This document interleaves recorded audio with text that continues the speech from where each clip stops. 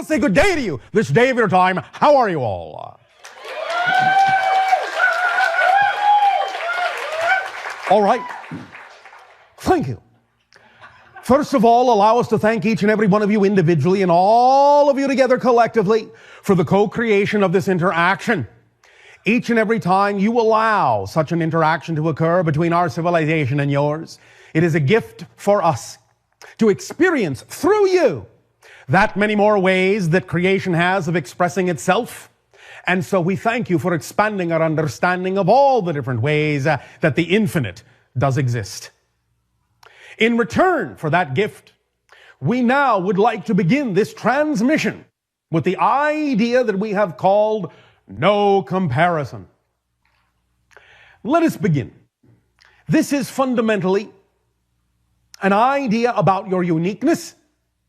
But even though many of you may empirically understand that you are unique, still in many of our conversations with a lot of you, we hear over and over and over again the idea that many of you discount yourselves, discount your worth, that you wind up comparing yourselves to others and falling short in your own eyes.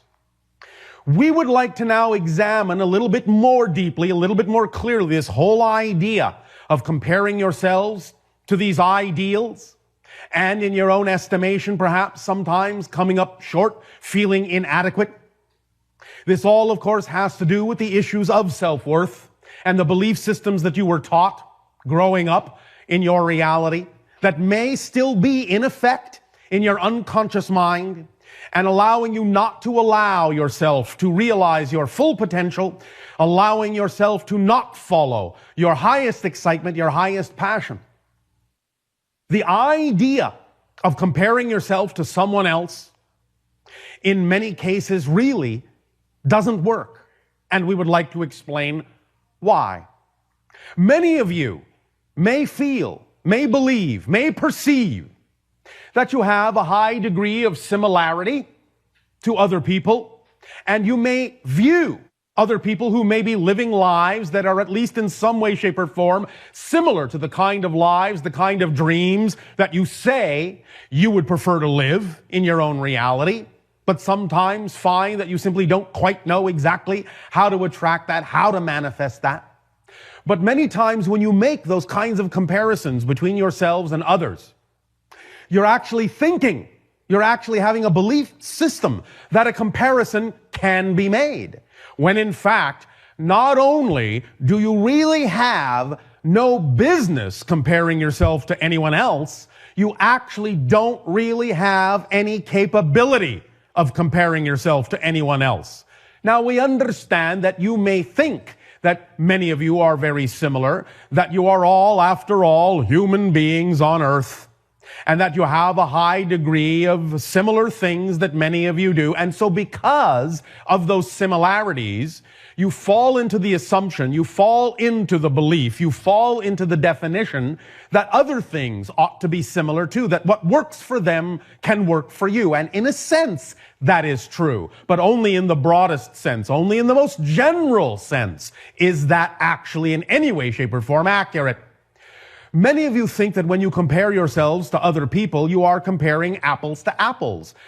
Understand, it is truly actually much more like comparing apples to kumquats. You are really not as similar as you think for the following reason. Anything that you perceive to be a similarity between you is, like anything that you experience in a collective reality, created by agreement. You have to agree to be similar to someone else in any way, shape, or form. And what that should tell you is that fundamentally, you're not similar at all unless you agree to be. So the idea is that even though you may experience what appears to be a lot of similarity to someone else, you really are not similar at all unless you set up the parameters for that similarity by agreeing to play the game of being similar. But at the same time, you also recognize that you have differences. And the idea is that you are more different than you think. And really, it is by validating, totally validating the differences between you that you actually will create a sense of harmony, a sense of similar vibration. That's the paradox. By allowing full validation of the differences, do you actually create a similar vibration with others who are also validating their own uniqueness? So the idea really is that when you start to compare yourself to someone else, and if you're doing it in a negative way and find yourself coming up short, they can do this and I can't. Why are they so much better than me? Why am I lacking in this? Why am I not able to do what they're able to do? Really, it should come down to the fundamental understanding that you are nothing like them and they are nothing like you, except where you agree to appear to be similar. And it is only an appearance. Now, of course, we are talking about the idea of your personality construct. Obviously, on higher planes and higher dimensions, the idea is that everything is one. Everything is an extension of the same one source. And in that context, yes, you are the same one thing, seen, viewed, experienced from a multitude, an infinite multitude of different perspectives. But those different perspectives are truly unique. And when you agree to play the game of being in a similar reality with someone else, being in a collective reality experience, you are taking that uniqueness and you are defining it and filtering it and tailoring it and molding it in a very specific way with your unique take on what being similar means. So even when you create the idea of similarity, you are creating similarity from a different and unique perspective. Your similarity is not the same as anyone else's game of being similar to someone else. So you are always unique. You are always different, and thus then different enough. Even though you may create the illusion of similarity, you are different enough that you have not only no business comparing yourself to anyone else, you actually have no ability to compare yourself to anyone else, because everyone else is truly at that level completely and utterly unique, completely and utterly different. And even when you create the effect of similarity, you are doing it from a unique perspective that is absolutely unlike anyone else's ability to do that. So the next time you feel the urge to compare yourself to someone else and find yourself coming up short, find yourself lacking, I would strongly suggest that you realize how unique you are, how different you are, how truly you are a particular perspective of the infinite, and that there is absolutely no other point of view that in any way, shape, or form is like your point of view. You are the eyes, all of you, all of us, every being in creation are all the eyes of creation and all the different ways that creation has of perceiving and experiencing itself. Cherish your uniqueness. Do not in any way, shape, or form invalidate it, devalue it. It is by your very uniqueness that all that is capable of being all that is. If you exist in your unique form, then all that is must know that your unique properties must exist in order for all that is to actually experience itself as all it can be. And thus, without you, all that is would not be complete. Without you, all that is would be finite. Without you, all that is would collapse under its own weight. All that is must, by definition, be infinite. And if you are part of that infinite existence, then there is a reason you exist, because all that is does not make superfluous creations, does not make mistakes, and does not say, well, I'm done, but I'll just create a little more off to the side here. Just because you never know. I don't know, I might need a spare or something. All that is does not operate that way. All that is whole, unto itself, one idea. Even though it is composed of an infinite number of parts, an infinite number of perspectives, it is fundamentally, first and foremost, one whole, complete experience unto itself, and every single component that it expresses itself in is a part of that unique experience, a part of that whole experience, and must by definition exist in order for all that is to be what it is, or it could not be all that is. It would simply have another name. It would be some of what could be. And that is all that it would be. Always wandering around, wondering if it could be more. But because you exist, you deserve to exist. Because believe me, if all that is did not need your unique properties in order for it to be all that it could be, all that it is, you would not exist. So if you exist, then all that is knows that you must exist. There is a reason that you exist. You are valid in its eyes, or you wouldn't exist. So the next time you question your worth, the next time you question your validity, the next time you question your differences, realize that when you question those things, you are arguing with all that is. You are saying, I don't deserve to be who and what I am. But obviously you do, or you wouldn't exist. So if you are arguing that you shouldn't exist, you are arguing with all that is and saying that it doesn't know what it's doing in creating you. Stop arguing with creation. You exist, and there's nothing you can do about it. Ever.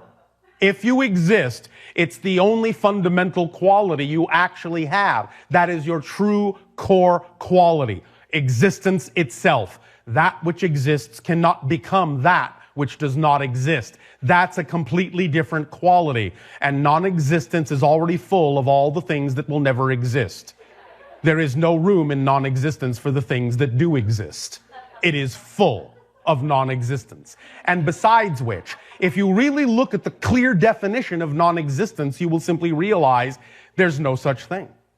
Non-existence doesn't exist. That's its fundamental quality, to not exist.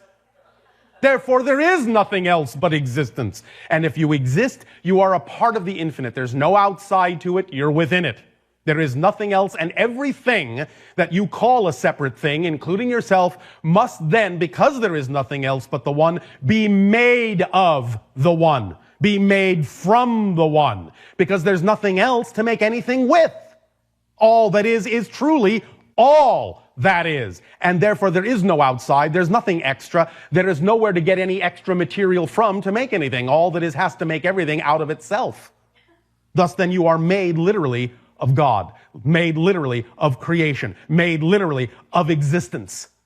Thus then, value yourself in the way that all that is values you. Now, of course, you don't have to, and many of you are very experienced at devaluing yourself, but that is also a valid experience within creation, a unique one.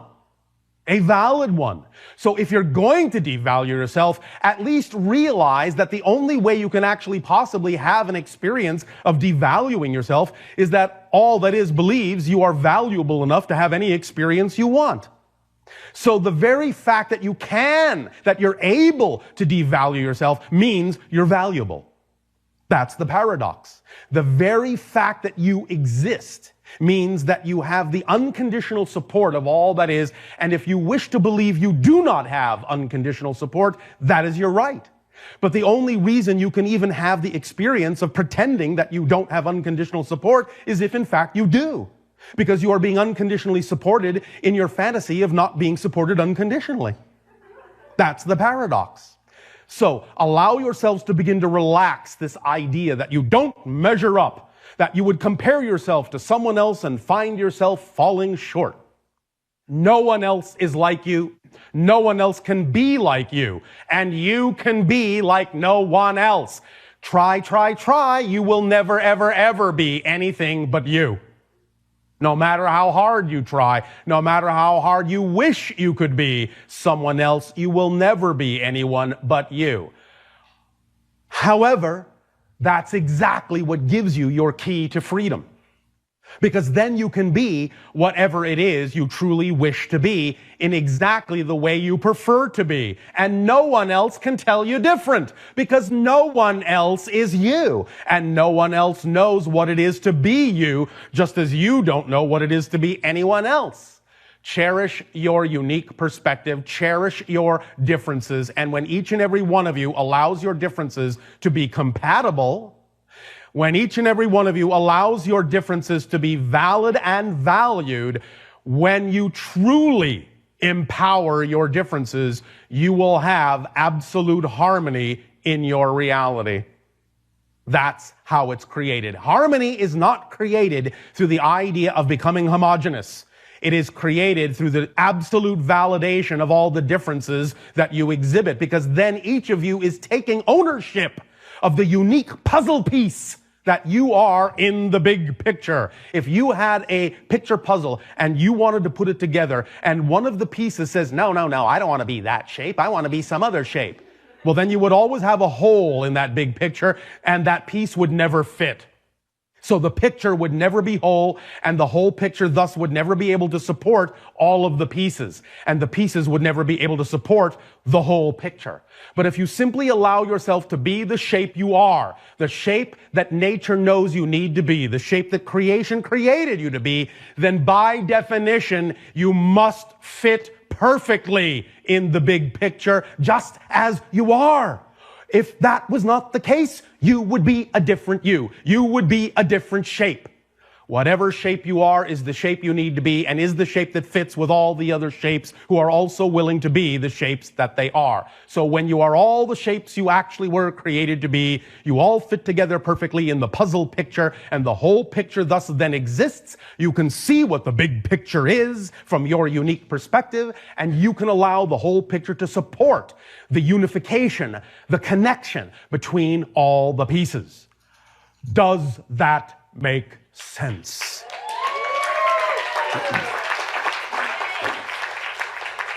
All right.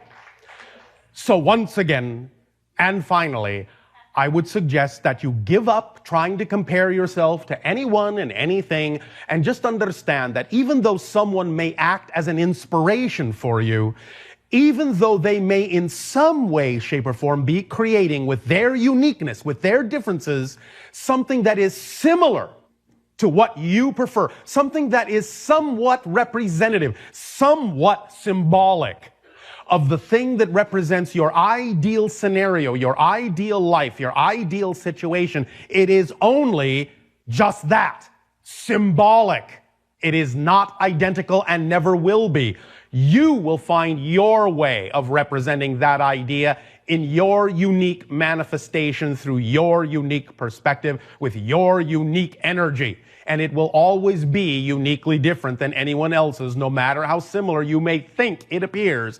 It is only that way by agreement, and thus only by agreement do you experience the idea you call similarity in your reality. Because you are all completely unique. You are all apples and oranges and bananas and watermelons and kumquats and berries and all sorts of other things that are nothing like each other, but you've all come together to play a game of similarities and differences in a balanced way to experience the unique perspective of the physical reality you call the game of Earth, and the discovery of your uniqueness through the playing of that game, by giving yourselves incentives, by seeing, by creating apparent similarities to lure you into what is possible, to symbolize what is possible, to represent an idea and a concept of what is possible for you, but not in any way, shape, or form are those symbols that lure you, those symbols that excite you, not in any way, shape, or form are they designed to make you feel less than or incapable of. Because if you can perceive it, you can be it. Remember, you cannot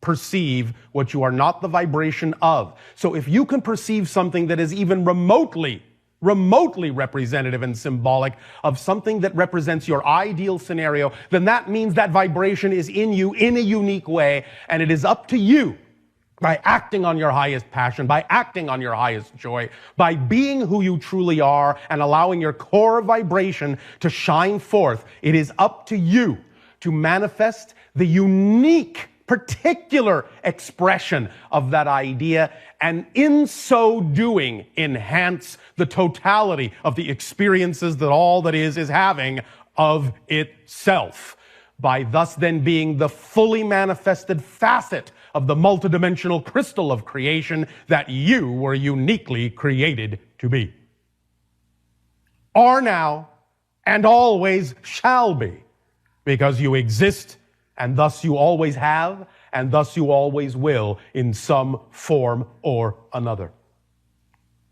Does that make sense? Yes. All right.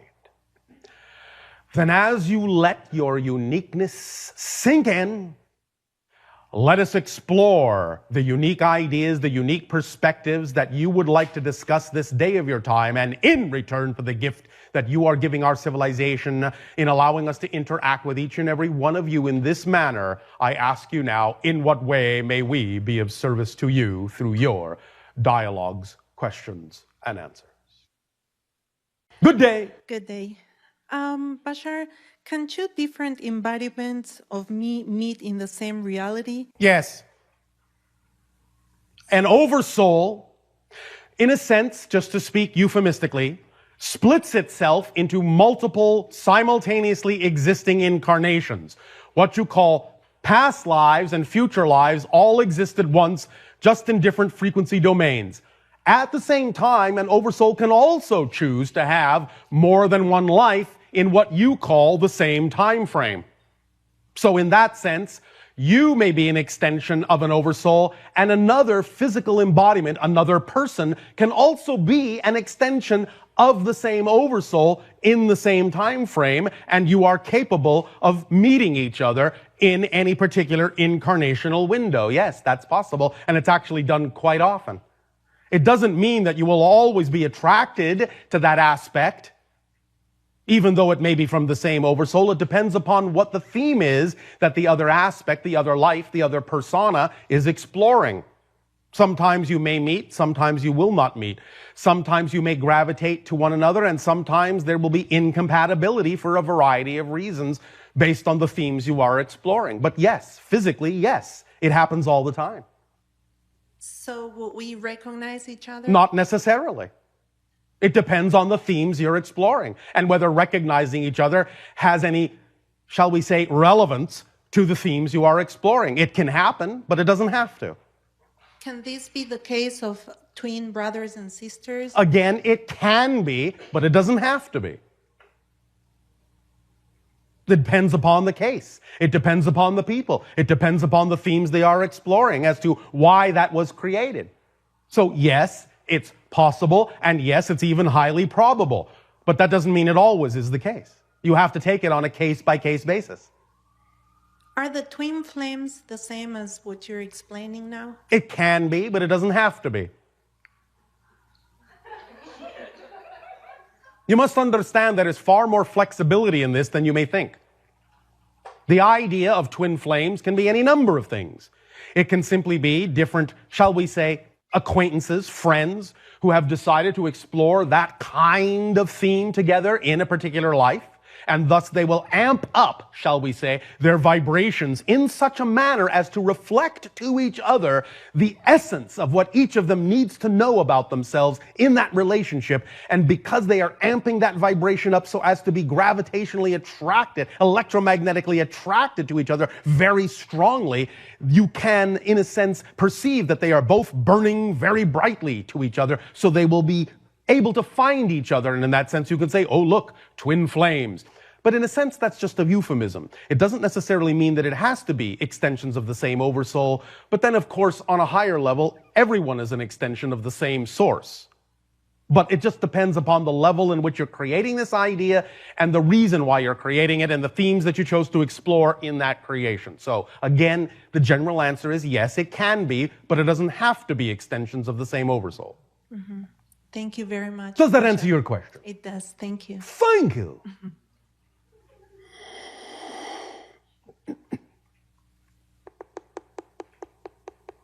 Hi, Bashar. And you, good day.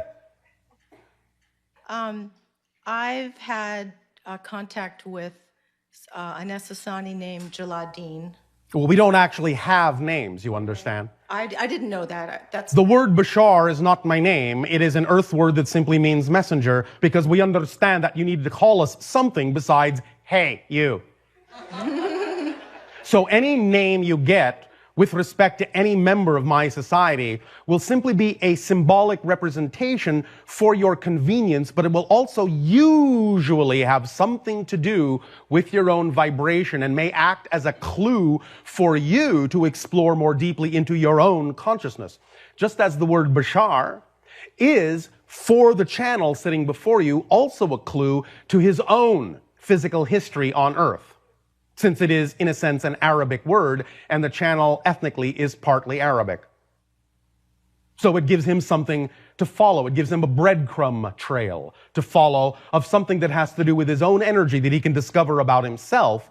And any name that may come through that way from our people would simply also probably be a similar device for you, a little mystery for you, a little puzzle for you to unlock. At the same time, it simply provides a convenience for you to call them by. Make sense? yes. Thank All you. right. I won't ask how to pronounce her name then. That's up to you. My question is, can you tell me anything about the purpose of my communication with this? Well, how do you wish to apply that connection in your life? How do you wish to apply the energy? How does it make you feel? Does it put you more in touch with the idea of your blendedness between physical and higher mind? Does it allow you more opportunity to act on your highest joy? Well, I've been told that I have a job to do, and Yes. she's my counterpart. But job is not your purpose. Okay. You all have the same purpose. The purpose is to be yourself as fully as you can.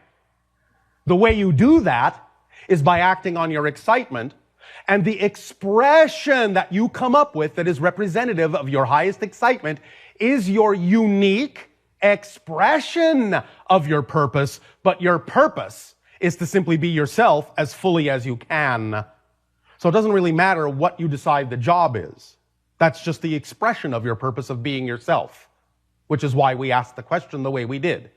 Does it allow you, does making this connection allow you to feel more capable of giving yourself permission to be more of yourself? Yes or no? Yes. Thank you. Then you understand the purpose and the reason. Now, how you choose to express it, what job format you believe is necessary to express this in, is up to you.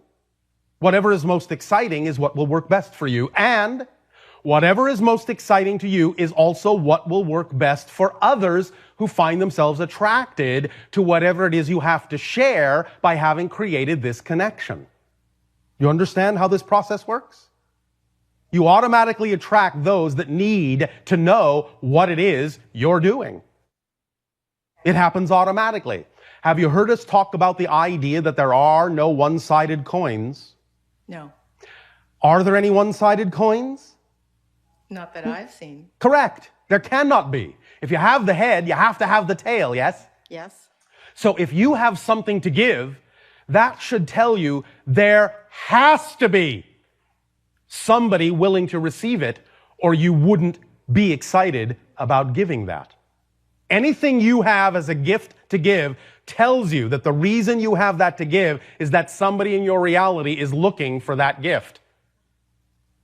You understand? Yeah, that's great. Does that work for you? Yeah, I like that a lot. All right.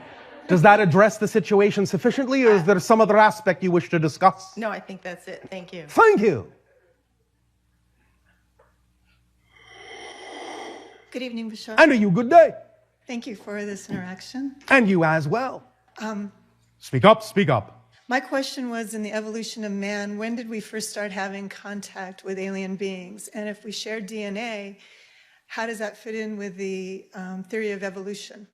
The theory of evolution, as you say, happened up to a point, and then at a certain point, in a time frame you would call millions of years ago, when there was evolved a natural hominid species on your planet, extraterrestrial forms also altered the DNA of that hominid species in order to upgrade the idea to what you now understand to be the human form. So it is both the product of what you would call natural evolution and also DNA alteration. Oh, okay. Make sense? Yeah. All right. Other question. Yes. In New Zealand, did my friends and I actually see a UFO, or was it a planet that we were watching? Well, if it is unidentified, I suppose it is a UFO. It was moving around quite a bit. We were just curious. All right. But you see, when you ask that question of us, we cannot always tell. It would be similar to me saying, right now there's an airplane taking off from one of your airports. Who's on that? Okay. Do you know? No? We don't keep track of every flight, you know. Okay. We don't keep track of every craft. You don't? No. Okay. Now, the point is, you can also go by what we call our rule of thumb, to borrow a phrase from your planet. Let me put it this way. When you see what you call a UFO, if it isn't absolutely, obviously, clearly, beyond a shadow of a doubt, a spacecraft, then it isn't, even if it is. Because why wonder? Got it. You understand? Yes. You don't have to wonder about it. When it needs to be evident, when it needs to be obvious, it will be. In the meantime, however, the real issue here is you are being given an opportunity to experience a mystery. And what does mystery do? Makes us curious. Yes, and thus it lures you into discovering more of yourself. Right. Okay. You see, this is what we call the watermelon seed principle. When you have a watermelon seed and you squeeze it between your thumb and forefinger, it's like having a mystery that must be solved, but that can't be solved. But it must be solved, but it can't be solved. But it must be solved, but it can't be solved. And so you find yourself in that stalemate, that conundrum. And so what happens is that you feel squeezed and squeezed and squeezed and squeezed by the cannot solve it and by the must solve it. And when it squeezes you hard enough, then just like a watermelon seed, it spits out in a new direction, heretofore unexpected, and you discover something new, a new perspective. That's really cool. Yes. Whatever temperature you want it to be. Does that help you, my little seed? Yes. Thank you very much. Thank you.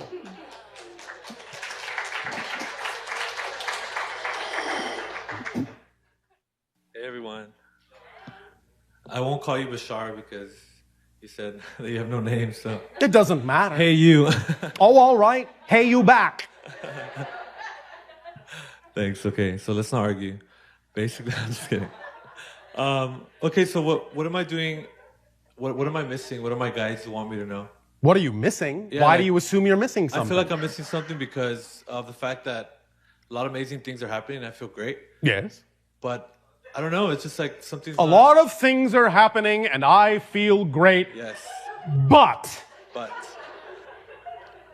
why not say and Okay. instead of but? I could do and. Because the but assumes something's missing.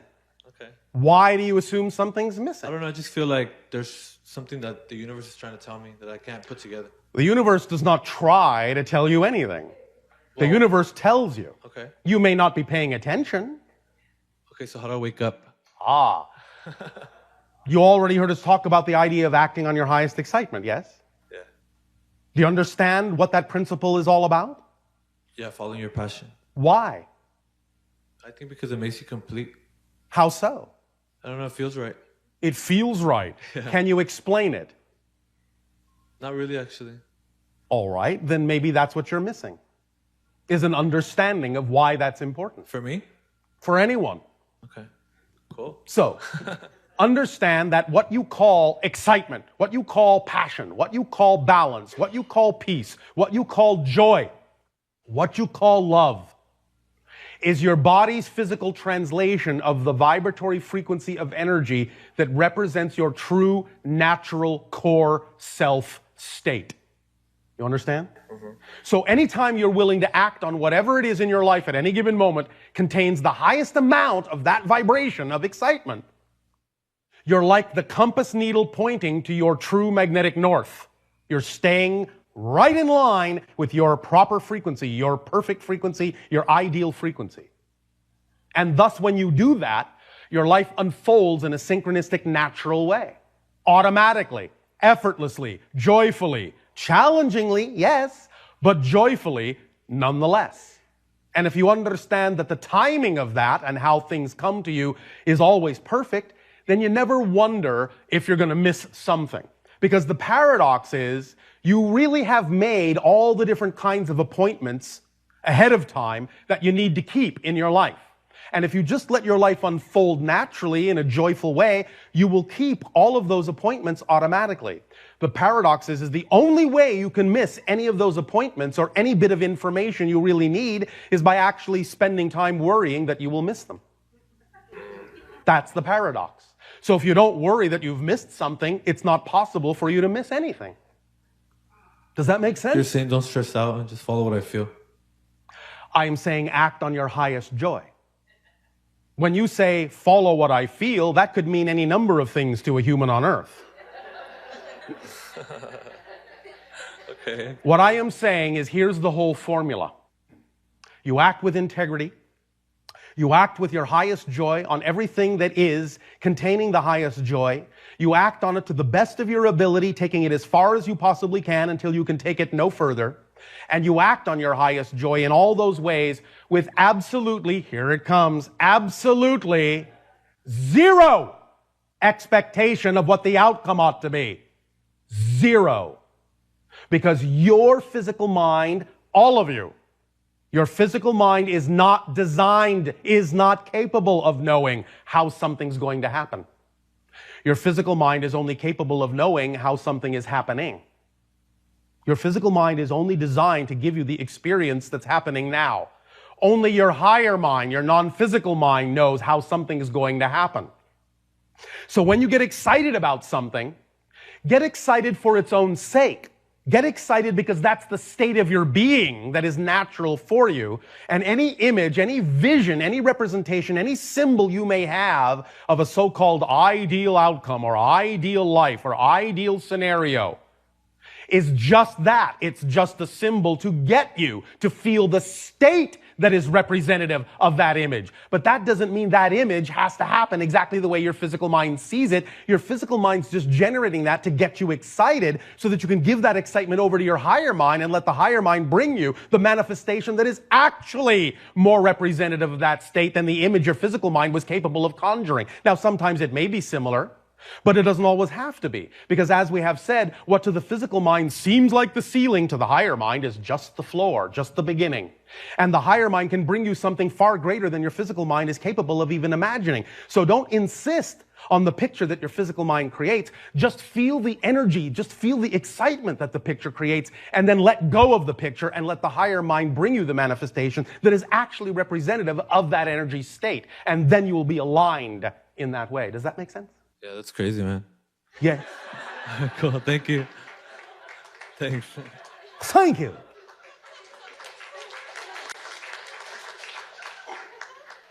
Hi, Bashar. And you good day. Nice to be with you. And you as well. I am involved with a group, and How exciting. I know. Very exciting. And we are very interested and excited about extraterrestrial contact. Well, you're having one right now. Yay! So We are very excited about extra Esasani contact. yes. And I'm having one right now too. Woo! What a coincidence. Isn't that What are neat? the odds? So here I am. And here we are. What would you like to discuss now that this contact has occurred? I would like to discuss my involvement with the Yael. Yes. What would you like to know? Oh, one moment. The Yael, for those that are not familiar, is the name of the hybrid species, extraterrestrial beings, that will be the first extraterrestrial species to eventually actually have open contact with the Earth. Go ahead. You have some specific door you wish to walk through on this subject. Yes, And that would be what? I would like to know if I've had any interactions so far. Yes. I have. Yes. And may it be possible that I am to assist with them? You are assisting. Okay, good. You just don't know it yet. Okay. Remember, one of the things that we have said that we use as a barometer is that many of you have actually already had contact, perhaps in a slightly different dimensional plane than your physical reality, but you don't remember it yet. And the reason you don't remember it is because that forgetfulness is used as a barometer. When you start to remember that you've already had contact, whether that memory comes back in the form of an awaking recognition or a dream recognition, doesn't matter. When you start to remember you've already had contact, the rate at which you remember contact has already occurred is a barometer by which we can tell how much readier you are for more contact. You understand? I do. So what is keeping me from remembering my contact and actually... Nothing. What makes you think you have to remember more than you do at the moment? I want to. You want to, I do. but maybe you don't need to. May I ask you a question? Yeah, sure, anything. Thank you. Are you acting on your highest joy every possible moment that you can to the best of your ability with zero expectation for the outcome? Yes. Are you sure? Yes. Do you believe that that's all you need to do to allow your life to unfold in a natural way so that everything you need to know will unfold in perfect timing, and that means you don't need to know what you don't need to know a second before you need to know it, but that you trust you won't know it a second later than you need to? I'm working on that. Then that means the original answer ought to have been no. Right. You understand? I do. Understanding, knowing, is synonymous with action, with behavior. What you know for sure to be true, you just do. It's not about believing it. It's not about faith. What you know, you just do. Knowing is synonymous with action. Intention and action are the same. No, they are not. Okay. But they ought to be. Okay. Does that make sense? Yes. Many people on your planet have segregated these concepts. I have an intention. Really? All right, well, when will you act on it? I don't know. I just intend it. All right. But yes, fundamentally, intention and action are synonymous. But it's knowing and action, really, that are synonymous. Because if you have a small object and you put it on the floor and somebody asks you to pick it up, you just pick it up. You don't sit there and go, well, I believe I can pick it up. I have faith that I can pick it up. I think I can pick it up. You just know you can, and when you know you can, you just pick it up, showing you that knowing and action are synonymous. So the idea of acting on your highest joy every moment is also synonymous with knowing and understanding the structure of existence itself. And part of the structure of existence itself, if you understand it, if you know it, would tell you, would be obvious to you, that things unfold synchronistically in perfect timing, exactly as they need to. And if there is something right now that you don't know, that you have no ability to act on to know, then you don't need to know it yet. But that if you do need to know it, nothing will stop that knowledge from coming to you. You will know it exactly when you need to know it. You will not know it a second before you need to know it, but you will not know it a second after you need to know it. This goes hand in hand with these definitions that many people on your planet have that gets them into trouble all the time, such as the idea of abundance in the form of money. And people say, I wish I had more than enough. No one has more than enough. No one has more than they need. Everyone has exactly the perfect reflection of what they believe is true for them. It doesn't matter whether you have money sitting around in the bank that's not immediately being spent. It doesn't mean you have more than you need. It means that if you attracted that or whatever form of abundance you have attracted, because money is not the only form, then you have exactly, perfectly the equal reflection to the vibratory level that you are operating on in context to that concept. There is never more than you need, and there is actually never less than you need. Remember, watch your definitions. People that explore the idea of lack often think that they lack abundance. No one lacks abundance. If you're experiencing lack, it just means you have an abundance of lack. Do you see the difference? Yes. Because if you understand that you have an abundance of lack, an abundance of the experience called lack, then you understand that that means you don't have to learn to be abundant. You just have to change what you're abundant in. That's a big difference. A big difference. Because you don't have to learn how to do that. You just have to shift to a vibration that's more representative of the form of abundance you prefer, rather than thinking, oh, I have to learn how to be abundant. I have to learn how to trust. You don't have to learn how to trust. You trust 100% all the time in something. But sometimes you trust 100% in a negative idea that you don't prefer, that's out of alignment with your truth. But you don't have to learn how to trust. If you weren't trusting in something all the time 100%, you wouldn't be having an experiential reality at all. Yes? Yes. Make sense? Does. This is part and parcel of what it means to have a full and complete understanding of the nature of the structure of existence. Because once you understand the nature of it, the structure of it, all these things become obvious. You see the framework, and it just becomes obvious how all these concepts fit. And you can always take a concept and put it up against the framework and see what fits and what does not. And what does not doesn't belong in your life. Right. Doesn't fit with you. Because you have a unique perspective of that framework. So what doesn't fit your unique perspective for you doesn't belong in your life. It belongs to someone else. You've picked it up along the way. It's a belief that you have borrowed or stolen from someone else. Don't be a belief thief. Yeah, I'm recovering. You're recovering. All right. Have you taken the 13th step? I am now. All right. What is the 13th step? Do you know? I don't. Then how can you take it? I believe it's love, unconditional love.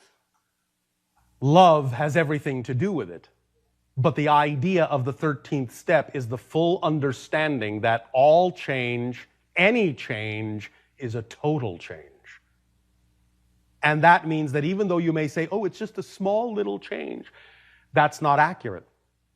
If you understand that every change is a total change, and I mean total, take me literally, of everything, you are in a different universe as a different person. Literally, literally, literally, this is not a metaphor. That's exciting. And when you know, you are at every moment a truly different person and choose to define yourself in that moment as a truly different person, then you will understand that even if you still hold on to the concepts of past and future history, the person you are now, the person you define yourself to be right now, has a different history than the person that was there a moment ago. And that means, with regard to things like addictions, that if you truly define yourself as a different person and you know that to be true, remember, knowing is synonymous with action, then it's not about the idea that you no longer have the addiction, it's the idea that you never did. You see the difference? I do. And when you know you never did, then of course there's no urge. You never had one because you're a person who never experienced that. That's what the 13th step actually means. Are you beginning to get the picture? Yes. Remember that you're shifting literally billions of times per second through parallel reality sequences. Billions of times per second. In fact, shifting your consciousness through static, billions of static, unmoving parallel realities per second is actually what creates the side effect you call as time and space. and change and movement. Time is the side effect of the shifting of your consciousness through billions of static, unmoving, unchanging parallel realities in the same way a projector light moves through frames on a film strip. You know that no one frame ever moves. You only get the illusion of movement when you run all the frames past the projector light. The projector light is your consciousness. Parallel realities are the frames on the film strip. You move through them, in a sense, or they move through you, billions of frames per second, creating the illusion of space and time and change and movement. But if you understand that, then when you realize you are actually shifting from parallel reality to parallel reality, another version of Earth, another version of Earth, another version of Earth, another version of Earth that is reflective of the vibrational changes going on within you, then you will realize your world actually never changes, only you do. And you just take yourself to another Earth billions of times a second that's simply more representative of the vibrational change you made within your consciousness. Can you wrap your mind around that? Yes, I can. Then you're beginning to get the beginning little inkling of what the true nature of existence really is. When you can really start to wrap your mind around that, when you can really start to viscerally understand and see that structure and how it really exists and how you truly create the reality experience you're having, then all these ideas will be as obvious to you as it is when someone asks you, what color is a red rose? And you say red. Because that's not an opinion, it's an observation. And to us, when we answer these ideas, when we discuss these notions, these concepts, and we give you this information, we are simply looking at the nature, at the structure of existence, and it is as obvious to us as the color of a rose is to you. Make sense? Puts a new spin on perspective, doesn't it? Wow. Oh, well said. Thank you. Thank you.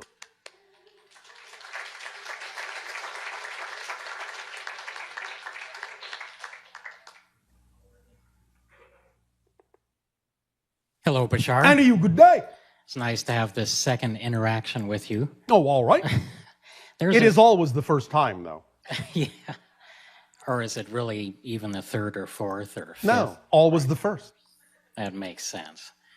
There's a civilization that Speak up so that all may hear what you have to share. There's a civilization that I've been curious about for a long time. Such as?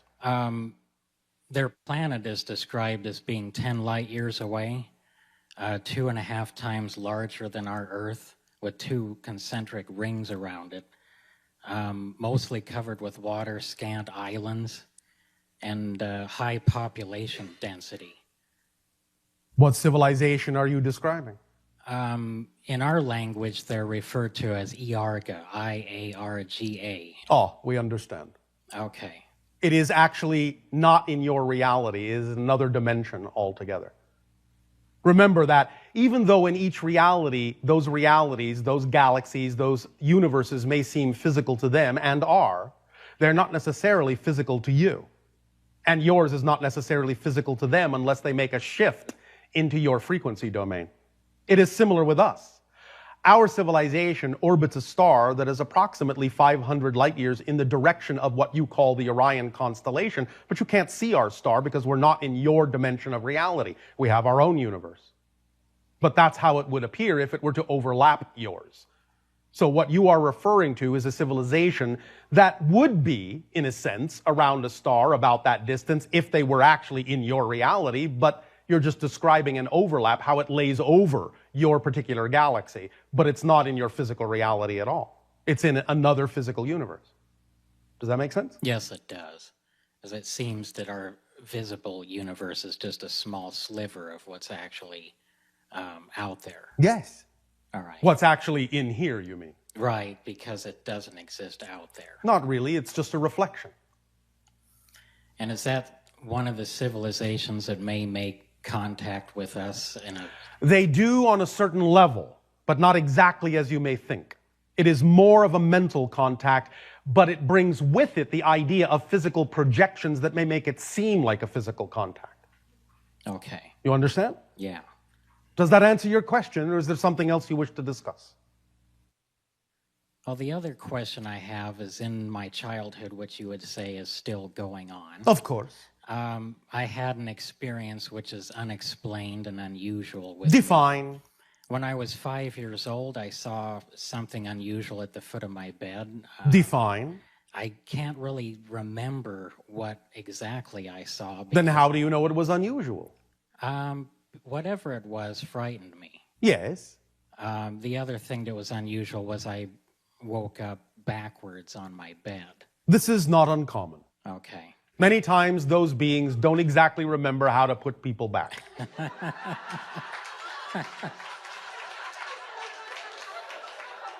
So I had a temporary... However, I am actually being facetious.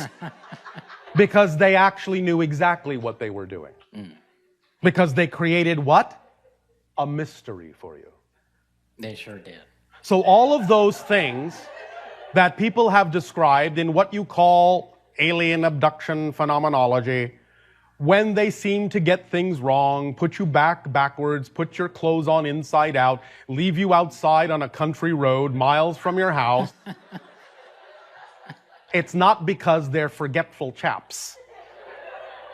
It's because they understand that certain things need to awaken within you, and that if you have a clue that you must follow, that in a sense a mystery will follow you through your life, and that someday, somehow, that mystery must be answered, must be solved. It will lead you down a path that will allow for some awakening to occur as it needs to occur in your life.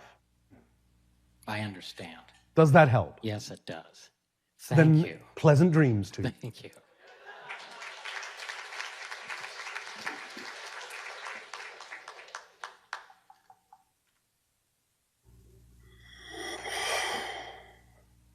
Good day, Bashar. And are you good day? My question was... Was? It's gone? Is, oh, sorry. all right. Is, if a woman has an abortion, is she ruining with the natural unfoldment of an expression of the universe? No. Okay, bye. Understand that everything happens by agreement. And many times, because such a thing can exist on your planet, because such a decision can be made, then there are those spirits and souls who realize that what they would like to do is simply stick their little toe in the water for a minute. So they will connect themselves to someone who will not necessarily bring the body to full term. You understand? Yep. But all these things are done by arrangement. Again, understand. We know that sometimes decisions on your planet are not necessarily made within positive rationality. And people can learn things from this. The idea, though, is that all these things still serve a positive purpose if you simply approach it from that direction, and it will always serve someone. And remember, nothing, it is not possible for anything to happen outside of existence, outside of what creation is. There is no such thing. Everything that happens is a part of creation, is a valid part of creation. It cannot be otherwise because there is nothing else. Does that make sense? Yes. Does that answer your question? Yes. Thank you.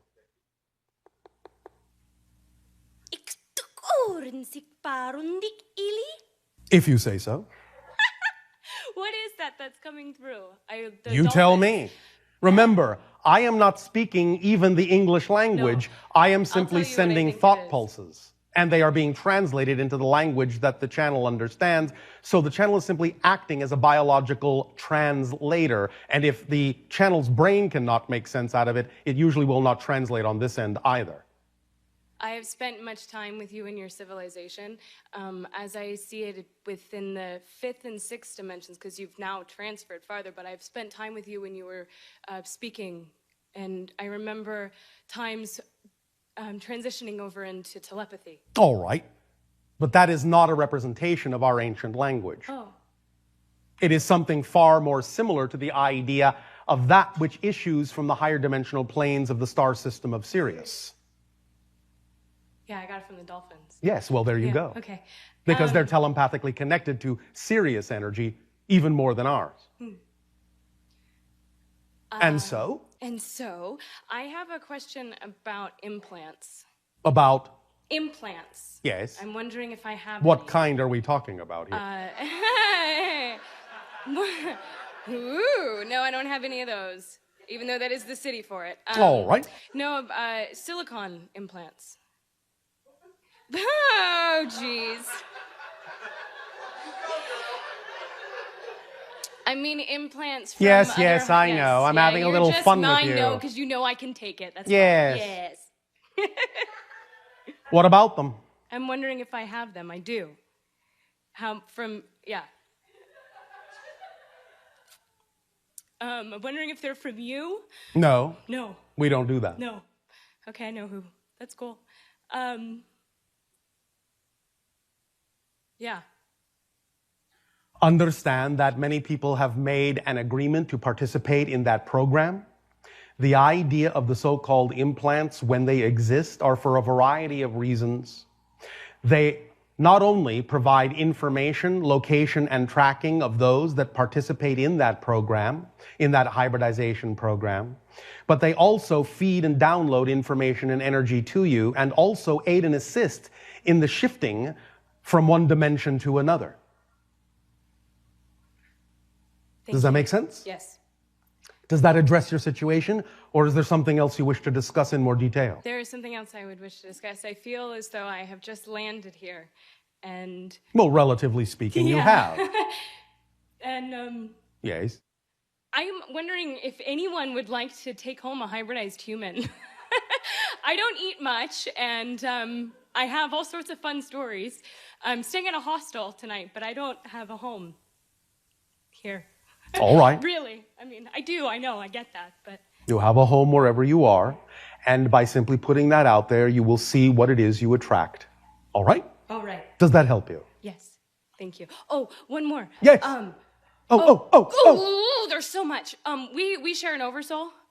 We being whom? You and I. No. No. Me and Anima. Closer. Okay. Shall I keep fishing, or will you tell me? Depends on what kind of bait you're using. Oh,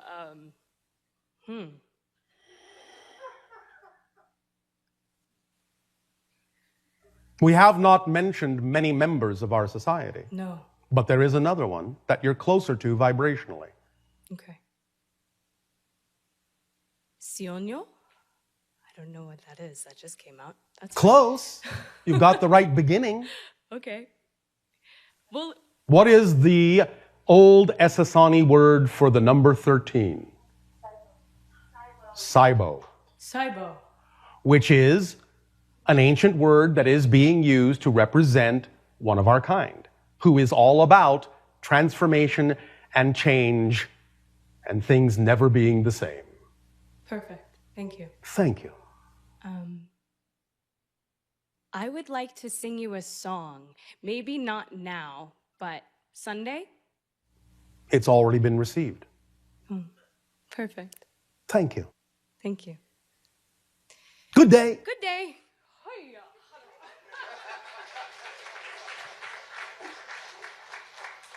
Hello, Bashar. And you, good day. How are you doing? Perfect, and you?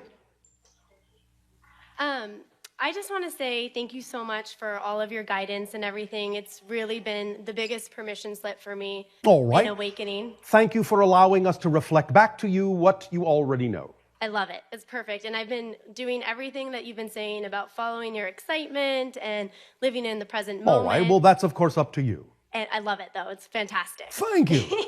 I actually don't have any questions Oh, for all right. myself. Then make a statement if you wish. I have a girlfriend that had a couple questions Yes. about where you guys are in terms of how do you see us? Do you see us through like your mind's eye, or how do In you coming envision us? through the channel in this way, we are simply perceiving energy patterns. Were we to be physically with you, we would see you through our eyes, but we would also see the energy patterns as well. In this context, we get certain kinds of symbolic representational images that are mostly representative of different vibratory patterns that represent a multitude of things having to do with your personality structure, your physical mind, your higher mind, your oversoul, a number of different things, depending upon what we need to plug into in order to read your energy, in order to give you the downloaded information you may require at this time. And how does color play into that? It is a vibration like anything else, and sometimes the energy patterns we see are represented by different kinds of colors, some of which don't even exist in your reality. Okay. I'm waiting to see if there's anything else I need to ask. I don't think so. Are you sure? I don't know. I think nothing's coming to me.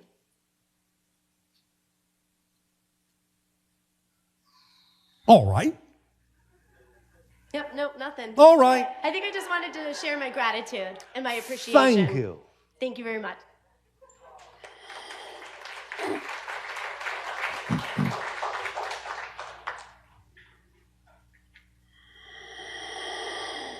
Ha'ati Bashar.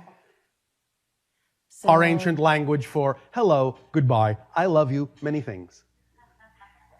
I have a sharing All right. of my unique reflection of myself. It can't be otherwise. So no need to be redundant. Okay. So I had a dream a couple months ago. Speak up, speak up. I had a dream a couple months ago. I was coming to a transmission. Yes. Although, for some reason, I had to stay in the parking lot and guard the premises while everyone else went inside. And I was like, okay, I'm cool with that. All I right. can be a guardian. All right. And so when the transmission was completed, I was able to go inside. And, of course, people were leaving. And then Emmy had said, oh, wait, there's time for one more single transmission. And I was like, oh, me, I want to go up there. And so I did. And all of a sudden, instead of there being seats, there was one seat and I was sitting in it. There was like this kind of like a pool table. And all right, we understand. Yeah. And then all of a sudden, the table turned into lines and we put our hands on it, and where our fingers were electrical currents flowing back and forth. Yes. And then we started communicating through thoughts. Yes. And sharing experiences and lifetimes through the electrical currents of our fingers transmitting. All right. Yes, and it was really trippy. All right, well, all that seems pretty obvious and self-explanatory. Yes. And it was just interesting because you know those birds that bring like the babies, the newborn babies in storks? Yes, we understand the euphemism, yes. Yes, so all of a sudden I had disappeared and then I was brought back down in a store, like one of those. In a bundle. Yes. And yes, then I was, a new you. Yes, it was very You reinvented awesome. yourself. Yes. You redefined yourself. You were born anew. Yes. Yes. So I just thought I'd share And that you with did that by simply holding a space for everyone else. And thus then were rewarded with your own higher energy connection that allowed you to redefine and reinvent yourself and be born anew. Ah, I didn't see that first part. Thank you Yes, for holding sharing a that. space. Thank you. Thank you. I have another thing I want to go over. Oh, all right. I've been doing meditations with the contact crystal. All right.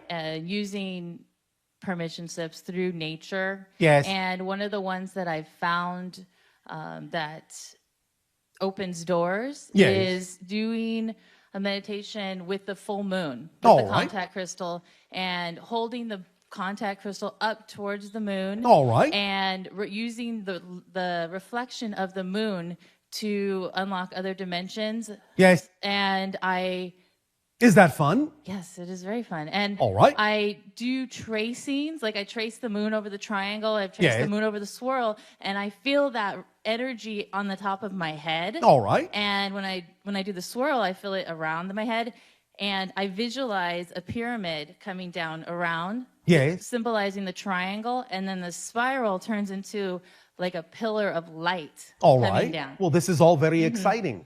And I saw a couple figures when I was doing this inside the crystal. Yes. One of the things was a sun, and it was a yellow-green. And which is our star. Yes, and I didn't know that at the time. I didn't know that your sun was yellow-green. I just found this at a couple weeks ago, and I All thought that right. was amazing. Well, thank you for your synchronous connection and insight. And there was a face there that I was wondering maybe if you could expand on. There was someone with large eyes and a large nose that kind of came. We do not have No? large noses. Okay. We do have large eyes. Okay. Well, there was a large nose. I couldn't really make Oh, it one out. moment.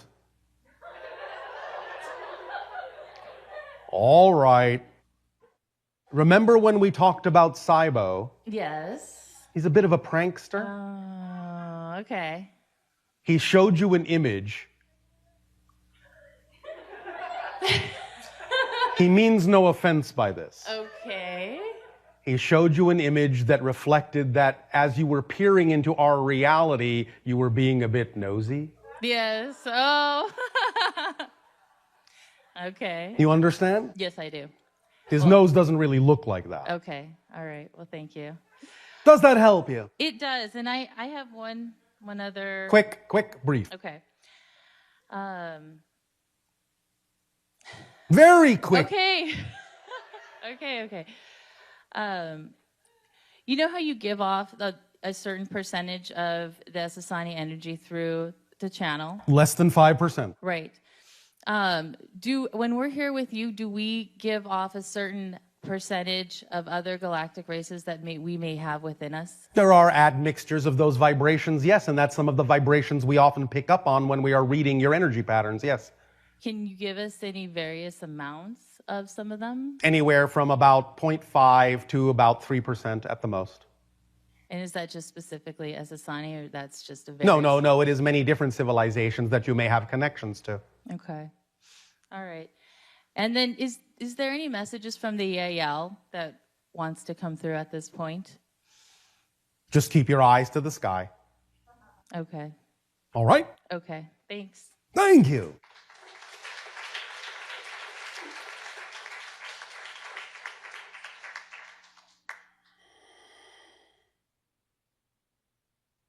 Hello. What do you wish to discuss? Okay, well, I'm going to grab a question from my mind, and that would be about crystals. Crystals. Yes. Permission slips. Yes, they are. All right. And how do you like to use them? They just feel good. All right. Then they are a permission slip you've attracted to yourself in order to give yourself more permission to be more of who you are. Yes. All right. What else do you need to know? So another thing that I want to find out is about energy systems. Everything is an energy system. Can you explain that? Everything is about resonance. Everything is about frequency and vibration of consciousness. And that creates what you call energy systems. Every different vibration or frequency within consciousness creates a different form of energy expression that also radiates through resonant frequencies, vibrations. You understand? Yes, very much. Thus, the idea of crystals in your physical reality is that it is kind of a frozen vibration, so to speak. Mm-hmm. Not really, but it is representative of the idea of a certain energy pattern, which is why they are often geometric in shape. And it is representative of a certain facet, shall we say, of your consciousness, a certain reflection of your consciousness that has to do with templates, with information organization. Yes. Does that make sense? Very much so. So that's what we are. You are organized information, yes. Organized information. There was something else that came up, but my mind... Maybe not so organized. No, definitely not. How do I organize more? Thank you. Now that you answered my questions. All right, thank you. Thank you. Good night.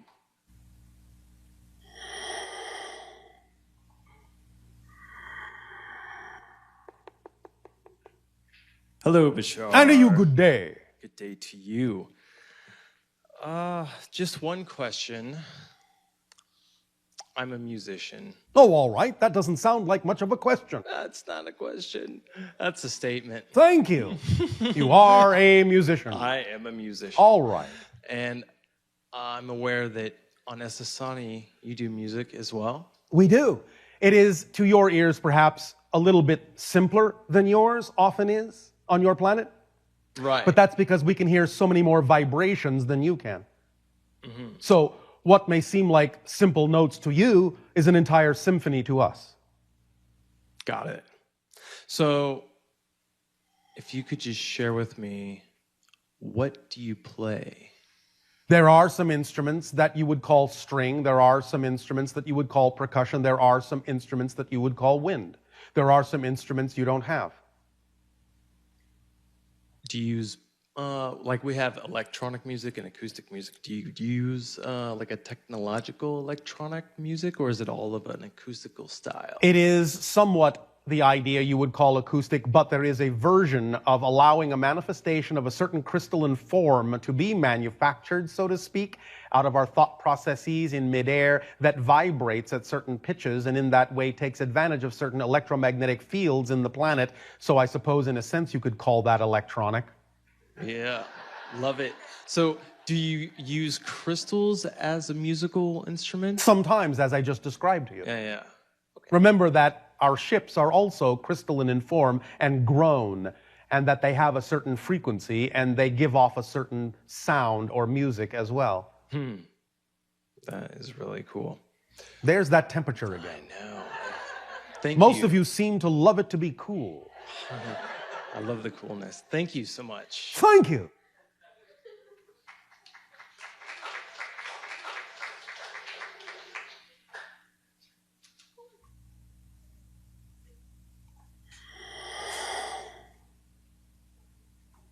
Hi, Bashar. And How are you, good you? day. Perfect. And you?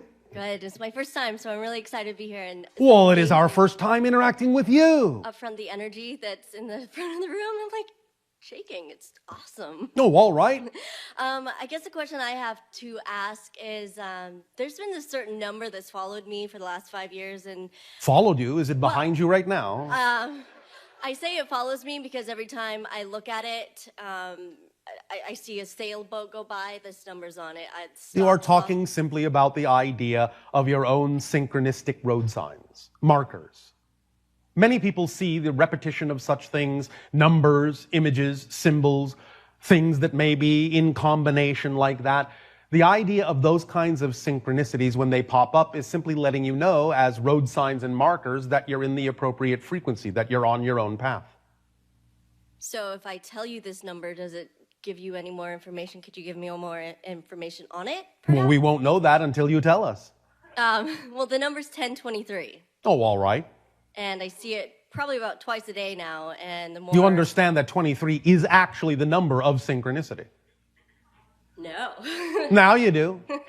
And in combination, it is also the number 5, which is the number of humanity.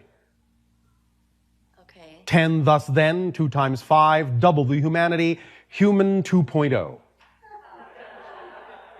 We are very, very soon, and already have planned out, as you say in your language, the idea of an upcoming transmission called Bashar 2.0. Because we are talking about the idea of the upgrading of energy, our energy and your energy. And we are talking about the idea that in letting go of old definitions that no longer work for you, then you will upgrade yourself, upgrade your frequency. And that, to a great degree, is what those synchronistic numbers usually represent and reflect.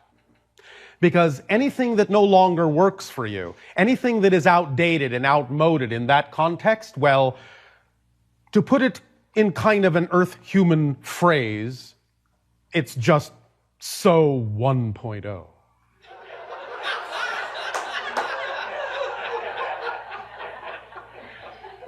All right, I guess the second question I have is, so I'm 28 years old, and I get all of So young.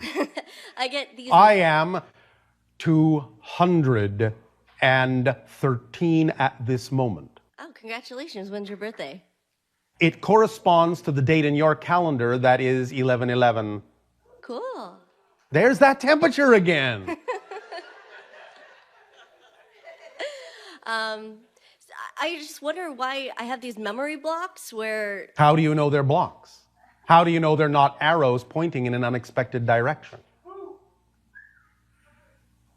I guess I don't. The only way that they function like blocks is when you insist on moving in a direction that you don't need to go. Go with the flow. And remember that memory is created in the moment. It doesn't actually come from the past. Memory is simply the idea that you are an antenna and you attract and download whatever information you need exactly when you need it. You see, in my civilization, we have absolutely no memory at all. We simply know what we need to know when we need to know it. Period. Because all information is everywhere.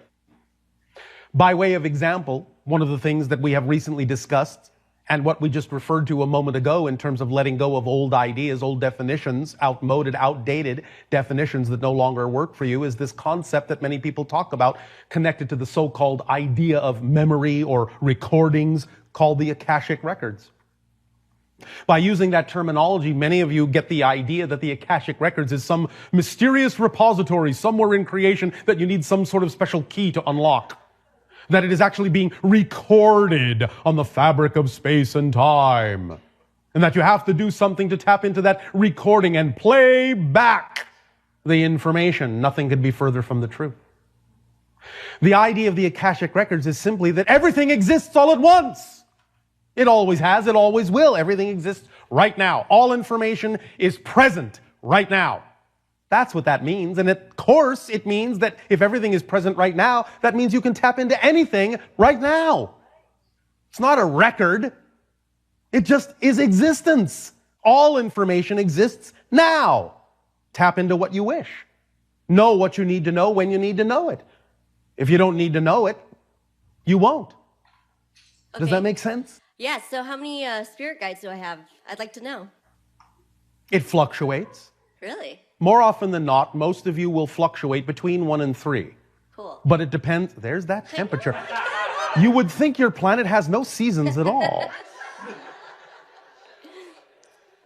It fluctuates usually, although there can be exceptions. But usually it fluctuates between 1 and 3, depending upon the timing of your life and who it is that needs to interact with you for specific reasons or themes that you chose to explore or relationships that you chose to create with them. But remember that a guide does their job best when they remain relatively unobtrusive. They're not supposed to interfere with your life. They're supposed to teach you how to be your own best guide and pay attention to your own senses and trust your own intuition and inspirations. And guides will usually work with what you have right in front of you more effectively than sending voices into your head. Synchronicity may be one of the things that guides use to give you information. Synchronicity may be a message from your guide. But the idea more often than not is that they will use whatever props are right in front of your face. So if you're walking down the street and you happen to synchronistically overhear a conversation that gives you exactly the information you were looking for, it may be that your guide simply whispered, "Turn left here," because I know that conversation is over there. So instead of having to tell you the information, they will simply put you in proximity to where they know the information already exists in your reality. They will use synchronicity to guide you, to remain in the background, to remain unobtrusive. Does that make sense? Yes, I'm so excited. Well, thank you. Thank you. And by the way, one of your guides is truly an imp. I don't know what that means. An imp? A mischievous rascal. Oh, well, I guess that makes sense. Don't know anyone like that, do you? Look in the mirror. Look in the mirror.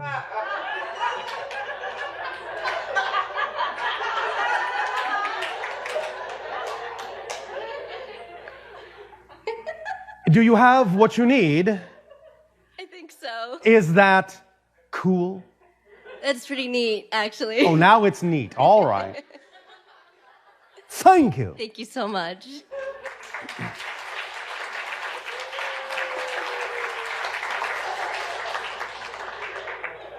Hello, Tadeo.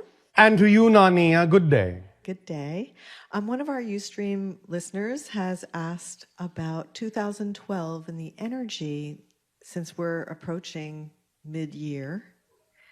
And perhaps any sharing you can give us about what is happening and what probably is to come in the second half of the year. We will be delivering that information in what you call your next major transmission because it will be entitled Building a Bridge to 2013, Crossing the Bridge to 2013, and we'll save the third title for later. Ooh, so that's like in November? Yes. Ooh, okay. That sounds great. Okay, well, we do have some time left if you're open to a few more questions. 3. All right. Do you like that number 3? We love the number 3.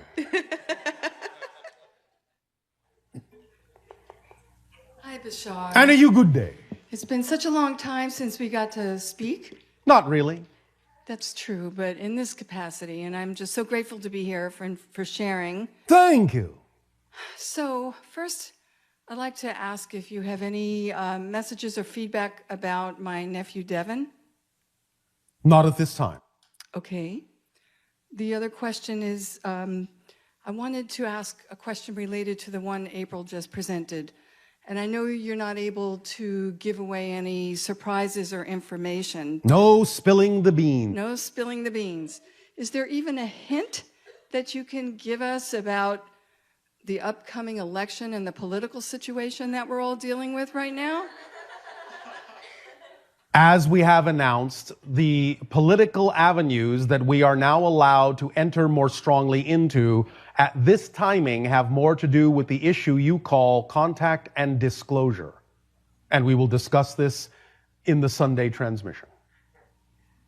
Related to that question, you have discussed the fact that the upcoming shift on supposedly December 21st and all of that with the Mayan calendar is going to mean a shift from negative energy to positive energy. It is the tipping of the scale, the crossing of the threshold to the idea that up to this point, your world has experienced more negative energy than positive, and after that date, it will finally tip the scales to experience a little bit more positive than negative energy collectively on your planet, so as to thus then accelerate, as you say, to snowball that energy outwards so that you can build that momentum in a positive direction after that point. That's great.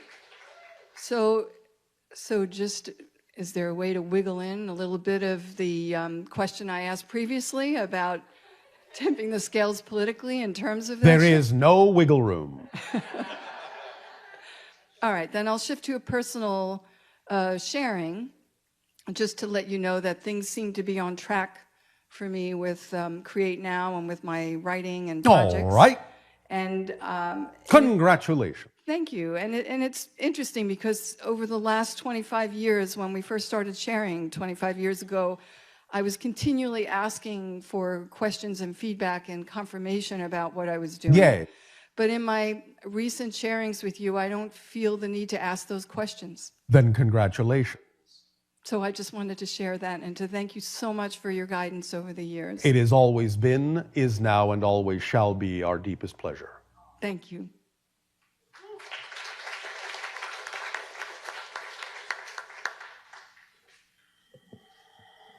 Hello, Bashar. Andrew, you good day. Good day. I have a couple of questions. The first one is relating to an old seminar. You talked about the limbo state. Limbo state, yes. Yeah. Where everything can happen. Yes. And anything can happen.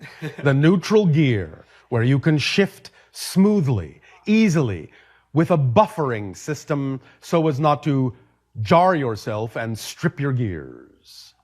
Yes. You talked about sometimes there's hesitation on our side. Yes. And that we may be afraid of our own power. Yes. I would like to know why is that and how can we uncover that and get past that fear? Many of you are brought up with certain belief systems that you attach to the concept of power that give you a very, very confused and negative definition of what that means. And because you have that negative definition of power, then to increase that idea is to increase the negativity, and so you fear what it is you define as power. But if you understand that true power is truly simply being yourself, aligning with the flow of creation itself and allowing it to flow through you in an effortless way, then you will not be afraid of power. You will not be afraid that you will explode. You will not be afraid that you will turn into something you don't want to be. You will not be afraid of the idea of your darker side. You will embrace it, you will understand it, you will validate it, you will balance it out, and know that just because you're aware of the darkness within you doesn't mean that you have to choose that experience, because it's only when you allow the negative and the dark to be equally valid and balanced with the positive and the light that you actually have the freedom to choose what it is you prefer. It's only when you highlight the idea, underscore, give too much attention to the darkness and fear it, that you actually anchor yourself to it and then feel like you are powerless to choose. But when you understand that everything is a choice and an equal choice, and you validate everything as an equal choice, then your true self-empowerment will be in the freedom you have to choose what you prefer without invalidating what it is you don't prefer. Do you understand? Yeah, that's amazing. The next question is also regarding an old seminar. You said that we can use our old selves to accelerate the new direction of the reality that we prefer. By acting on your highest excitement with no expectation of the outcome, yes. Okay, how is there any permission slips that you could share Of course. with us regarding? We have shared a lot of different permission slips, but the only ones that will work best for you are the ones you're most attracted to, or the ones that come through your own imagination or inspiration, because by coming through your own imagination conduit, they are coming as a communication directly from your higher mind, and they are tailored to your specific frequency, and that's why they work best for you. Don't you trust it? Yes, what I meant was specifically related to detaching ourselves from the outcome. It seems that well, if you know, again, pay attention, if you truly understand that by insisting on a particular outcome, you're actually shortchanging what the outcome could be, and that it could actually be so ecstatic you can't even imagine what it could be, much better than you ever are capable of imagining, why would you insist on something less? Yeah. So if you understand that, then you'll let go of holding on to a particular need for a particular outcome. If you hold on to a particular need to a particular outcome, then you don't understand it. Plain and simple. So understand. Insisting on a particular outcome actually prevents you from getting the best possible thing you could get. So if you get excited about understanding that if you let go of that particular outcome, you will actually get something greater, you'll let go. But until you understand that, you won't. It's as simple as that. And it is as simple as that. You don't have to make it any more difficult. You don't have to make it any more mysterious. It is as simple as that. Unless, of course, you prefer things to be more difficult, and I won't stop you. It's up to you. You have the freedom to choose to allow things to be difficult or simple. Again, choosing simplicity and choosing effortlessness does not mean you will not face challenges. But challenges do not have to be difficult. Challenges are exciting, because in a challenge, what do you discover? More of yourself. In the unknown, what do you discover? More of yourself, because that's all there is. That's all there is. Every time you ascend to another level, it will be from your perspective as you that you've ascended to that level. It will be like waking up from a dream. When you have a dream that feels real and you wake up, you go, oh, well, that seemed real, but now when I wake up, I know this is who I really am. When you die in spirit, you will look back at the physical life and go, that was just a dream. This is who I really am. When you ascend to another level, you will wake up and go, oh, well, that was just a dream. This is who I really am. When you go to higher planes, you will go, I have woken up. This is who I really am. When you become one with all that is, you will then wake up as all that is. And go, oh, this is who I really am. And that will be true for every single one of you. That's the great mystery and paradox of all that is that perspective will be had by every single aspect of all that is, because it's totally holographic. Is that too much ecstasy for you? Yeah, it's incredible. All right. Well, I would suggest that you make it credible instead. Well said. Yeah. One last question. Yes. My wife had an experience about 2 months ago. Such as? She saw a triangular ship. Yes. With really bright lights. Yes. And she's really ecstatic about the experience. Oh, all right. We want to know if there's anything that we could do to open ourselves up to more experiences related. Just like keep that. living your life, choosing the most excitement you can, and you will increase your frequency to such a degree that these kinds of things will ultimately become very commonplace. That's the world you're shifting to if you want to. But the only way to get there is by continuing on the path of choosing to be yourself as fully as you can be. And the way you do that is by always acting on your highest joy, because that will make you the most receptive vibrational antenna to those kinds of realities that exist right now all around you, but that are simply invisible to you until you achieve a frequency that allows you to see what was heretofore beyond your senses. Yes? Yes, amazing. Thank you very much. Thank you.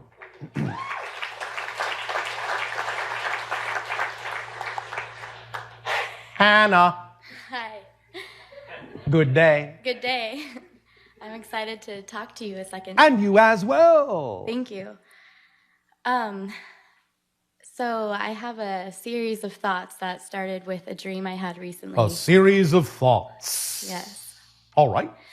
The dream was I was experiencing deep grief over loss of a loved one. All right. And my intuition told me to go to the ocean Yes. to relieve the sorrow and the grief. All right. And I walked into the ocean and telling myself that I didn't know fear. All right. And saw the grief leaving my skin as a type of poison. All right. And then as I got deep into the water and under the water, I thought that I grew wings and was swimming really quickly. And then I started singing, but realized that I had turned into a dolphin. Very exciting. Yes. And Thank you for using your serious connection to upgrade your frequency to know that even though we understand the experience that you're talking about, the emotion that you call grief, realize that what you're learning is that there really is no such thing as loss, and that you're dropping the veils and making connections and know that life goes on and that there is always the ability to connect. And once you allow yourself to know that, you will lose and let go of one of the greatest fears that your society has ever known. right, that's exactly what I felt like I learned from the dream was Yes. that I could smile at death rather Yes. than be sad by it. Death will smile back.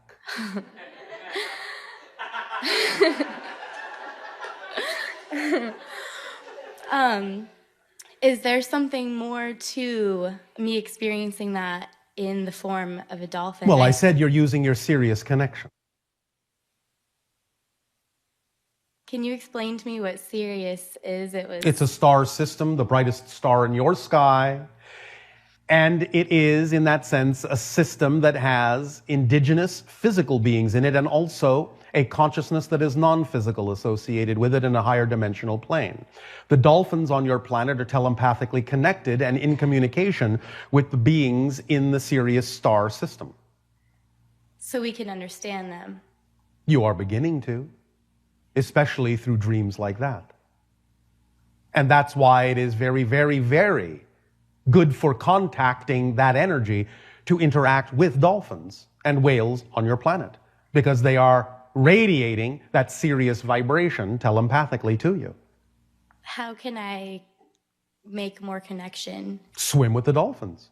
Or use your own imagination and create a permission slip that allows you to experience the idea of the higher vibration, sixth density, Sirius energy.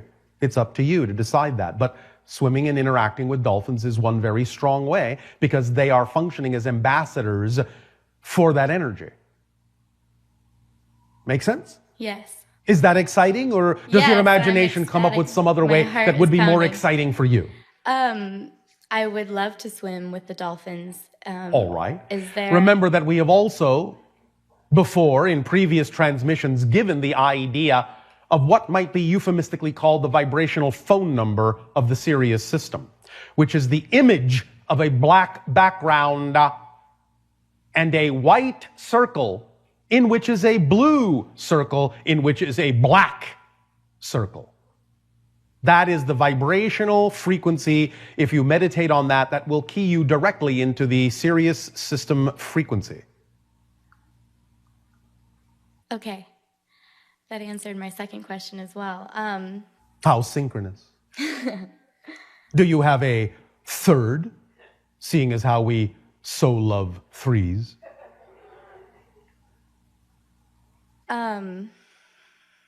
Do I have an Essassani counterpart? You do, but not in my time frame. Can you explain to me what that means, not in your time frame? In other words, not concurrent with my lifespan, but within the history of my world, yes. You have a few connections, a few incarnations, but not in my time frame, not in my lifespan. Okay, can I connect with that counterpart? You can if you wish, of course. Okay. I think that's it. Are you sure? No. That's good. Never be too sure. Always leave room for the unknown. And then you will always discover more in the mystery of yourself as you unfold like the flower that you are. Thank you. I have just given you a huge hint to your Essassani connection. I will say no more. Thank you. Thank you. Thank you. We will, at this time frame, extend to each and every one of you and all of you together once again our deepest heartfelt gratitude and appreciation for the co-creation of this interaction, our unconditional love to you all. We will resume this transmission tomorrow night of your time. Have and create an exciting good day.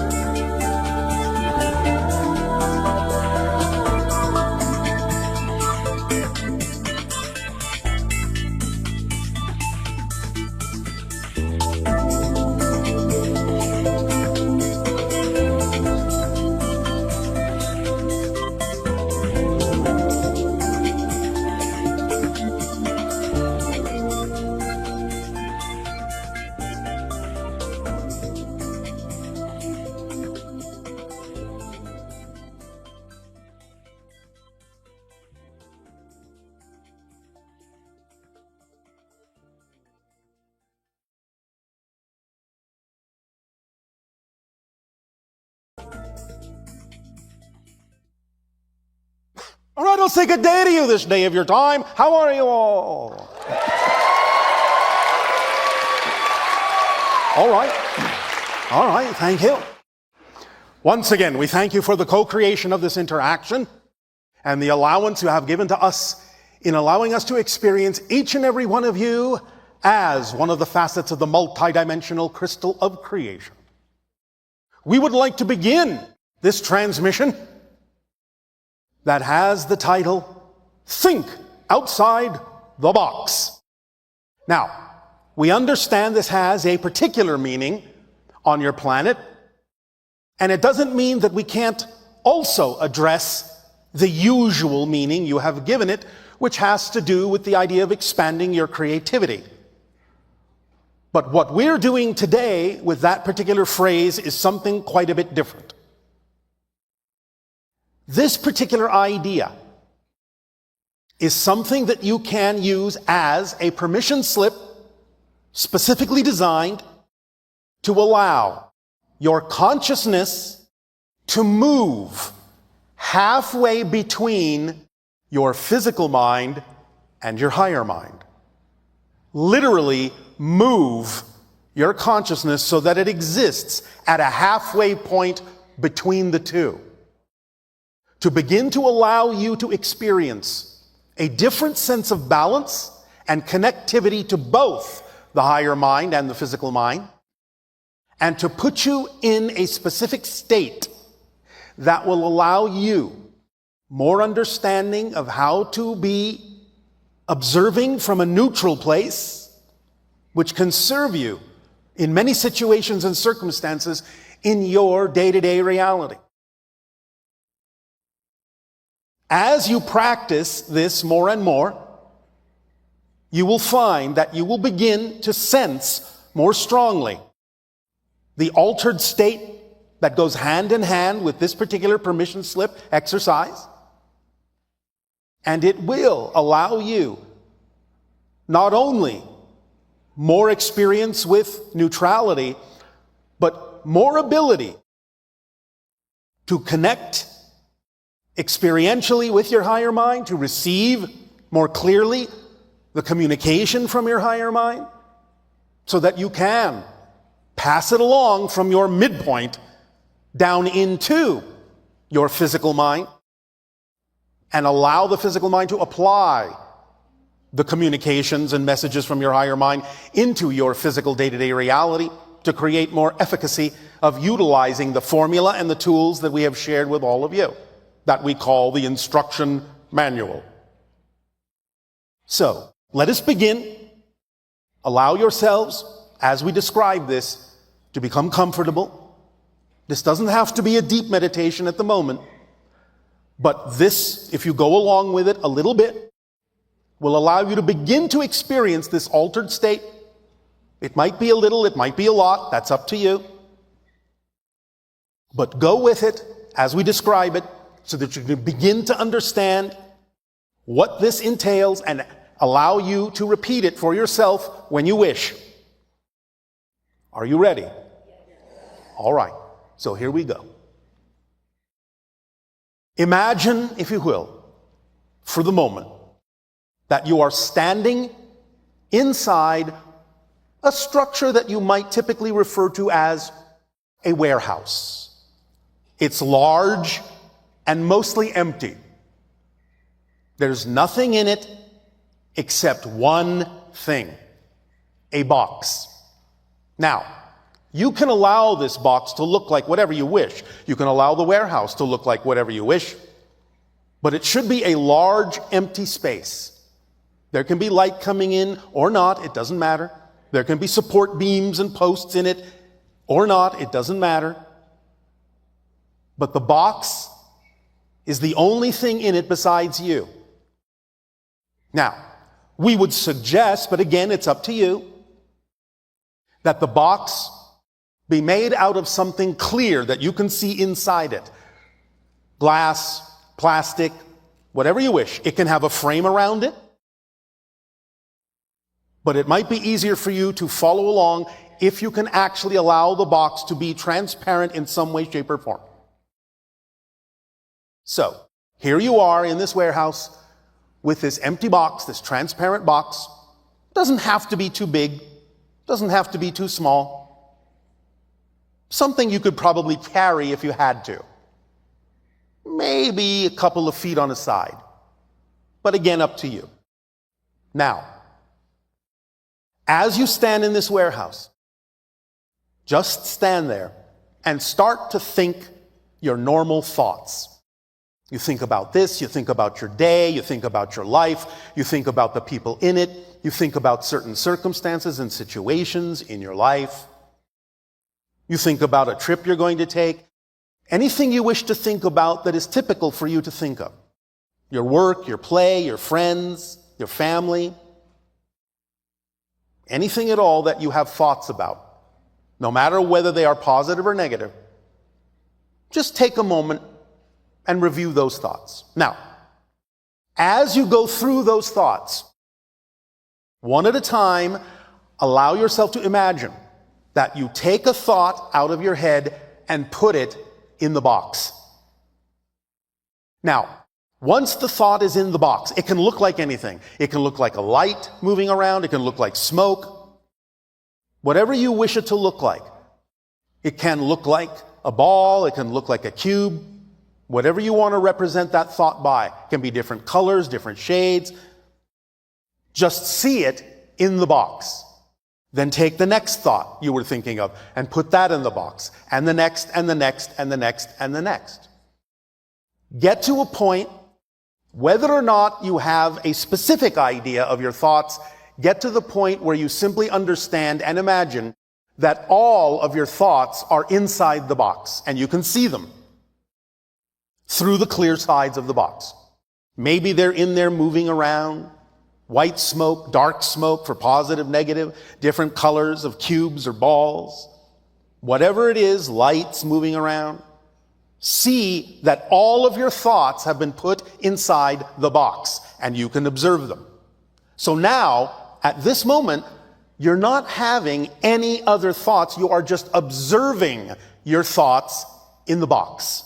That's all you're doing is just looking at the box. And you're seeing that all your thoughts are over there in the box. That's it. There's no other thoughts going on. You're just looking. You're just observing. You're not thinking about the box. You're not thinking about the thoughts in the box. You are just watching it, observing it, neutrally, objectively.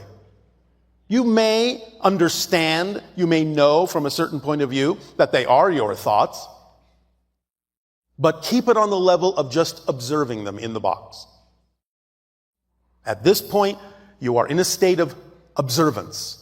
Just observance. The warehouse is big and empty. There's the box. The thoughts are inside it, sitting still or moving around. And there's just you looking at the box. That's it. Now, as you are observing the box full of thoughts, again, no thoughts involved within you, you start to move away from the box. Farther and farther. You can back away. You can walk away and look over your shoulder. Doesn't matter. As long as you know the thoughts are still in the box and you're not thinking about the warehouse, you're not thinking about where you're going, you are just moving away from the box, just observing the inside of the warehouse, observing the box. And then you go to the warehouse door. You open the warehouse door. And you step outside the warehouse. It can be a small door, it can be a big door, doesn't matter. As long as when you step outside, you can still see the box inside the warehouse. Just back away, keep the door open. You're now outside in a much bigger space. You're now seeing the warehouse from the outside, but also seeing the box inside it and seeing the thoughts in the box. As you stand now outside of the warehouse, be it day, be it night, be it warm, be it cold, be it dry, be it raining, doesn't matter. You are still just observing. You're not thinking about the day. You're not thinking about the warehouse. You're not thinking about the box and the thoughts in it. You are just observing the day, observing the warehouse, and observing that there is a box inside with your thoughts in it. You're just looking. You're just watching. That's all you're doing. You have no thought about it, no feeling about it. It's just there. It's just what it is. You know those are your thoughts. You know that's a box. You know that's a warehouse. You know you're outside. But that's all. You're just looking. You're just observing. And now you just stand there for a moment. Just continue to observe. Nothing more. And allow yourself now, without thinking about it, just to feel the state of neutral observation that you're in. At this point, you are literally in an altered state when you get used to doing this, that is representative of being halfway in your consciousness between the physical and the higher mind. The physical mind is back in that box. The higher mind is somewhere up there in the sky. But you are just observing that you're standing where you're standing. You just know you're halfway. You don't have to think about the higher mind. You don't have to think about the physical mind. You're just looking at everything that you can see. Just looking, just observing.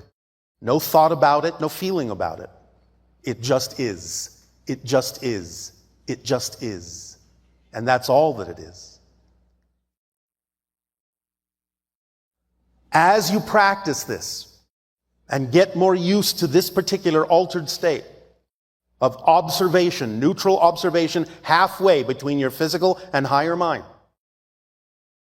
you can begin to experience knowing yourself more clearly, becoming a more transparent conduit for communication from the higher mind to pass through you to the physical mind, to the thoughts in the box.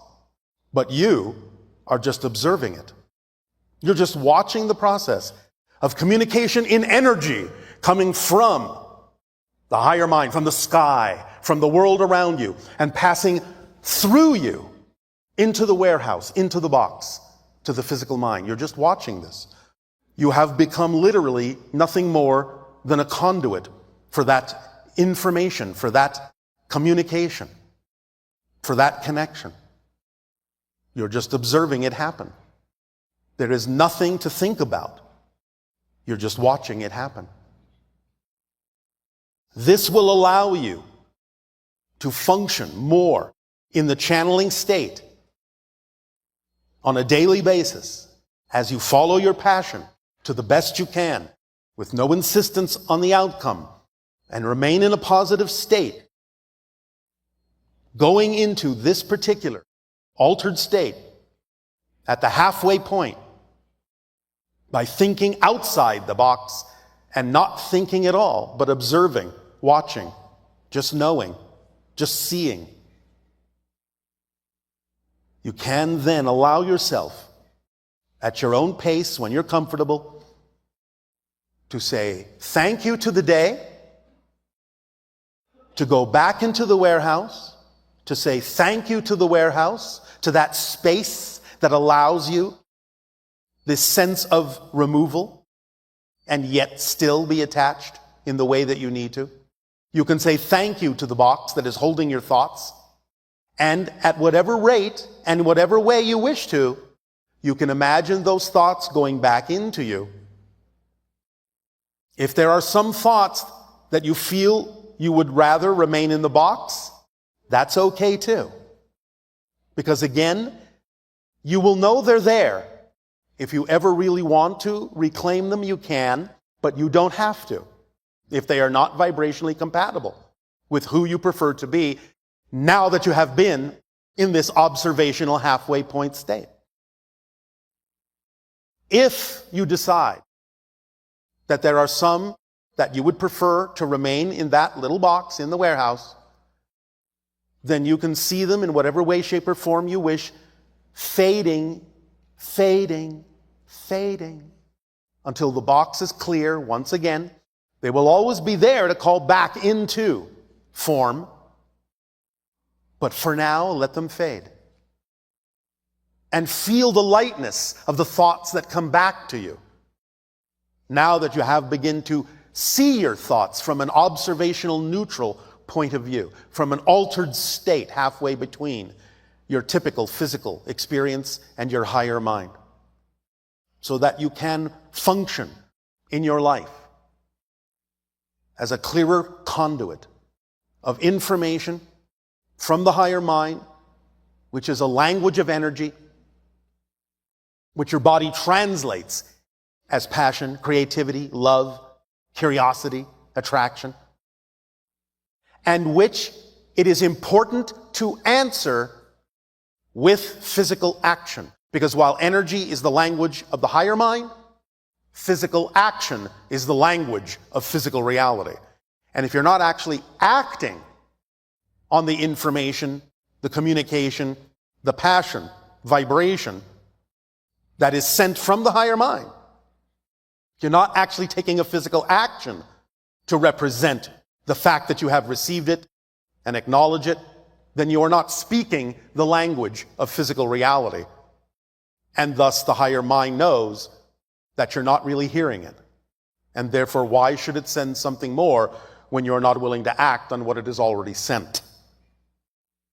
But doing this exercise outside the box of your thoughts, just observing them, just looking at them and not thinking about them, will put you in a state that will allow you better receptivity for that communication from the higher mind. You will be a clearer channel, a clearer conduit of your own path. And you will flow more easily, more effortlessly in life, as life flows more easily and effortlessly through you. So, allow yourselves to breathe this in and breathe it out. Make it your own. If your imagination decides to alter it a little bit, that's fine. But again, remember, putting your thoughts in the box is about not thinking about them anymore. It's just observing them. There they are, over there. That's all you do in that exercise, is recognize, there they are, over there. Here I am, here. Now I am here. Now I am here. There they are, over there.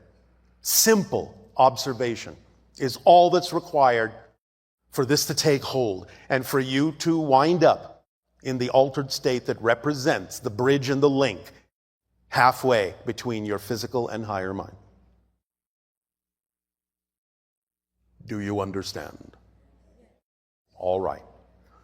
Do this as you wish. Practice it. It will become stronger. And soon you will begin to really feel that altered state very viscerally, very physically. You will know when you are in that halfway point. And things will change around you, sometimes in the blink of an eye. For you will be the center point of your creation. We thank you for allowing us to share this idea with you today. And in return for the gift you are giving us, I ask you now, how may we be of service to you? You may begin with your questions and conversations if you wish. Hello, Bashar. And you good day. Oh, I'm first. So, this is what flow feels like, following my excitement, and I'm here. Yes, this is what flow feels like, because every single one of you has a current in creation, and your current knows where you need to go. So just go with that flow, and you'll wind up exactly where you need to be, exactly when you need to be there, with exactly who you need to be with. Perfect principle of synchronicity organizing your life. Yes, I've never experienced this before. This is fantastic. Yes. To the best of my ability, with no hesitation. Okay, so my question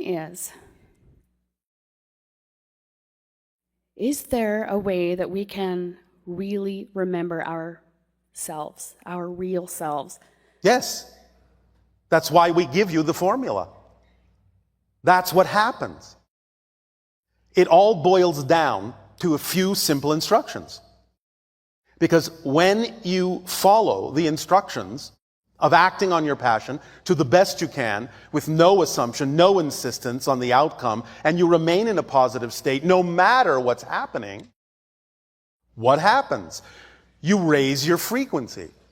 When you raise your frequency, what happens? You become a more sensitive antenna to higher frequency communication and information and intelligence.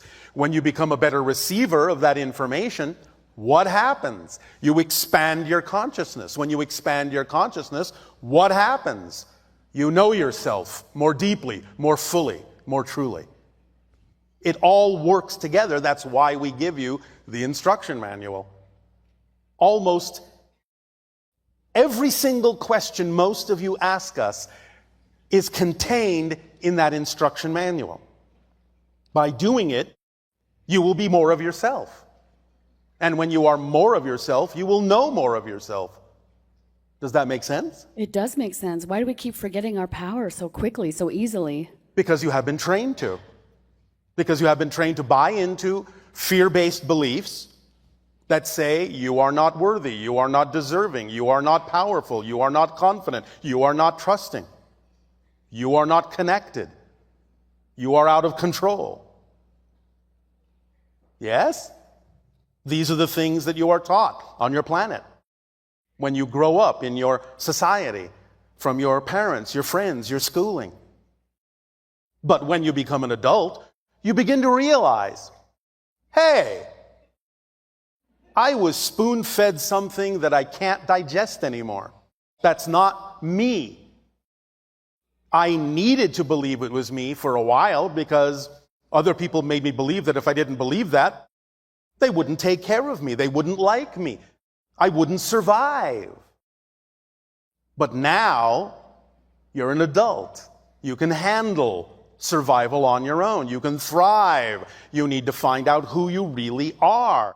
You need to let go of the things that are no longer you, that supported you up to a point, but which you no longer need.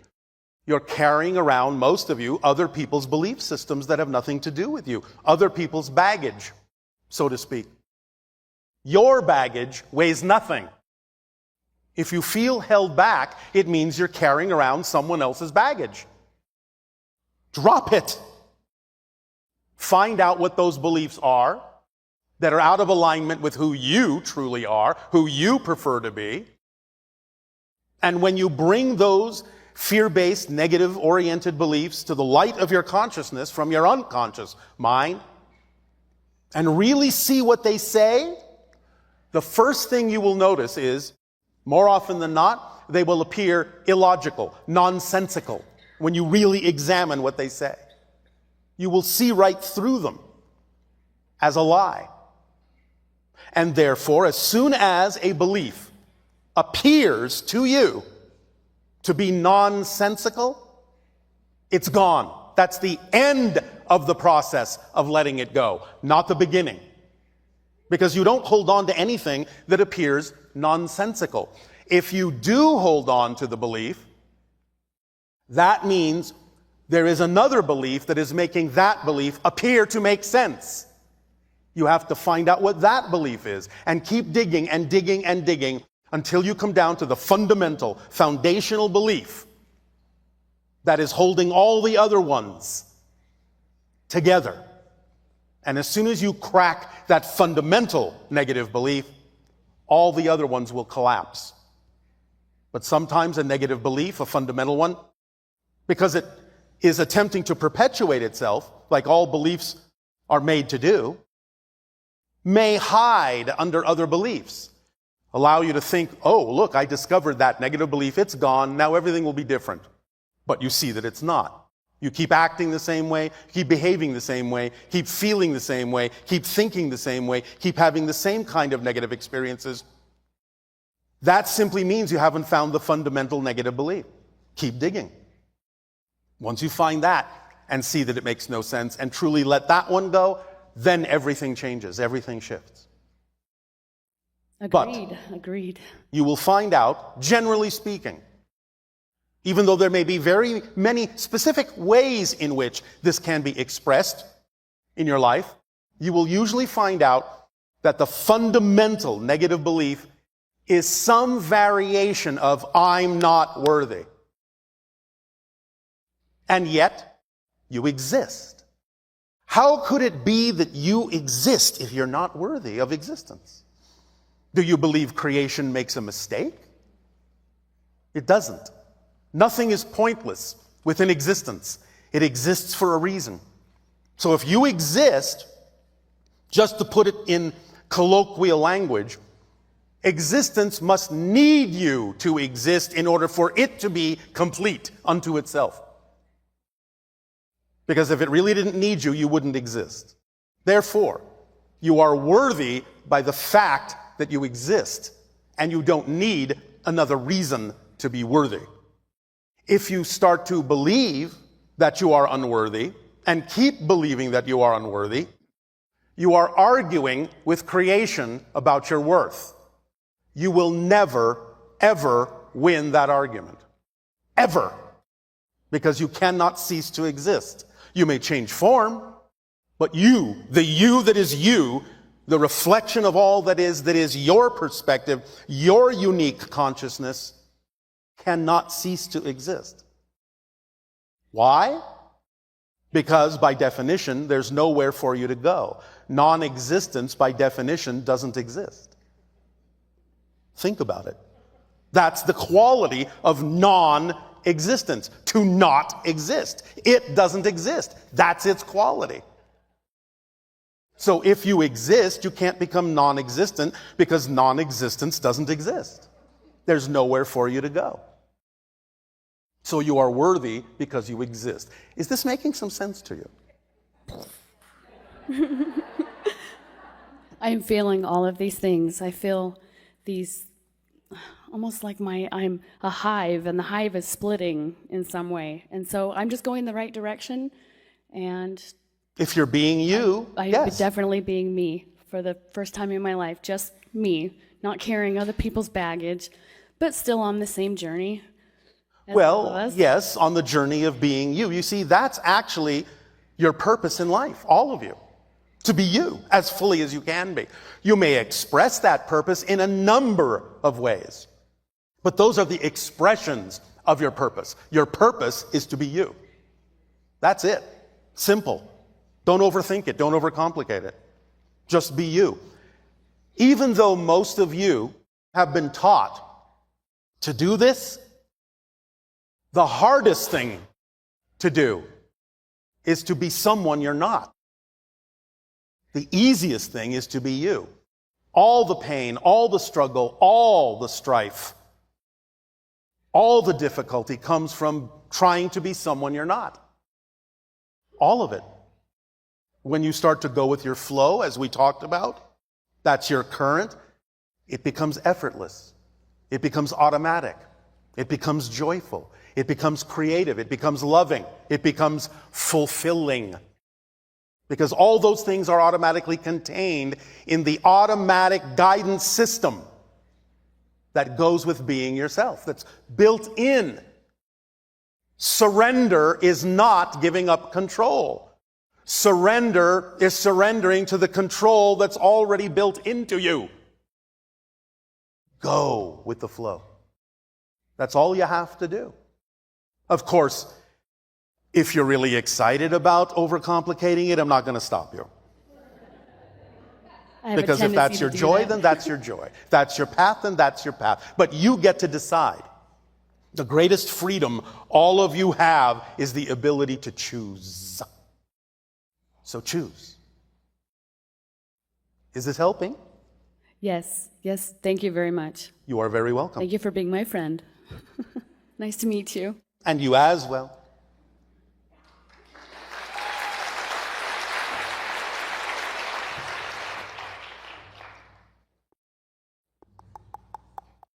Hello, Bashar. And you, good day.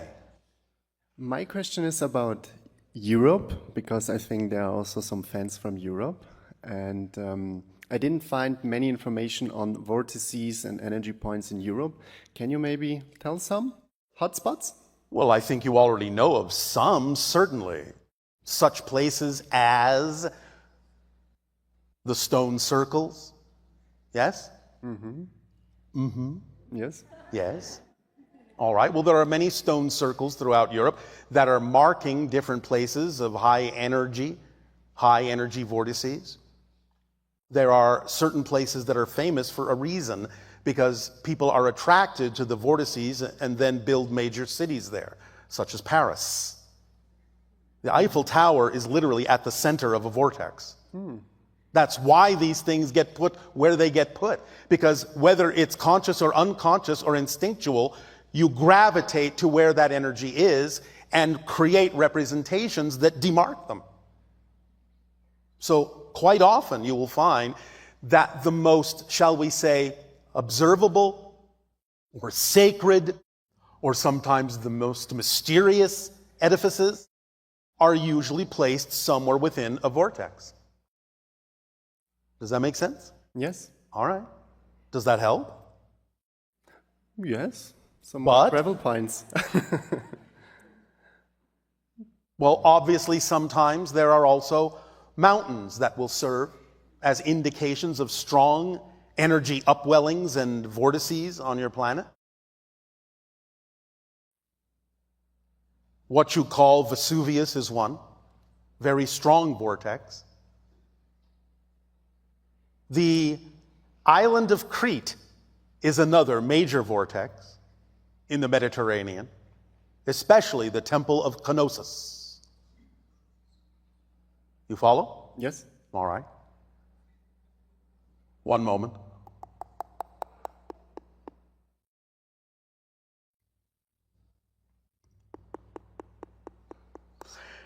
The region occupied by what you call the Basque people is a very particular kind of vortex that connects to certain ancient lineages going back to Atlantean times very powerfully.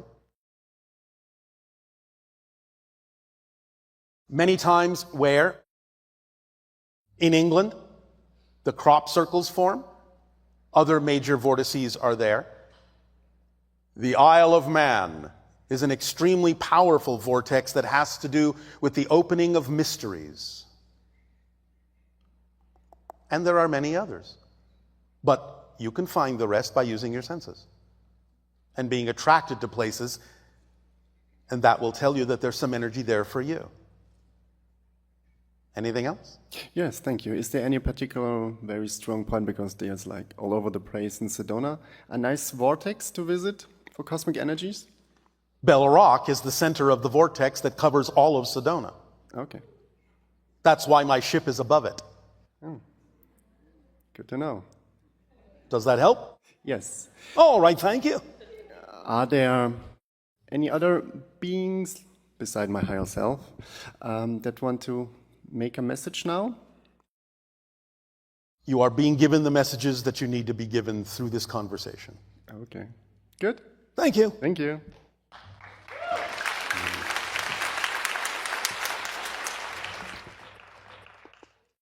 Hi. Hi. I would like to thank you for last night's dream and the downloads over the last few days. Yes. And my question pertains to an energetic system that I've been getting downloaded with over the last year and a half, which I'm coming to understand as being Maitreya consciousness. All right. You are working with that particular archetypal consciousness then? Yes. All right. And so that's your permission slip at this moment? It is. All right. And my question pertains to what elements I might be missing in regards to this energetic system. In my current understanding, it deals with aligning the pineal, the heart, and the base, and the crystals within the blood, and our glands with those within the earth, which then align with the sun, all the other suns, and the great central sun. All right. Does that system work for you? It seems to. However, I'm curious if there are any elements of this system that I am missing, or if there's anything that you can inform me of that would help me to deepen in my understanding of it. All right. I can ask you a question that may help. Certainly. Are there any of the elements you have mentioned that you feel you can do without? Can you simplify the system for yourself? Well, one of the elements here is it's not just for myself. It's for humanity. And so I'm trying to deepen in my understanding of it so it becomes translatable to others. Yes, but that's not an answer to the question we asked you. Okay. Is there any element that you mentioned that you feel you can do without in that system? That by dropping one of the elements you mentioned, does the system feel a little bit more streamlined, a little bit more powerful to you? Is there such an element? Potentially the crystals in the blood. Is that a question or a statement? Well, I'm not clear of the answer that I have. Why did you pick those? Because I'm not as connected with the crystals in the blood as I am with the energies in my base, heart, and pineal. Then you have answered the question. Drop the elements that don't completely make sense or work for you. The elements you're working with in a permission slip must be crystal clear. No pun intended. All right, a little bit of a pun intended. Nice. But the point is, from our perspective, it would actually be more beneficial for you to streamline the permission slip rather than say, is there something missing? There actually needs to be something missing. So that it will work more efficiently for you rather than being overloaded with elements that don't quite make sense and work for you. So take some time to examine it. It's all right if that's your permission slip, but take some time to examine it and see if there's anything you can kind of let go of or merge together into something that makes more sense as a single element rather than two or three, and see if that feels more powerful to you. Okay. All right? Mm-hmm. That's our suggestion. Mm-hmm. Okay, I like that. All right. Anything else? Yeah. So I've been surrendering to some feelings, some knowings in my soul, in my heart. All right. And one of these elements pertains to a possible death of some layers of consciousness. Death of layers of consciousness? Mm-hmm. Ego, if you will. Well, you can't get rid of the ego until you're dead. Okay. Literally, physically dead. You can allow yourself to experience the ego in a neutral way, the way it was designed to work. It doesn't have to be the negative ego. That you can certainly let go of. But you can't let go of the ego structure or you'll have no personality. You will just be a shell. So is that how you define the ego as personality? In a sense, it's the physical persona that you are pretending to be in order to have a physical experience. We often use the analogy of a diving mask. If you're going diving in the ocean, things will look a little murky to you unless you put on a diving mask to make things clear. The ego structure, the personality structure, is the diving mask that you put on to go diving into the idea of experiencing physical reality. The ego's job, the physical personality's job, is just to make what you're experiencing clearer. That's it. It doesn't have the power to decide where you should go, how things should work out, or any of that. In the same way that a diving mask doesn't tell you, go there and look at that fish now. Now go over there and look at that piece of coral. Oh, look at that. There's a shark coming your way. Isn't that wonderful? I think you should swim this way. The diving mask does none of that. You decide where to go. You decide what to look at. The diving mask just makes it clearer. That's all its job is, to allow you to experience what's happening right now. The higher mind knows what needs to happen, and the higher mind will guide you. But the ego is just there to allow you to have what you call the physical dream. Make sense? It does. So then how did Jesus see all of this then? Say that again. So how did Jesus see all of this then? How did Jesus? When he surrendered to the depth of his soul within his heart. No, not really. What That's a misinterpretation. What's your interpretation then? He surrendered to being his greater self. Mm-hmm. That's very different. That's actually becoming more of your soul. Yes? Okay. That's expressing more of your heart. Does that make sense? You understand that physical reality is literally just a dream that your spirit is having? Literally. You have never left spirit. None of you have. That's your natural state. You're there right now. You are in spirit right now. You are dreaming that you're not. That's what physical reality is. So the entity that you call Jesus simply understood that and therefore expanded the consciousness beyond the physical parameters to a certain point, to allow a fuller expression of his total being and the being of all that is to come through as all of you can do.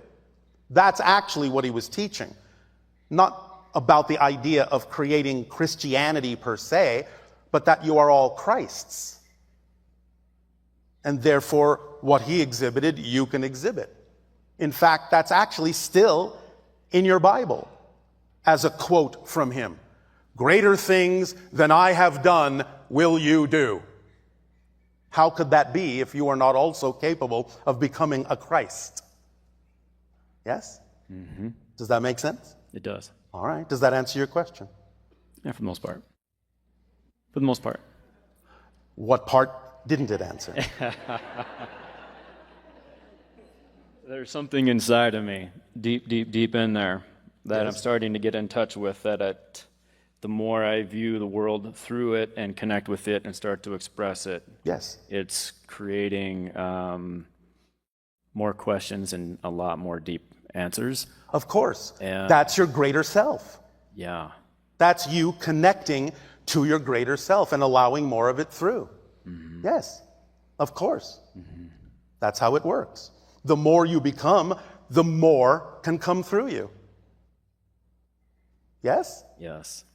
Does that help? It does. Did that leave any part out? No. Are you sure? No. All right.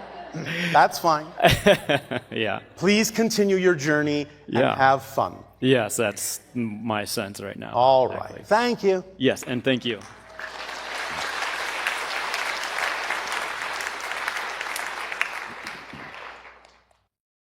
So she's from Japan, so she doesn't speak English, so I go translate for. Are you sure you speak English?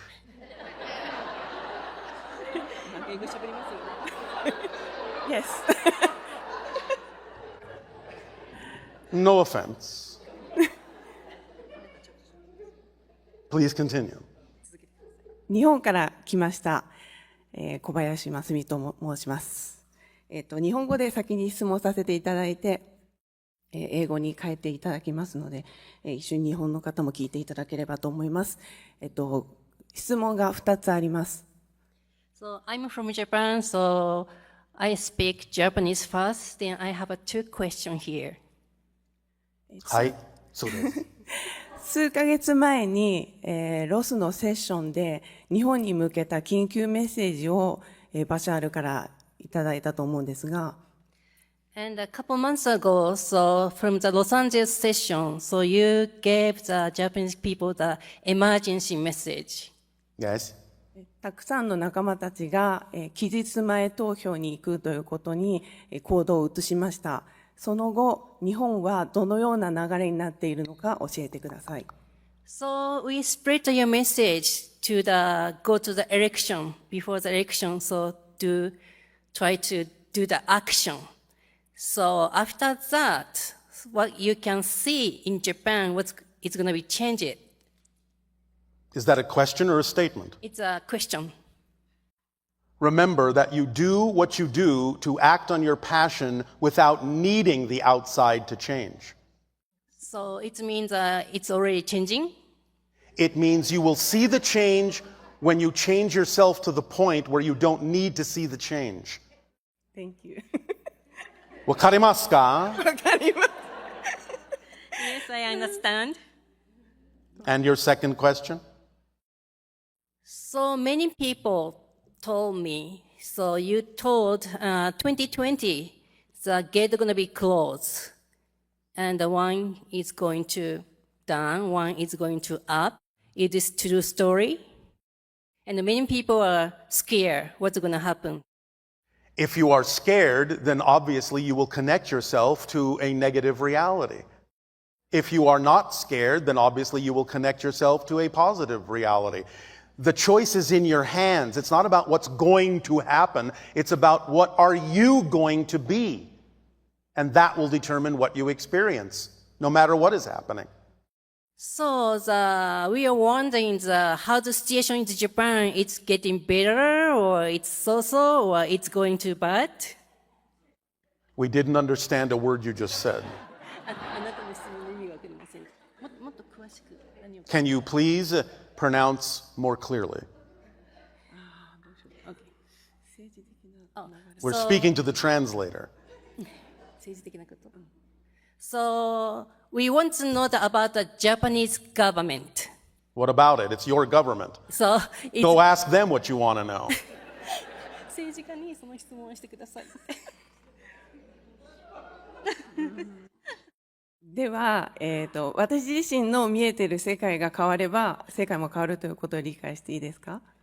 So you mean that if my vision gonna be changed, so around us gonna be changed? When you change yourself, you shift to another version of Earth that is already more representative of the change you've made in yourself. You never change the world you're on. You go to a different Earth.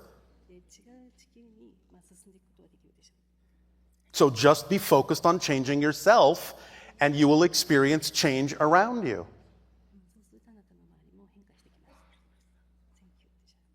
But not because the world you were on has changed, because you've gone to a different world that was already that way.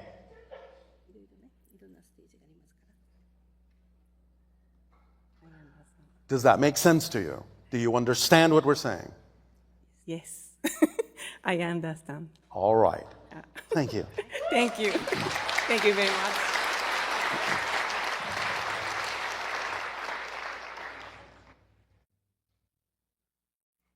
Hello, Bashar. And to you, good day. It's a pleasure to be here. It is our passion and our pleasure to interact with all of you as well.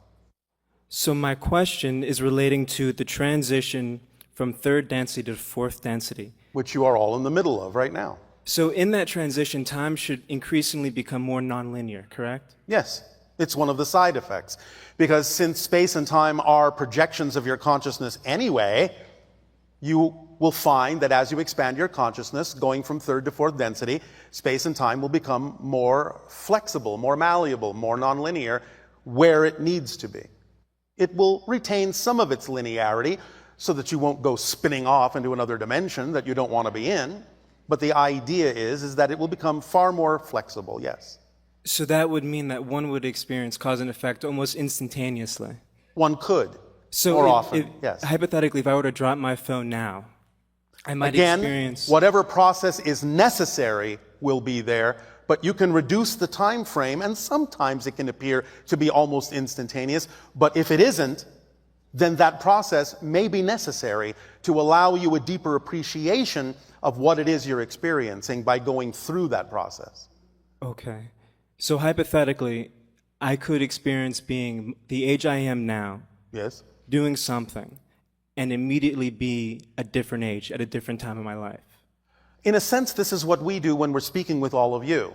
Sometimes in these conversations, you may be speaking to the 50-year-old version of me.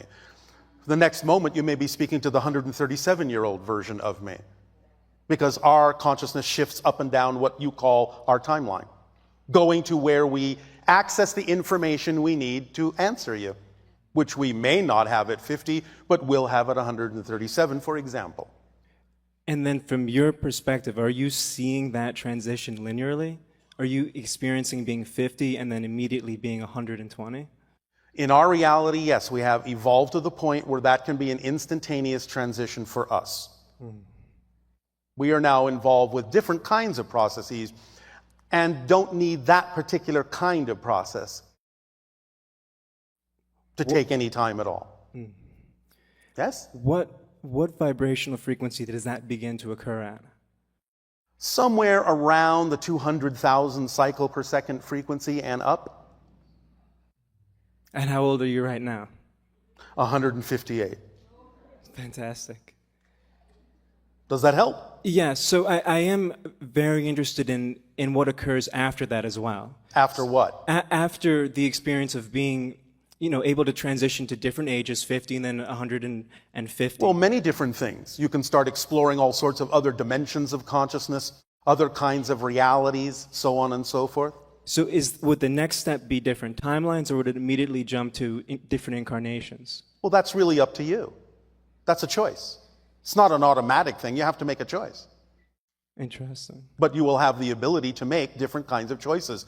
When you arrive on certain levels, you become aware of what the choices are that have become available to you on that level. that you may not be aware of now. Because you're not the vibration of that level. So why should you be aware of it? Got it, okay. It's not relevant. But when you get to that level, everything that's relevant becomes known, becomes available. Yes? Yes. Does that help? Extremely. All right, anything else? Yeah, I'm wondering what the vibrational frequency of New York City is. The entire city? Well, I guess the average.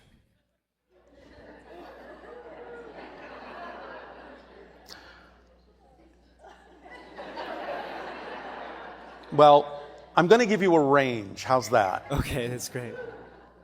It generally, on average, not that there aren't exceptions, both up and down, on average, it vibrates somewhere between 65,000 to 138,000 cycles per second. On average. But there are moments when it goes much higher, and there are moments when it goes much lower. And there are moments when certain individuals can go beyond the general consensus and operate on a much higher frequency, which is often the case. Many individuals will usually go beyond the bubble reality that they came from first. When you look at the idea of great change that has taken place on your planet, great discoveries, great revelations, how many of them have happened with anything but an individual? Yes? But that individual can lead the way until the bubble catches up. So then it sounds like there wouldn't be necessarily any benefit to living in the wilderness or in an area where the vibrational frequency That depends on the person. You have to take it on a case-by-case basis. It might work for some, it might not work for others, depending upon where they are in their path. In general, nature can provide an opportunity and an option for functioning at a higher level. But again, it depends upon why the individual might choose to be in nature. Because again, anything can be positive or negative, or even neutral. Remember, creation is not a duality, it's a trinity. There's always a center point. Yes? So, take it on a case-by-case basis. For some individuals, yes, it might automatically uplift them. Others, it might not, because of the belief systems they bring with them into that environment that need to be pointed out to them by the environment, by the energy of the environment, that may make them think they have to go away for a while and deal with what they discovered about themselves by going into that environment to begin with. This is one of the things that actually happens in the vortex of Sedona. It amplifies and magnifies whatever you bring with you into it, positive and negative, so that it forces you to deal with those things more concretely. Yes? Fascinating. It's a magnification, amplification vortex that's connected to many other vortices as well, in a variety of ways. It's one of the reasons, again, why our ship is over that particular vortex, because we're helping to regulate the flow of energy in that vortex so that your ride from third to fourth density doesn't have to be so jarring. We're helping to smooth it out a little bit for you. Thank you. Well, you're welcome. Could I ask you, you said it's on a case-by-case basis. Could I ask you specifically for myself? Are you attracted to be more in nature? At times, yes. Then at those times, the answer is go there. Remember, attraction happens for a reason. Yes? Now, it doesn't necessarily mean that because you're attracted to some place, you're going to go there and feel all flowers and light. It may mean that you know from another level that you need to attract yourself there so that you actually can be put in touch with a fear-based belief more directly, so you can deal with it and let it go. But there's always a reason for the attraction that serves you. If you use it that way, if you know that, you will get the beneficial experience out of it if you know that. Yes? Yes. So even if you discover a fear-based belief that comes up, please remember, one of the tools in the kit of passion is what we call the reflective mirror. It reveals to you, as you're acting on your excitement, a belief that you may be harboring that is out of alignment with your excitement. And therefore discovering something within you, and even for the moment feeling something within you that is out of alignment with your excitement, is not an interruption in your excitement. It's part of your excitement to discover those things. That's how you need to look at it in order to get the benefit of the experience. Otherwise, if you find that you're skipping along, having fun, following your passion, and suddenly, bang, that negative fear-based belief comes up. And if you define it as an interruption or a block, of course, that's how you'll experience it. But if you go, aha, the reflective mirror shows me something I need to know so that I can understand myself more clearly, and I can find out what that belief is and why I would hold on to something that I know doesn't serve me, and let it go so I can add that energy, that momentum to my joy. Thank you, fear-based belief, for bringing it to my attention. For fear is the messenger knocking at your door to tell you something's out of alignment. The sooner you pay attention, the sooner the fear goes away. And now you become curious, investigating. Oh, what could it be? I wonder what it is. Let me find out. Let me dig deep. Let me discover more of myself. Let me streamline and let go of that which is no longer relevant for me so I can become more of myself. Thank you, fear. The more you ignore it, the louder the knocking gets, the stronger the fear becomes, because you're not using it up, and therefore it has nowhere to go but to bounce back in an amplified way until you pay attention or die of fright. But one way or another, you'll get the point that there is something to pay attention to. And in the moment those kinds of revelations come up, there is nothing more important to pay attention to, and nowhere more important to be.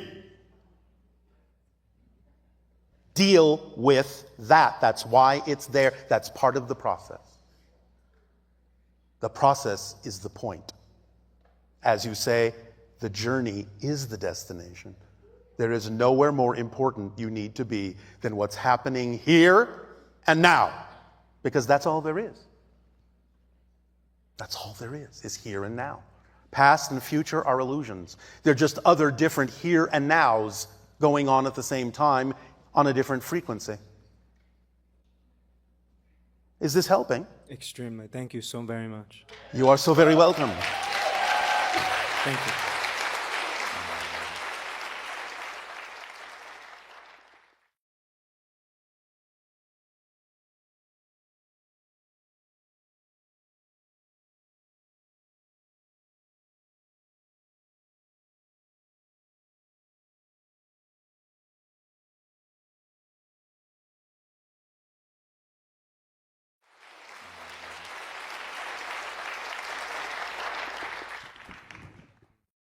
Hello, Bashar. And you good day? Yes. Yes. Yeah, my question was really related with the theme of today. Yes. It's related about the physical mind and thought. Yes. What's the difference? I mean, thought is part of the construct of the physical mind. In other words, it starts with believing something to be true, believing in a definition that is true to you. Whether it actually is to everyone else or not isn't the point. The definition is something you believe is true. Once you have a definition you believe is true, that has to reinforce itself to make you feel that the reality it is telling you is actually real, because it isn't. So it has to build a reinforcing energy, that belief system, in order to perpetuate itself, in order to perpetuate the experience of physical reality. So that belief starts generating other kinds of energies that you translate as emotion, feeling, thought patterns to reinforce the belief, behaviors, physical behaviors to reinforce the reality of the belief, and then a reflective experience that is the result of those beliefs, feelings, thoughts, behaviors, and so forth, again to reinforce the idea that the belief is real, that it becomes tangible to you. But it all starts with believing something to be true, and that generates the triad of the emotions, the thoughts, and the behaviors that create an experience that then seals that belief in, as if it's true, as if it's real, as if it's a fact. That's how the physical mind is constructed. Right. So all these parts is the physical mind itself. Say that again. All these parts, these pieces that you just described, is the physical mind. Yes. The conjunction of that. Yes. Right. And you create this idea in physicality of having a receiver that you call the brain, Yes. that processes the energy and the information coming from the conceiver, which is the higher mind, goes through the idea of the brain, which we say is the receiver, and then that generates the physical mind, which is the perceiver. Right. And That help? Yes, the interesting thing was this exercise you gave today, I believe, is the idea for us to detach from the physical mind. A little bit more, yes, to find yourself halfway between the physical and the higher mind so that you can start to experience an altered state of neutrality that can be of benefit in your life when applied that way. It was interesting because my question was yesterday or before yesterday, I was understanding, because I had an experience many years ago in a spiritual center that I was given a transmission, energy transmission. And within that transmission, I felt the separations from the mind, from myself. Yes. And that I stayed in a state that, there was no thought like a secondary thought. There is just awareness. Just awareness, exactly. Yes. That is your consciousness, your awareness of self. The physical mind is a construct in order to express the self in a particular way that you call physical experience. But it's a mask that you wear on your consciousness. And when you create that detachment to some degree from it, then yes, it just becomes that you are yourself. You're just awareness. The question is, can we really achieve that and stay in that state permanently? Yes, except, of course, it will be in the form that is relevant for your physical experience until you no longer choose to have the physical experience, and then you'll experience that awareness in a different form that's relevant for your spirit experience or other dimensional experience or whatever experience you choose to have. But you will always be having the experience from your point of view, from the self-awareness point of view. Yeah, because I gave that word that was declutching. I felt like the mind was declutched from my perception. And that's what I just asked now. It's really necessary to come back to this attachment again? Or Well, no, not in the same way. But the idea is that as long as you choose to be physical, you will work with those techniques and tools. You will work with physical reality. It doesn't mean you have to experience a negative attachment to it, but it can be a very positive kind of an experience to work with it in a more freeing way by creating a neutral state with it. Yes? Yes, it's just this chattering mind that doesn't exist in that state. No? We don't have this chattering mind talking all the time that's somehow unnecessary. Yes, but that kind of experience comes from your belief systems. So when you start clearing those out, and they're just the beliefs that are really aligned with your vibration, you won't be so chatty. That's the question then. Yeah, that's the direction. Yes, yes, yes. The chattering comes from the negative beliefs. You see, here's the thing about the difference between positive and negative beliefs in terms of how they're structured. First of all, as we said, because physical reality isn't real, belief systems have to reinforce themselves and perpetuate themselves to allow you to believe that physical reality really is real. But of course, positive beliefs will do it in one way, and negative beliefs will do it in a different way. Positive beliefs are easily reinforced because they're telling you things about yourself that are true.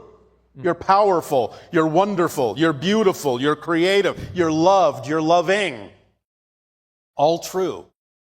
The negative beliefs, in a sense, I know I'm being euphemistic here, but have to work a little harder because what they're telling you about yourself is a lie. You are disconnected, you're not worthy, you're not powerful, you're not confident, you're not trusting.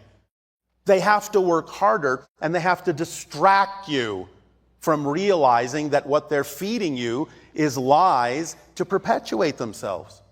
Because once you know that what they're telling you isn't true, you'll let them go, you'll drop them. So they will use all the tools and all the techniques they can at their disposal. This isn't something that they're doing consciously, maliciously. It's just the way they're built. But they will use fear to pull you back in. Don't go there. Don't let go of me. Don't seek out your passion. Don't try to be joyful. Something bad will happen. It'll only get worse. Don't let go of me. So the irony and the paradox is, the more afraid you become to let them go, the closer you are to letting them go. Because they're working overtime to make you more afraid so you won't let them go. So being terrified of letting them go is a good sign that you're very close to actually breaking through and letting them go. So once you understand that's how they work, and you become very afraid to be yourself and live a life of joy because you think something worse will happen if you do, you have to see through that as a lie. You have to see through that simply as the way that negative beliefs manipulate you into not letting them go. You have to see it for the smoke and mirrors and the illusion that it is. Mm-hmm. You see? Yes. It is the negative beliefs that do this because of the way they're built, and that's where humanity created this concept called the father of lies, or the devil. That's where that concept comes from.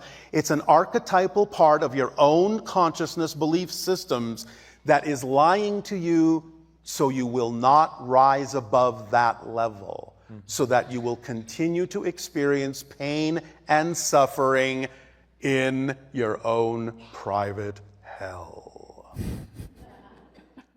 Now, we have a question for all of you, and you don't have to answer it. The question is somewhat rhetorical, but it is food for thought. We understand, and I'm not saying that it's people that are in this particular conversation.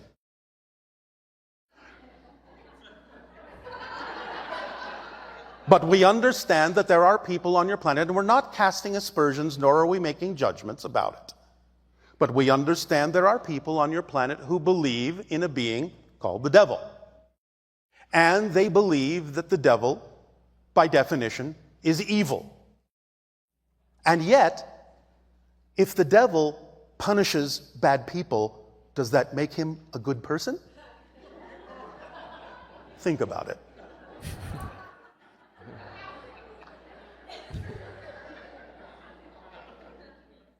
So that you can come to the heart of paradox and understand how your belief systems function here and where the contradictions lie in all of the entendres of the word lie. Is this helping? Yes. Anything else? In that same process was an information like saying thought is karma. No. In a sense, it can be, but karma is nothing but a self-imposed condition where you start to recognize that you are out of balance in the way you prefer to be, and the recognition that you are out of balance and the willingness itself to simply rebalance is the creation and the erasure of karma instantaneously. Do you understand what we said? When you recognize you are out of balance and you prefer not to be, right. The recognition that you're out of balance is the state called karma.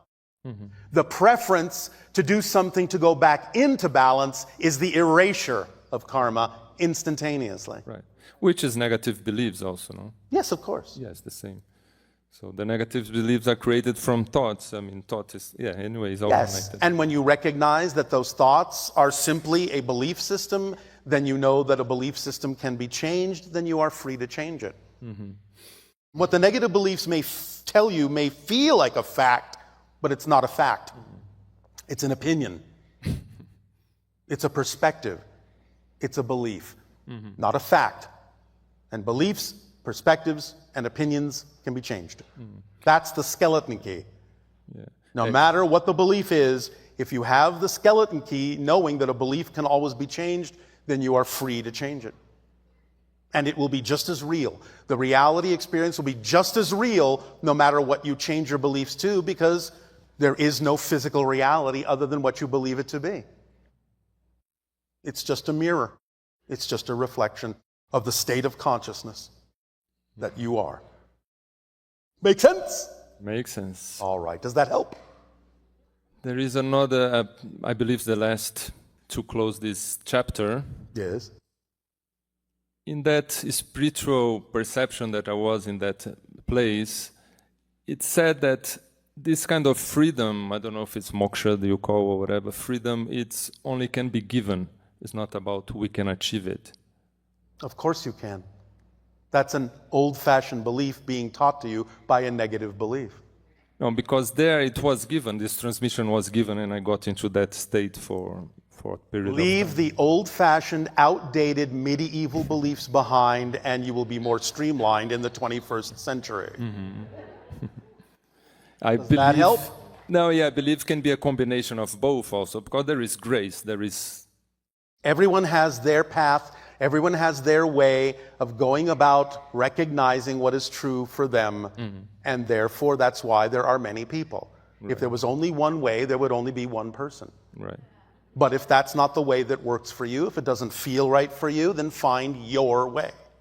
No, it works. It's just how much is like an ego involved in trying. I can't. That's for you to decide by being honest within your own self-investigation, which again comes down to the ancient phrase on your planet, know thyself. Right. And be honest within your investigation and tell the difference and be discerning between what is really excitement and what is anxiety being disguised as excitement.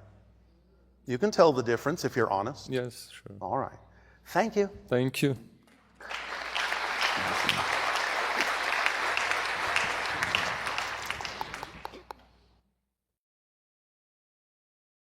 Wow. I've gone through everything, shaking. Basically, I'd like to say thank you to Darryl. Well, you can thank him when he returns. Okay. I just wanted to be sure I've got a lot of grace. You're on my bucket list. I did one of those terrifying death things. Oh, how exciting. And I chose... Terrifying death things. Now coming to your town. So my question really got answered about, was it my actual body that healed, or did I shift into a parallel reality where it was healed? The idea of the quote-unquote actual body healing is always a shift to another parallel version of yourself. Nice. So I feel a little more in charge and All right. now. All okay, right. so this actually is why I came. So a few years ago, my friend Masaru Emoto came from Japan, and we had a water blessing ceremony at this lake. All right. And so there was 33 of us in the room. Yes. And we got to a point where it was just the facilitators kind of cleaning up chairs and everything, and maybe there was about 4 people left in the room. Yes. And I turned away from my husband, stacking chairs, turned around, and he was gone. Yes. So then I went... Perhaps you were gone. Okay. Well, that actually, here we go. Because 7 other people joined me or something. Okay, so for reals, we're going to go with this. Yes. So several minutes, and there was only one door out, and nobody saw him. They're closing down the building. One lady comes over and says, "My husband disappears all the time." And I said, "Well, you don't understand. Mine would at least give me the keys to the van." And so they were shutting down the building, and I asked one of these young men to please go and recheck the bathroom for him and stuff, and he wasn't in the building. So then I decided I've got to. I am mini panicking, but actually it wasn't even close to what I'm feeling right now. So there was an L hallway, and I went around the corner, and I was walking towards the bathroom, and this little Oriental girl in a yellow dress walks by me, kind of in slow motion, but I could hear her shoes clicking. And then all of a sudden I was like, I gotta tell those parents, like, don't be leaving a little girl alone in America. So I turned around and went and turned around the hallway, and she wasn't there. Or I might have been not there, but no. So you're gonna say follow your joy at the end of all this, aren't you?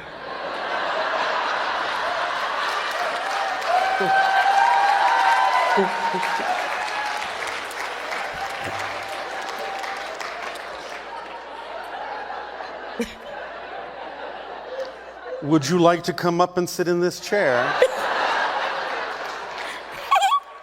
No, I'm having a hard enough time standing.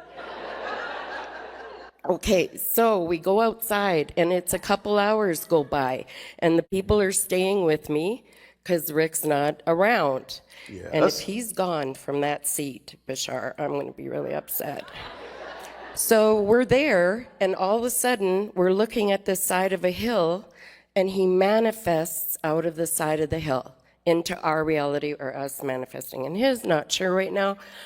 But what he normally drives, but there was no way we could get him in the driver's seat. We actually had to go home. He's talking about energy, propulsion, Yes. about frequencies where you just tone into like this frequency and you can travel here and here and here and here.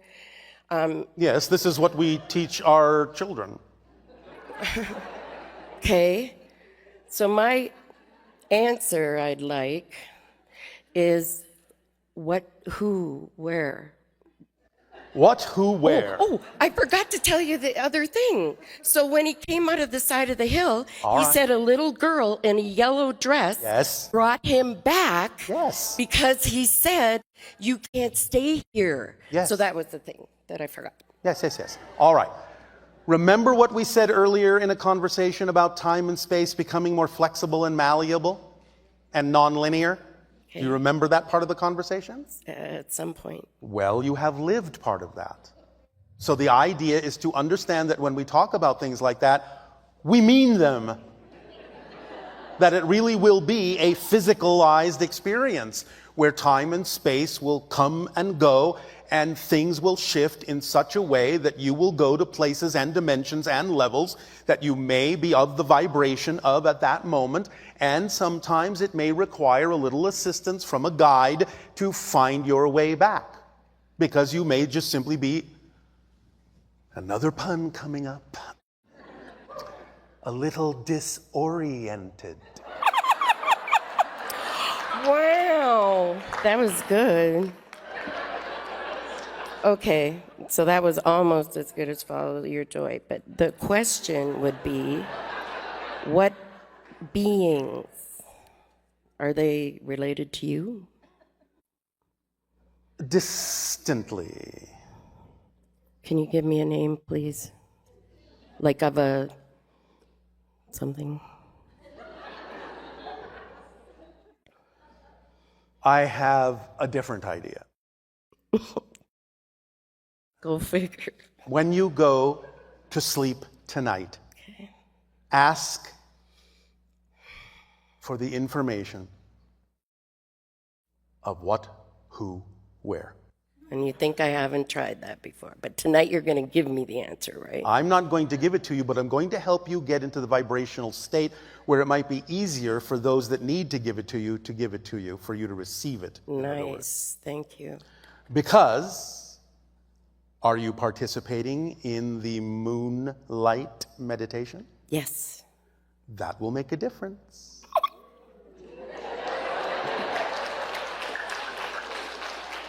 Next one. Now. Nope. Disclaimer. If you participate in the moonlight meditation, loved ones may disappear. Is he still here right now? Do not be surprised. No, but They will have help in returning. Every time I was in a different aisle in the grocery store for several years after that, I panic. Listen, you just have to get used to the fact that you're a little shifty.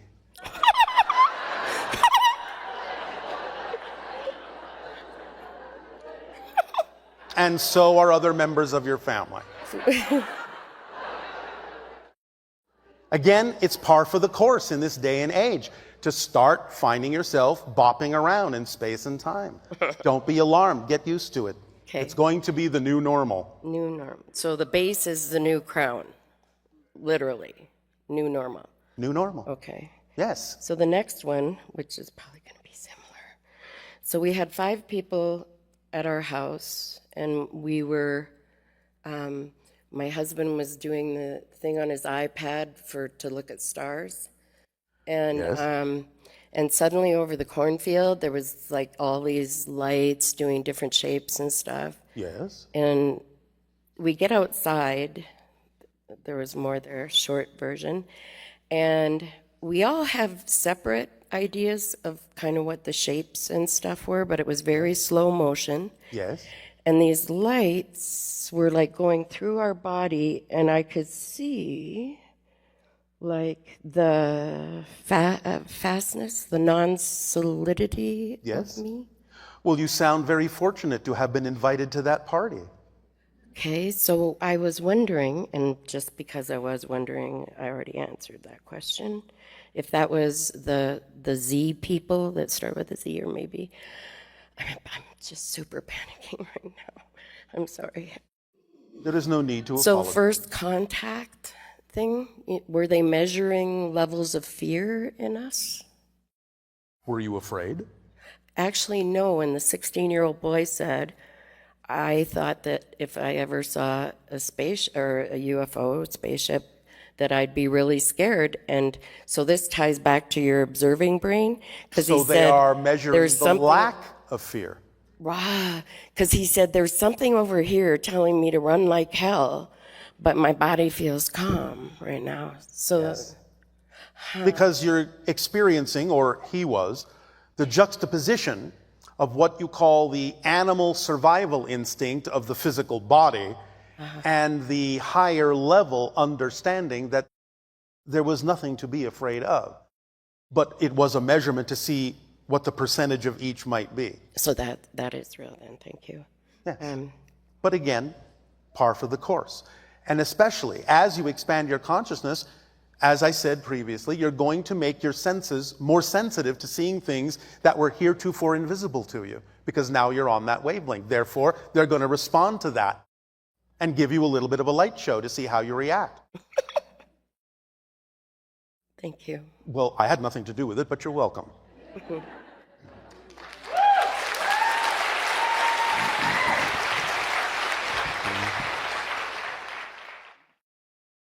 Bonjour Bashar, my name is Nancy. All right, bonjour. Comment allez-vous? Je vais très bien, merci. I would like to know why the number 13 has been in my last 2 It's days. the number of transformation. Oh, well, thank you. You're welcome. When you start, many of you, having number synchronicities, they usually function as road signs to let you know that at the moment you have that synchronicity, you're in the correct vibrational state to be yourself. And if you remember that experience and how it felt at that moment, you're in that state again. So it can help you go through transformations more easily. In this particular case, that number being representative of transformation. Thank you, because my seat was 13 and I'm here, so thank you. What is my connection with Isasani, which I feel very strong for many, many years? Well, many people on your planet will make energetic links and connections to download information and energy from our society. You call it a future incarnation, but since everything exists simultaneously, what you're actually doing is connecting to an Esasani individual to connect in a way that gives you guidance, gives you energy, gives you information, gives you experience that you can apply in your physical reality in whatever way is germane and relevant for you here. Thank you. You're welcome. What is an implant? When people say, oh, I remove an implant, or an implant was in you, just curious to know. In the past, using that term euphemistically, during the hybridization agenda, you understand the idea of the concept your people called alien abduction? Mm-hmm. All right. Often, in order to record what was going on in those people that were agreeing to be part of the hybridization agenda, certain kinds of technological devices called implants were placed in the body in certain places to record what was going on with them, to observe, to locate them when necessary, and to also act as a method for amplifying their ability to shift to other realities so they could visit from time to time on the ships with the hybrid children. But the modern version of an implant is no longer a device, it's an alteration in your actual genetic structure that does the same thing. Oh, thank you. You're welcome. I I have a question related to the dimension. I feel like I'm a multidimensional being. So in different dimension, can we be aware that we're shifting to 6, 7, 8, 3? You know, are we shifting? Yes. You're shifting all the time, first of all. Yeah. Remember, it's not about learning to shift. It's about becoming aware of the fact that you're already shifting all the time and then using it more consciously. But the idea is that all of you have, shall we say, counterpart versions of yourself on every level, even all that is. You are all different versions of all that is, expressing itself as if it's not all that is.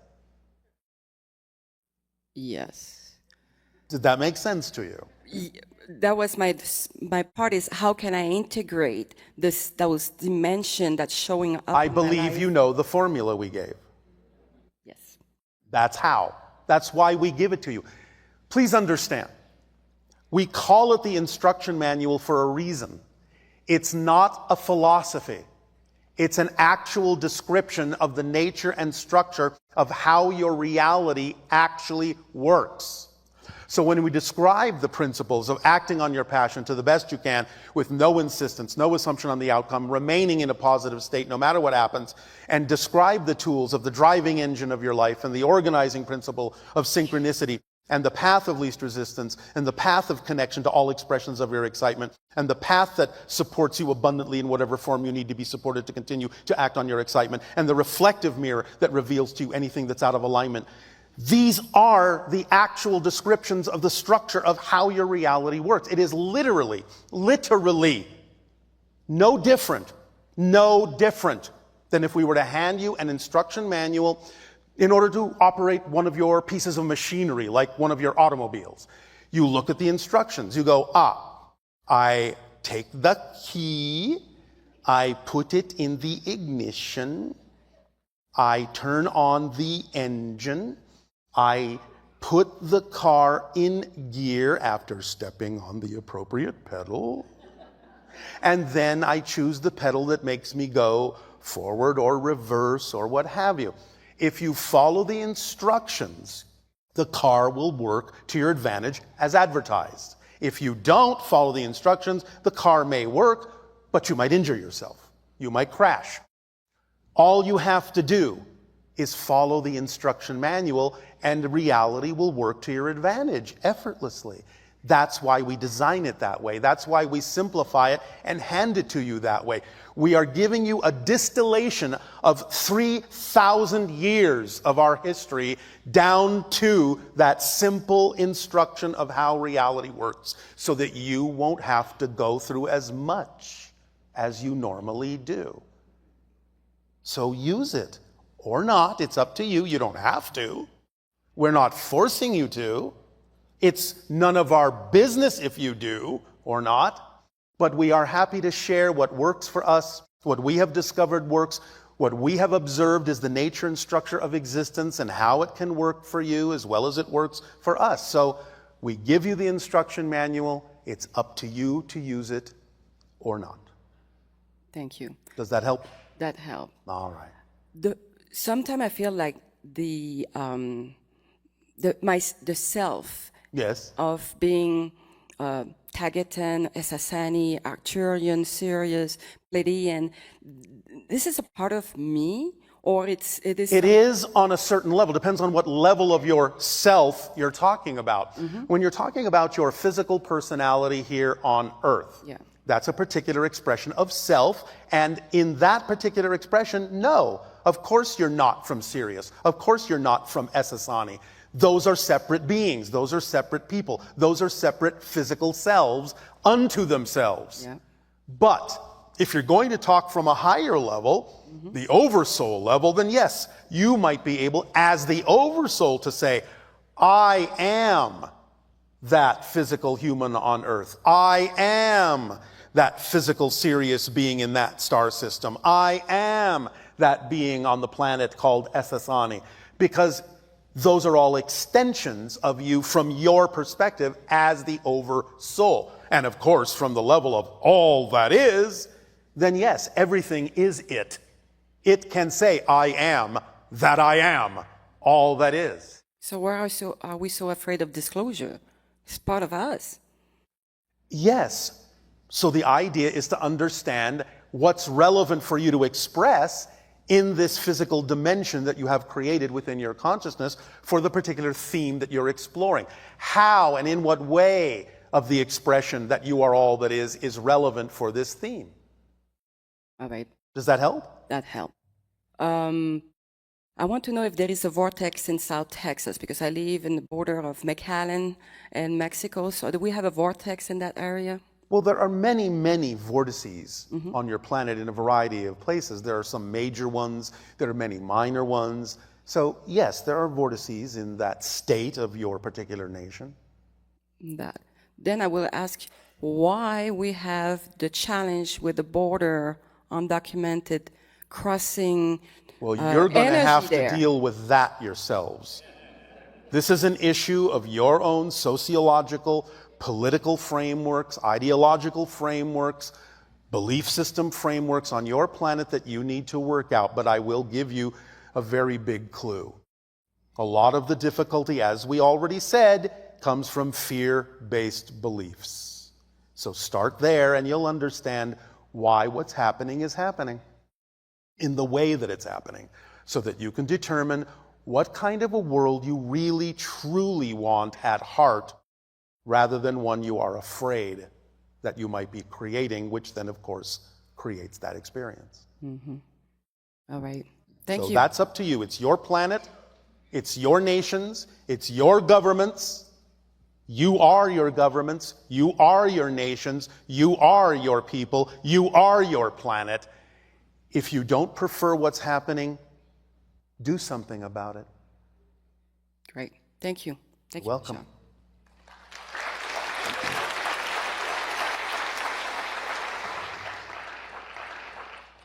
And of course, we mean, ideally, do something about it in the most positive way possible. Hello, Bashar. And to you, good day. Very excited to be here. As are we. Thank you for co-creating this holographic projection of my consciousness right now. Absolutely. Appreciate it. So I have a few questions. The first one is, what is my current frequency fluctuating between? 165,289 cycles per second. Thank you. Until you asked the question. I understand. I knew that was going to happen. And then it went down to about 157. That's okay. I go up and down. All right. So my first question is, actually that was my first question. So my second question is, are spirit guides just a permission slip?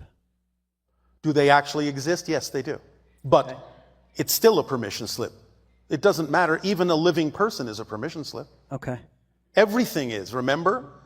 Every tool, every technique, every ritual, every object is a permission slip that gives you permission to be more of yourself, because your belief system says you need that particular exercise, tool, ritual, person in order to be so. So yes, spirit guides are real, but they are also permission slips and can be used that way. I'm a permission slip you're using right now. To speak to my higher mind. Yes. Yes, you're the mask. Okay. So, what density is my oversoul in?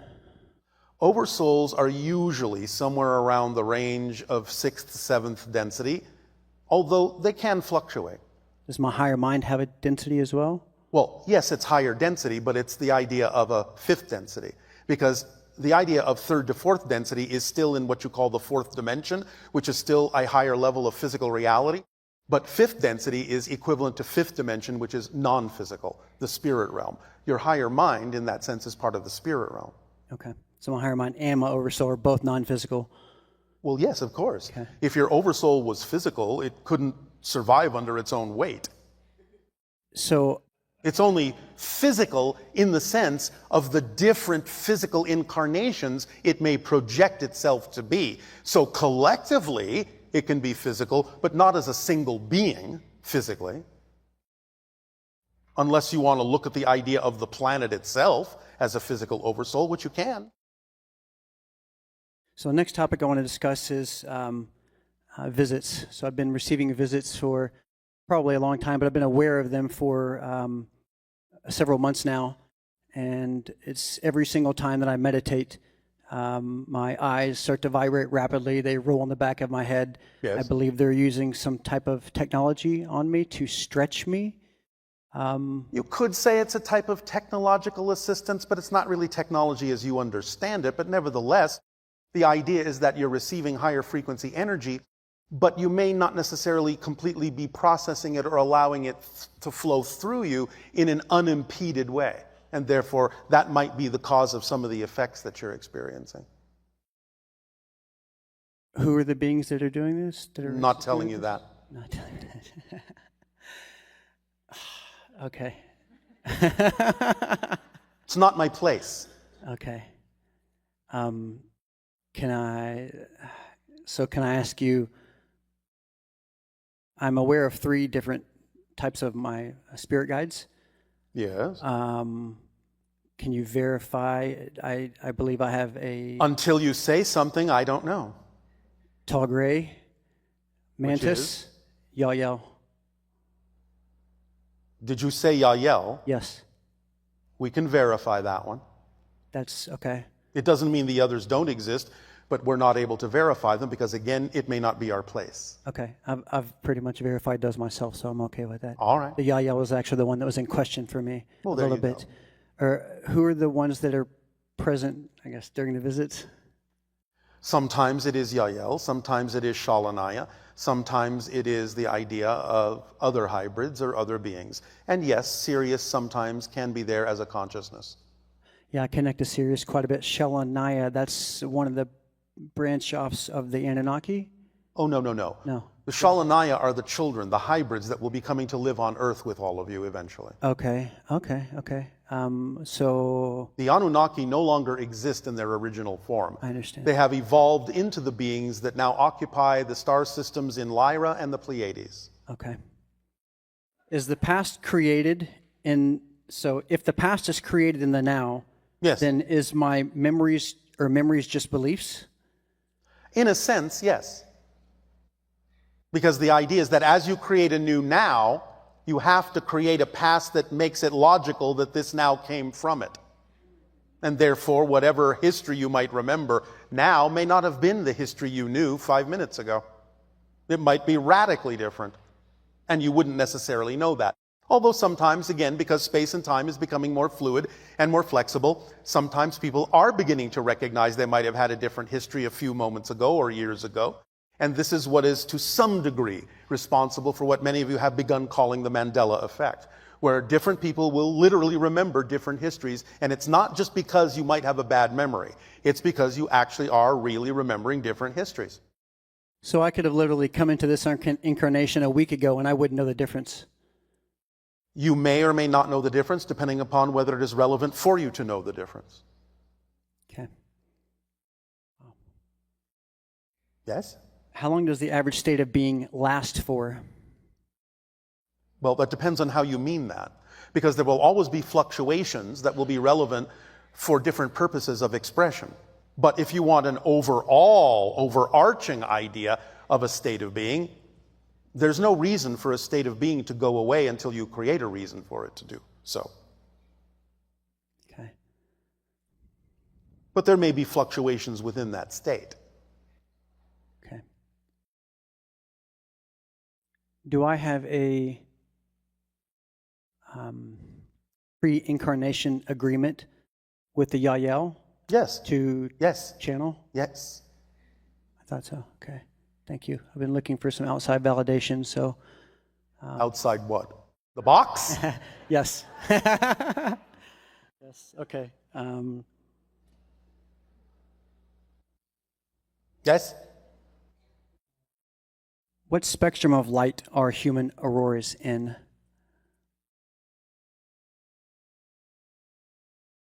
It's an electromagnetic spectrum to some degree, although it goes beyond into the electromagnetheric, which is more of a spirit realm.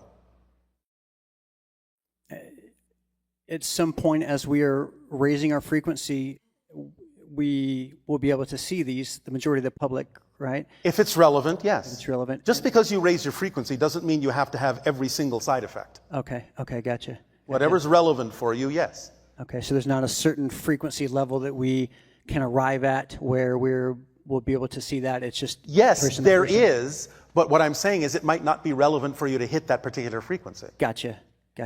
Okay. Will that do? No. I have a list. I'll make this the last one, though. I will make it the last one. Thank you. Why do my eyes hurt when I'm trying to astral project? Because you are trying to see something with your eyes that you can't see with your eyes. Do you have a good permission? That was your last question. Thank you so much, Bashar. Avail.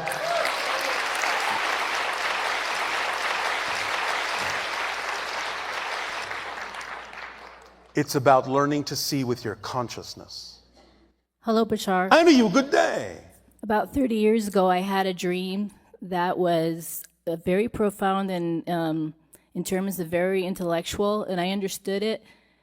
In the dream, I understood it very well, even though it was way out of my realm of intelligence. Yeah. And then it came down to when I woke up, all I could remember was that light comes first. Yes. And 30 years later, I'm strongly driven to UV light and healing through the sun and UV light, such as lasers. Yes. And it's become my passion. And all right. But at the same time, I'm nervous because I'm going to be going against a lot of traditional medicine. Well, as we said before, what major breakthrough has ever been achieved on your planet by anything other than a single individual? Yep. Are you less scared? I'm not scared. I'm actually very excited. You said you were nervous. Yeah, I guess I'm nervous. That means you're scared. Well, I'm nervous. I know you're excited sometimes, but when you say I'm nervous, that means you're scared. I think the nervousness comes from because I'm interested in so many. All right. Let me ask you a question. Are you ready? Yes. What's the worst possible thing that could happen if you move forward in this way that you are afraid might happen? Actually, nothing. Then what are you nervous about? Well, I guess I was really hoping that you would give me some confirmation and also direction as. I am giving you that, but first we walk this path together. Okay. What is the worst thing you imagine might happen if, in fact, you did branch out in a way that is not necessarily typical for the discipline that you're referring to? What's the worst thing you imagine might happen? It would be like anything else I started and didn't work out, I guess. That's the word. What do you mean by didn't work out? Maybe work out, I felt I didn't follow through because I've had a lot of interest and didn't follow through, and I guess I'm... All right, thank you. Do you understand when we talk about the idea of synchronicity being the organizing principle, what that means? Yes, I do. Explain it to us. Well, when you start going in a direction of what you're being called to do, then synchronicities happen. That's not enough. That's not enough of an explanation. When we say it's the organizing principle, what do we mean? It means you have to move forward in order to make things happen, the next thing happen, and the next thing shows itself. And so if you understand that it's the organizing principle and you're always acting on your highest passion, and one passion wanes and another one grows, what does that tell you? It tells me that I'm moving in forward direction. Even though the path may appear to wind, that's the path of least resistance, right? Yes. And at the end of the day, when you are excited about going to sleep and you didn't necessarily do everything that day, if you were following the organizing pattern of synchronicity, wouldn't that tell you that nothing else needed to be done that day? Yes, absolutely. Then if it is organized that precisely, what's the problem? Well, there is none, I suppose. No, I know there is none. I think you confirmed for me what my intuition was telling me. Yes. And the only other thing that comes with that is As long as you are honest with yourself about whether you are dampening your excitement or whether something is truly not your excitement, or conversely, if you are honest with yourself about something that is truly your excitement and you're not just disguising anxiety as excitement because you don't want to face the alternative of the belief within you, as long as you're honestly clear about what you're doing and whether something is truly your excitement or not, just keep moving and you'll be fine. As long as you're honest and clear. I'm pretty sure I'm clear. I am clear. All right, then keep moving. And do you have any suggestions as to? I just gave you one. Keep moving. Just keep moving. Just keep follow following the your passion breadcrumbs. to the best you can. No insistence on a particular outcome. Remain in a positive state no matter what manifests. Okay. Because it's there for a reason. Use what you don't prefer, even if it manifests. Use what you don't prefer in a way that you do. If nothing else, sometimes when things manifest that you simply objectively don't prefer, then I mean simply it's just not vibrationally compatible with you. I'm not talking about value judgments or invalidations here. Something you simply recognize that you don't prefer. Just the fact that it showed up gives you a clearer picture of what you do prefer by contrast. And that's a positive way to use what you don't prefer. And when you use it up, it goes away. And something else happens. But you have to make room for something else to come in by using up whatever does manifest. Everything that manifests is there for a reason. If you use it that way, you will get the benefit of it. Yes? Yes. Does that help? Yes. And going back to my original dream, Yes. is that a common thing to set somebody up 30 years prior and to be able to understand something so uncomprehendable at my intellectual level to lead me? Yes, but sometimes you have to plant a seed. Is that what it was, a seed? In a sense, yes. You are giving yourself an energy, frequency, state experience so that you can recognize it when the time comes to start really applying it. So you will recognize it. It'll be familiar. You've planted a seed. That's perfect. Okay. Yes? I understand. All right. Thank you. You're welcome.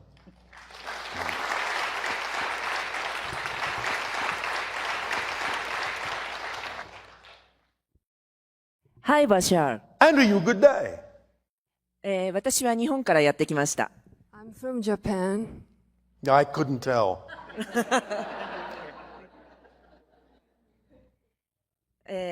私は昨日ベルロックへ行きました。I went to Bell Rock yesterday. Bell Rock. All right. Yesterday. かなり高いところまで登って、そこから少し飛び降りて足を怪我しました。I went up a little bit higher place and then I jumped off. Then I hurt my leg a little bit. Why did you do that?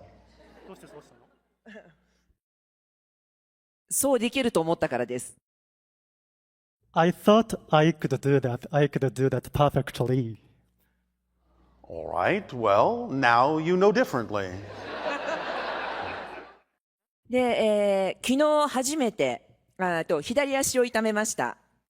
昨日初めてホメオパシーのレメディを飲んでセルフヒーリングを行いました。I hurt my left leg, and yesterday, for the first time, I tried a homeopathy remedy, and I experienced, for the first time, a kind of a self-healing. All right. Then maybe that's why you did it.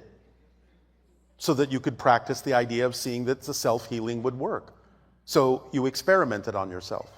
You were your own little guinea pig. Maybe. 私はこの現実を受け入れています。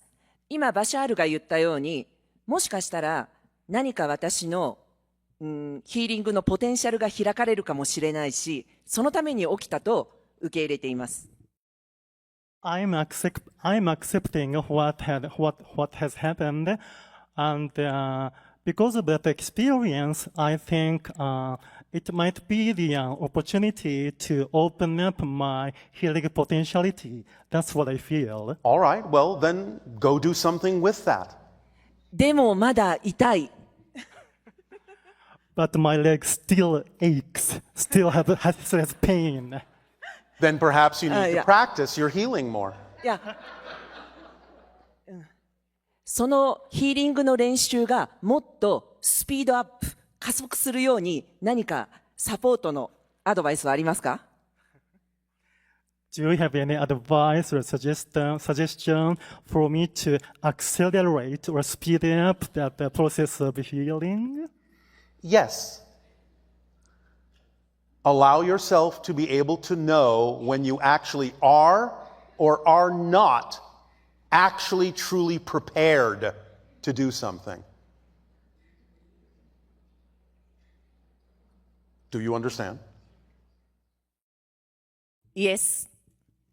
その準備ができてるかできてないかの目安、見極めはありますか？ How can I see whether I have the preparation, I get prepared or not? Well, first and foremost, you never heal anyone directly. You give them a suggestion of the healed state vibration that they must match in order to heal themselves. That's how a healer works. Are you prepared to understand how a healer works then? I see. And in terms of taking the jump that injured you, were you truly prepared for that jump? Or did you just think you were? できてませんでした。No, I didn't know I wasn't. All right. Then it's about you making sure that you are truly in the state you really prefer to be in before you take the action. はい。All right. So Yes. even with the healing, Yes, I understand. all right. So even with the healing, make sure that you believe you are in the state you need to be in to help with the idea of being a healer. Don't doubt yourself. Yes. Does that help? Yes, I believe. All right. We'll see. はい。はい。Next question. 私は、日本で生まれた韓国人です。I was born in Japan, but I'm a Korean. Yes. 韓国の民族的な教育は受けていないので、自分が日本人であるのか、韓国人であるのか、あまり定義をしていません。Because I didn't have the typical nationalistic education of Korea in Japan, so I don't have the definition whether I'm Japanese, whether I'm Korean. I haven't decided yet. Well, you are a third identity, a blending of two. What's wrong with that? Why do you have to be one or Yes. the other? Why can't you be both? Yes. バシャールが例えば日本へのメッセージをくれる時がありますが、国というカテゴリーじゃなくてもいいんではないかと思っています。You sometimes, when you are asked for, you give the message to the Japan or Japanese people. Yes. But I believe that there's no need for us to have the category of a country or a border between the countries. No, it's not necessary. It only comes from fear of lack, fear of difference, fear of self. Yes. So that's a message. 私は先日、DNA 検査を受けました。I did the DNA examination, DNA test the other day. Yes. 母親から受け継ぐミトコンドリアハプログループで、B グループでした。I was in so-called group B, when they see their mitochondria of me, which is categorized into haploid group. I don't know. That's what Haploid. Haploid. Yeah. Uh-huh. Yeah. That was my type. Yes, and so? B グループは日本人だと 15% ぐらい、韓国人だと 10% ぐらいです。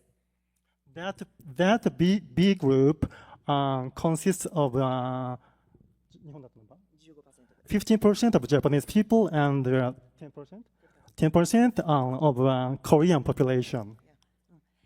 世界ではこの例えば B グループというネットワークが、国を越えても何かつながっているネットワークがあるんですかCould there be a kind of a network of this B group beyond the borders of countries or that transcend these borders of so-called countries? Yes. Does that make sense? Yes. 今この人類で初めてこの B グループが、検索できたのは、この北米の先住民族と聞いています。何かその B グループの人たちの、役割であるとか、バシャールからのメッセージはありますか？ I have heard that this B group was first found in First Nation people in Northern America. And do you have any message or comment regarding this B group in terms of what she said? The only thing I can tell you at this moment is you may do some research into a group of people called the Denisovans. Denisovan. Denisovan. D-E-N-I-S-O. Denisovan. Denisovan. Yes. Look them up. Do some research. わかりました。調べてみます。Okay, I will check that. All right. ありがとうございました。ありがとうございました。Thank you very much.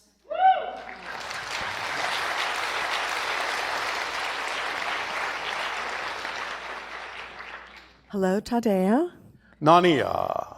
We have a few Ustream questions and some announcements. Yes. On the Ustream questions, first question is, how do you gauge when you are being insistent versus being persistent?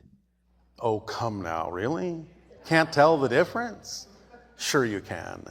You gauge it by the amount of stress pressure that you create on yourself. Because being persistent simply comes with the territory of following your passion. It's built in. There's nothing else you would rather be doing, so you are persistent automatically. Insistence comes with a kind of putting yourself in a box, in a corner, a pressure constituent, a stress constituent. That's the difference. One flows, the other does not. Okay, thank you for that. The next one is regarding the illusion of power versus the power of illusion. Yes. How do you get your mind around that paradox, and why is it important for us to understand?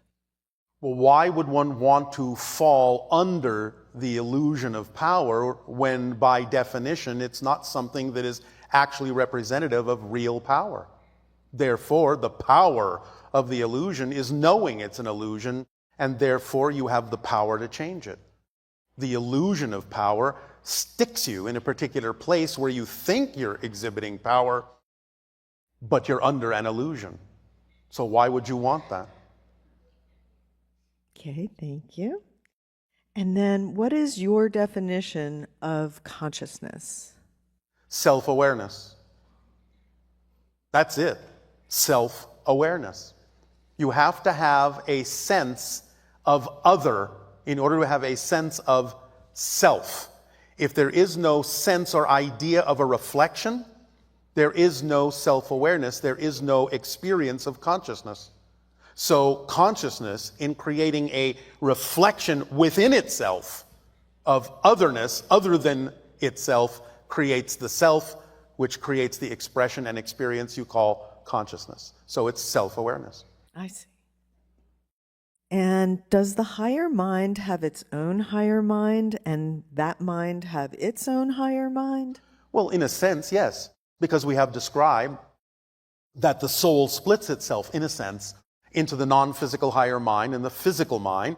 So above the soul is the idea of the oversoul, and you could consider that to be the higher mind of the soul. And you can consider the oversoul of oversouls to be the higher mind of the oversoul, and you can consider all that is to be the higher mind of everything. And there may be increments in there that you can create, but generally speaking, yes, you can look at it that way. Okay. And then, what if someone believes that they've been created to be unworthy? But it's contradicted by the fact that you can actually exist to believe that. It just means you don't understand what existence means.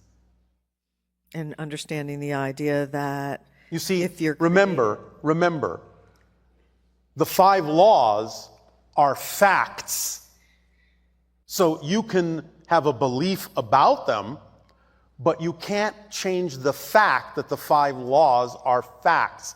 And the first law is that you exist. And if you exist, you are worthy to.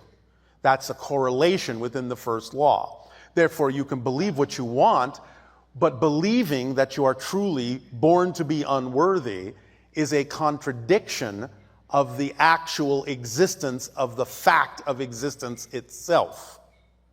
So it's a belief that actually has no home.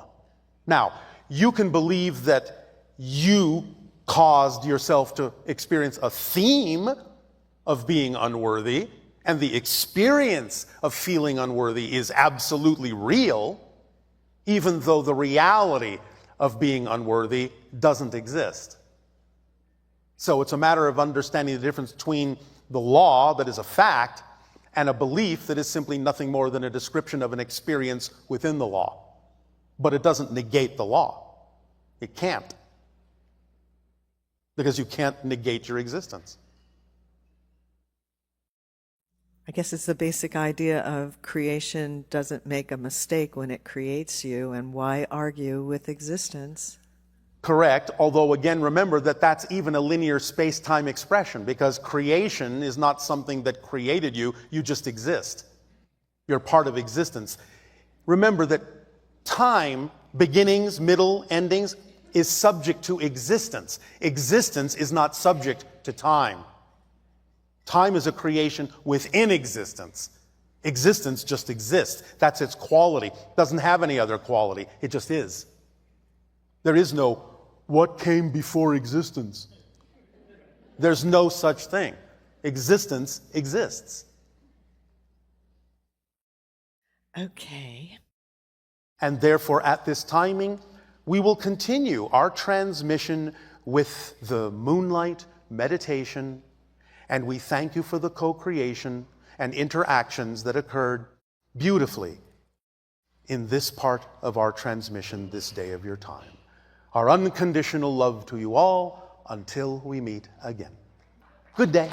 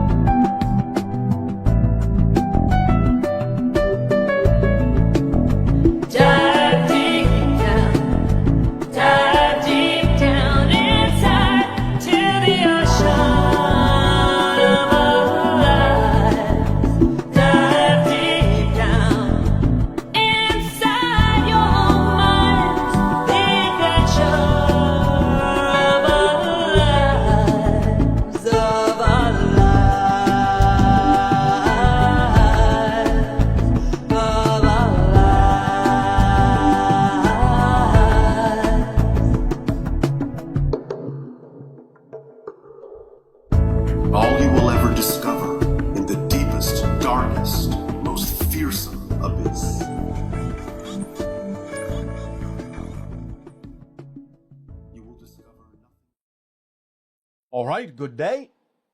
This transmission is titled, What Happened to the Atlanteans That Survived?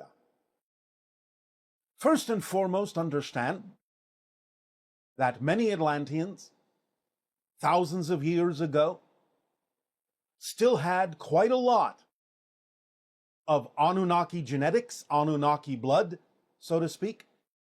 A lot of strong lineages were maintained and preserved in the kingships, the priesthood, and many higher levels of officials and council members and artisans. Even though many of these beings did not survive, many did.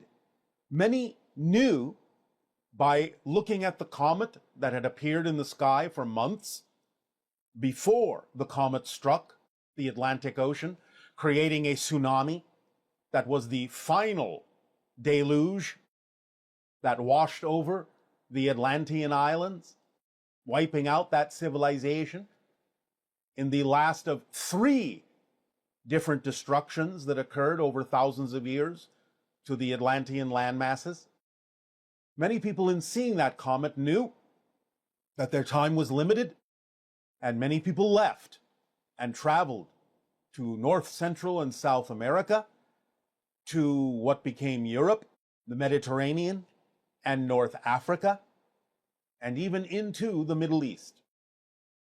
These Atlanteans that survived, that had a lot of the lineage of the Anunnaki, a lot of the blue blood, also, again, some of them quite tall, 7 feet, 8 feet was not unusual, because again, they had a lot of Anunnaki genetics who were themselves quite tall and blue-skinned in terms of the tint that their blood gave them. Being the idea of copper-based to some degree, hemocyanin, just as many creatures in the ocean these days on your planet have blue blood, a lot of the early Atlanteans and the Anunnaki lineage also had bluish blood and bluish tinted skin because of the copper base that carried oxygen to their systems. But when these people spread out before the destruction of Atlantis, approximately 11,500 of your years ago, at the beginning of what your scientists refer to as the Younger Dryas period, that began the melting of the ice caps, the flooding and raising of the ocean levels to their present level, relatively speaking. The idea is that they spread to different civilizations, brought their technology, brought their understanding. This began before this time, before the destruction, the creation of the multiple pyramids around your planet that are all interconnected informationally, geometrically, scientifically, technologically, to act as markers for the upcoming destruction, to preserve knowledge, knowing that there would be a great amount of catastrophic destruction. These Atlanteans went into these different civilizations to preserve that knowledge in various structures, such as the Great Pyramids of Giza and other pyramids in the Americas, and even unto the Middle East, and even into Asia, and into Europe with many different forms, again, to preserve the knowledge.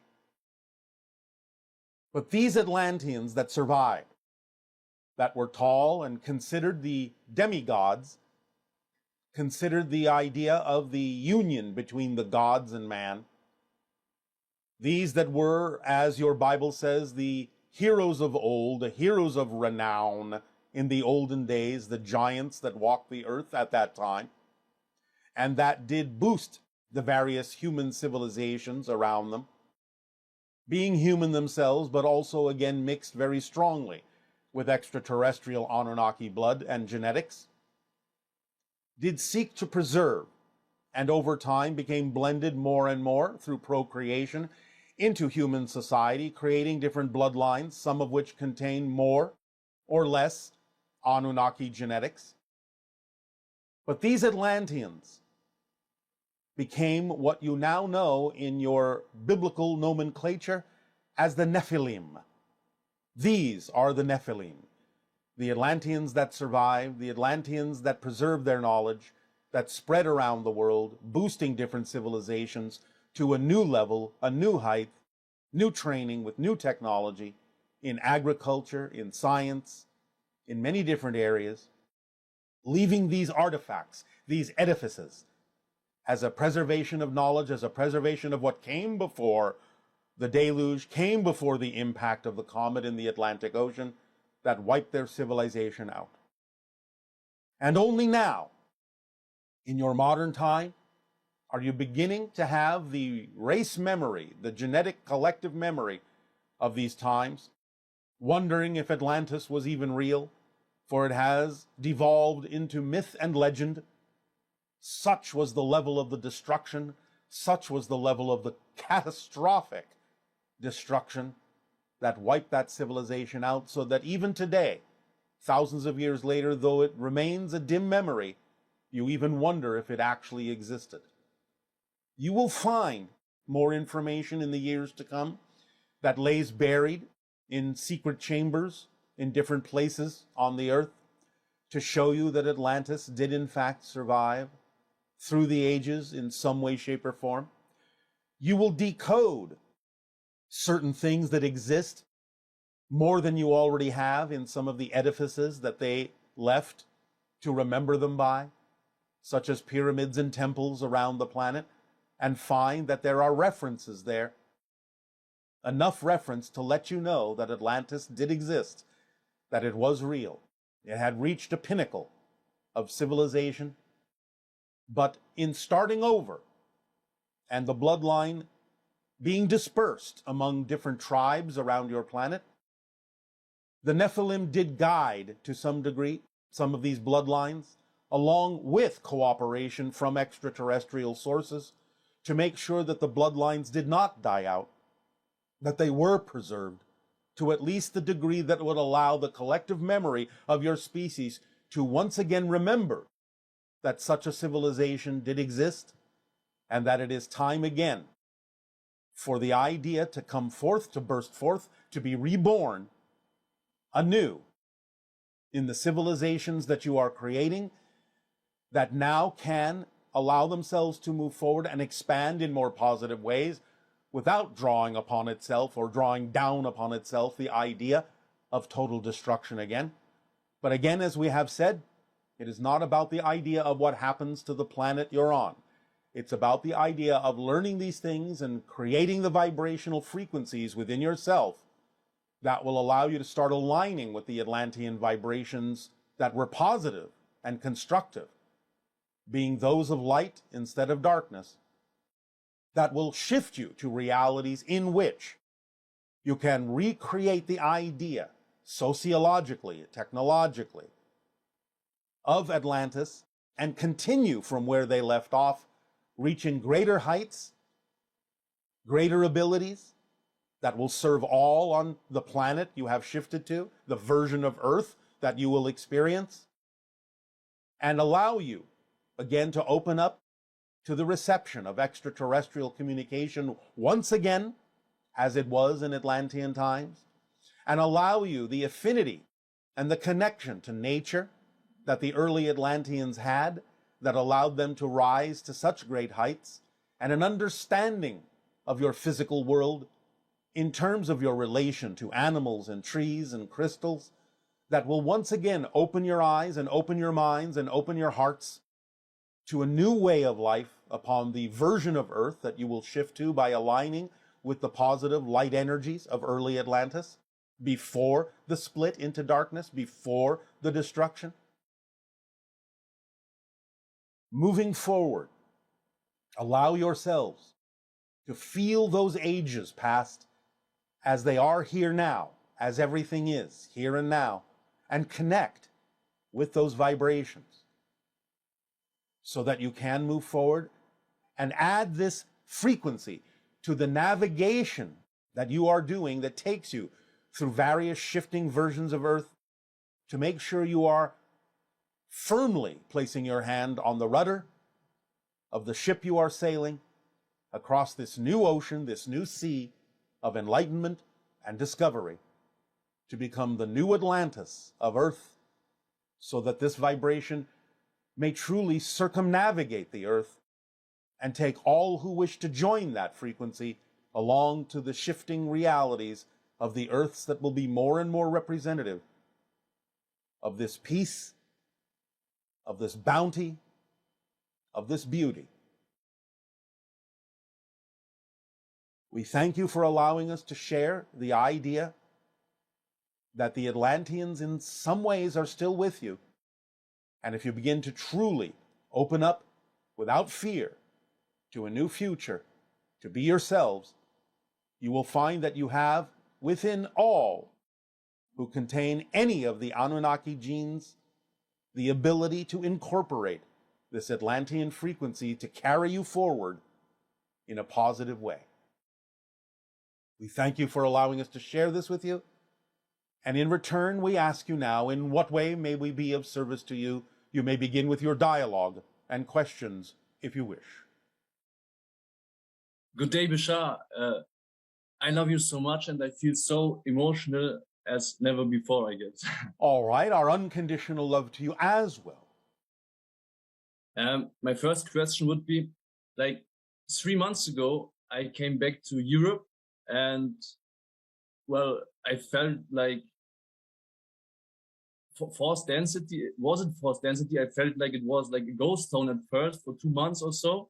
And then the last 2 or 3 weeks, I felt more, well, connection with the higher self every day and or communication.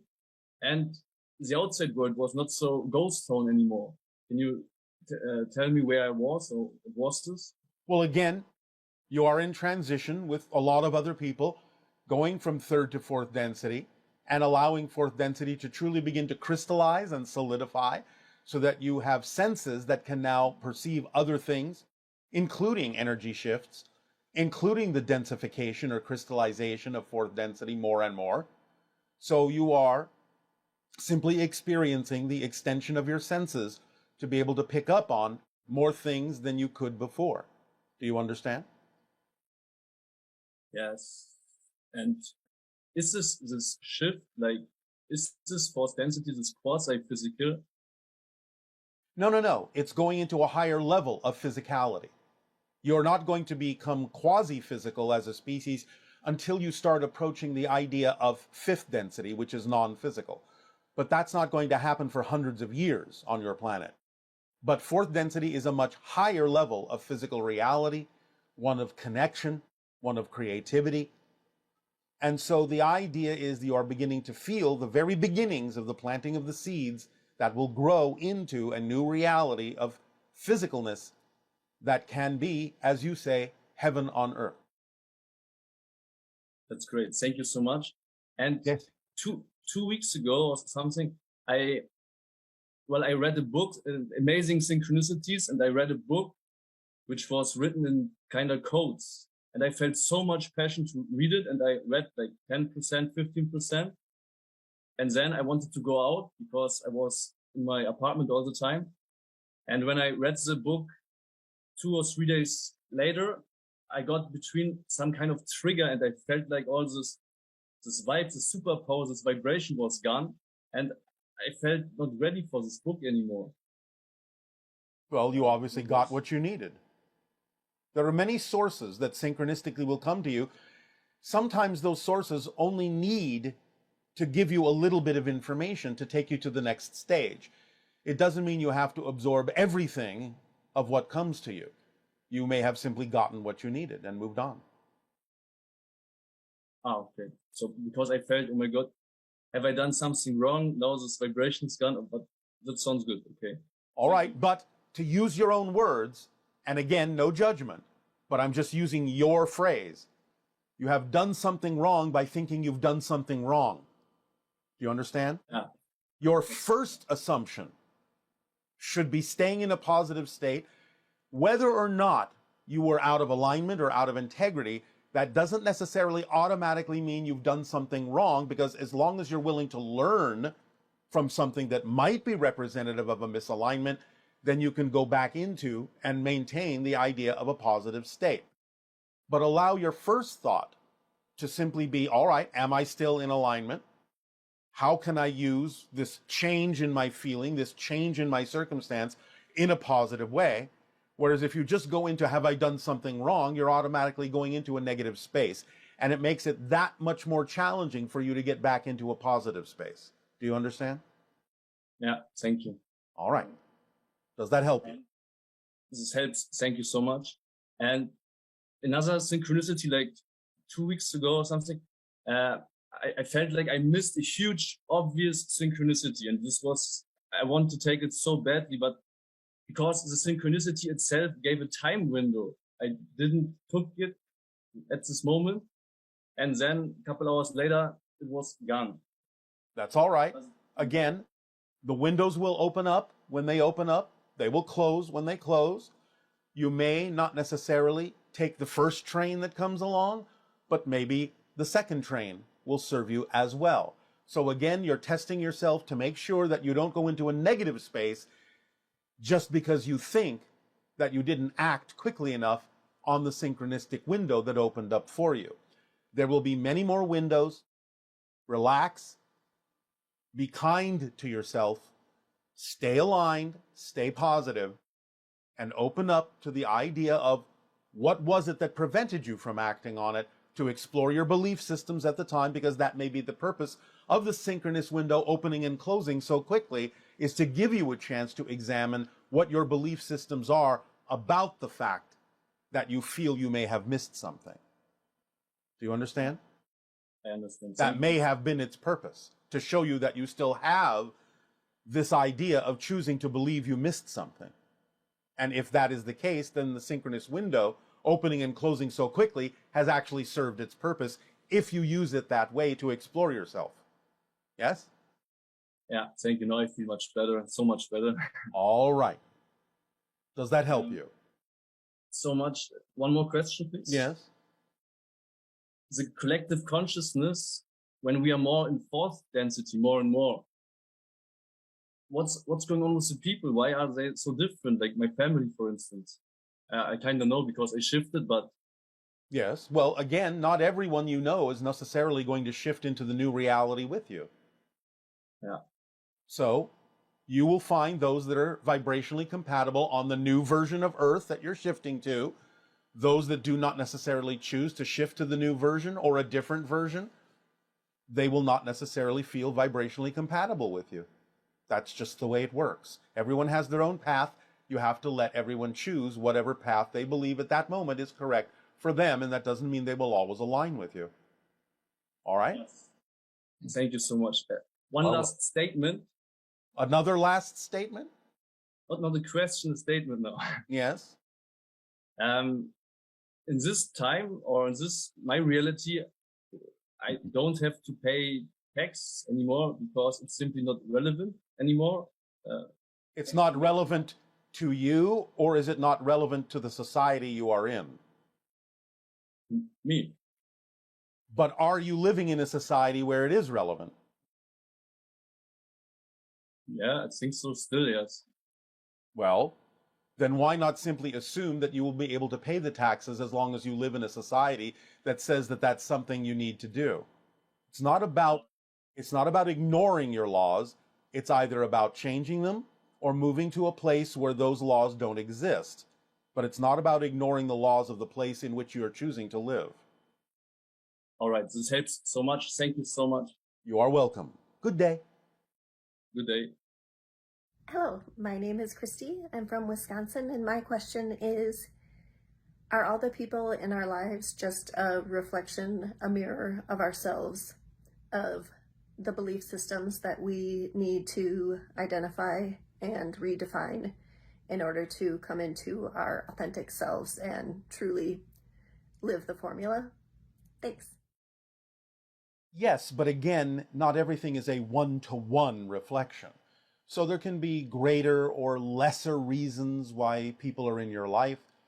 But the idea is they are all there for a reason. They are all there for a reflective purpose. But again, sometimes it doesn't necessarily have to do immediately with issues you may be dealing with directly or that are paramount in your mind.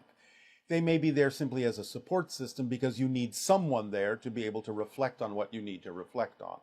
So don't always take it as a one-to-one reflection. But yes, it's all an orchestration. There are no accidents. It's all synchronicity. Good day, Bashar. I'm so happy to meet you.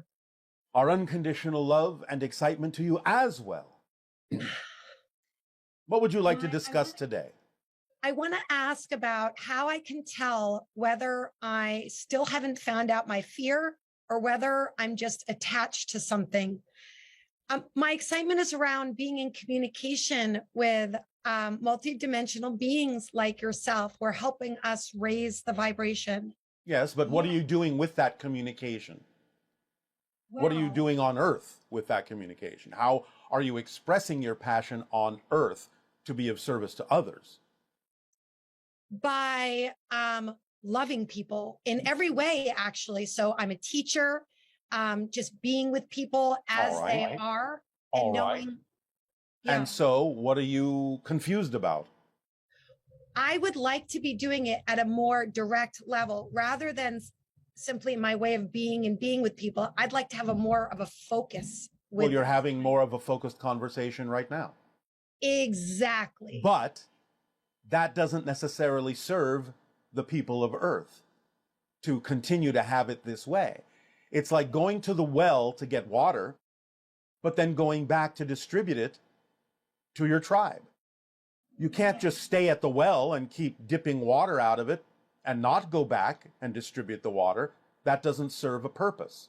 So the idea is you will have whatever direct conversations are necessary, but you have to allow yourself to also trust that your life is unfolding the way that it needs to, and you don't necessarily have to have as many direct conversations as you may think to get what you need to share with others, to be of service to others. You have to trust the way it happens, how often it happens, when it happens, and know that it's happening in perfect timing. Plus, the way that some human minds work, the idea of insisting that it must happen a certain way only gets in the way of the way it's actually happening. So allowing yourself to know that you are in whatever form of communication you need to be to deliver whatever it is you truly need will allow you to experience that connection and communication with other beings in whatever ways actually serves everyone involved, not just the way you think it should be. Does that make sense? It sure does. And by moving forward and making sure that you are doing what you say you're passionate about in the most passionate way you could be doing it, with all the factors aligned, what it is you're doing, with whom it is you're doing it, where it is you're doing it, how it is you're doing it, all being representative of using your creative imagination to do it in the way that is truly, fully encompassing the idea of the expression of your passion, will raise your vibration and make whatever forms of communication that serve you and everyone else necessary happen more often. So it's not like you have to single this out. I want it to happen this way. I wish it would happen this way. It's about knowing that it will happen perfectly in a multitude of ways that will actually be the ways that serve you and everyone best. Does that make sense? It sure does. All right. Does that help? It does. But this lingering question around fear that comes up, like, so. Fear of what? Fear of unidentified presences in the room with me, and I get afraid, and I'm Why? thinking, oh, something's here, and I shut it down. Why do you get afraid? Why not just go on about your business and let it be what it needs to be? Why do you get afraid? What do you think is going to happen? I don't know, and that's the thing. At a conscious level, I can't say it's not that I don't feel safe, that I think someone's gonna do something to me. I just have this automatic response of something doing something to you, or something doing something for you.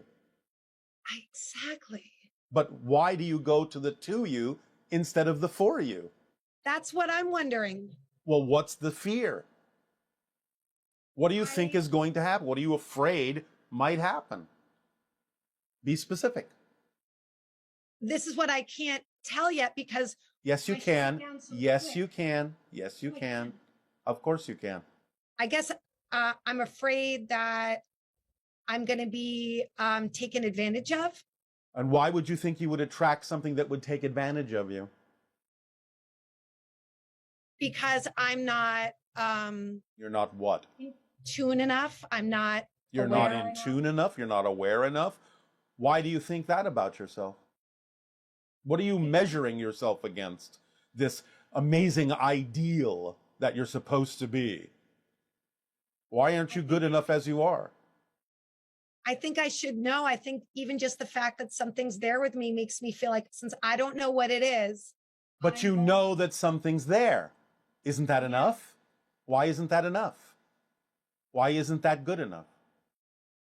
I feel like I need to know what it is, that if I don't know what it is that's going on and I can't have. Then you're out of control. Yes. Nonsense. You have a definition that is making you feel that without the conscious mind knowing every single little detail, that something's going to go wrong.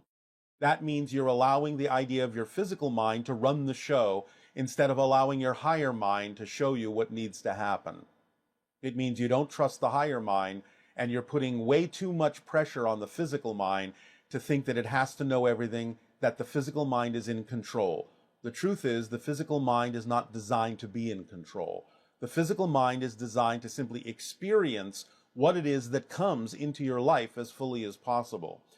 Work together with your higher mind to know that the higher mind is not going to steer you wrong, that you have to really trust your greater self, the total you of the physical and the higher mind, to work together, and that everything will unfold exactly as it needs to if you will relax the insistence that the physical mind needs to know every single detail in order for everything to be okay, which it's not designed to do. That's like saying, in the analogy we often use, that if you go deep sea diving and you use a diving mask, which is only designed to allow you to see clearly what's happening under the water instead of it being murky, it's like saying the diving mask has to know everything you're about to see before you're willing to see it.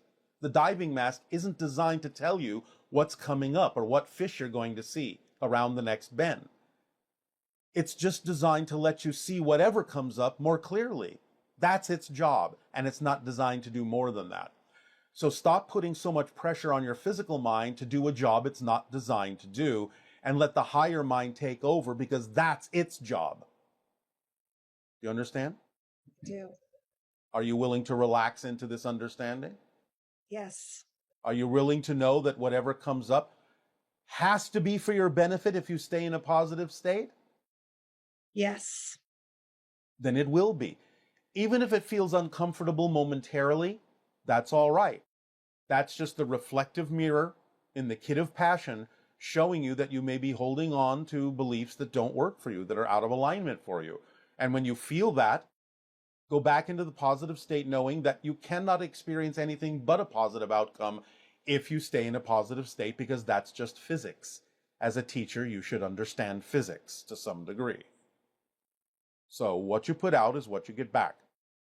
And so even if you momentarily go into a place that feels uncomfortable, know that that's just there to get your attention, that you're holding on to something that doesn't work for you. Find out what it is by exploring it more deeply. Take the time to do so. Don't rush past it. So even if you momentarily shut it down, go back and visit it later. And understand again that if you explore this from a positive point of view, knowing that anything, no matter what it is, has the ability to serve you in a positive way, then you will start to relax and open up and let it be whatever it is, knowing that it can't be anything but something that will give you a positive effect. Practice that. I will. All right, it's up to you. Does this help you? It does. Thank you so much, Bashar. You are so welcome. Aveo.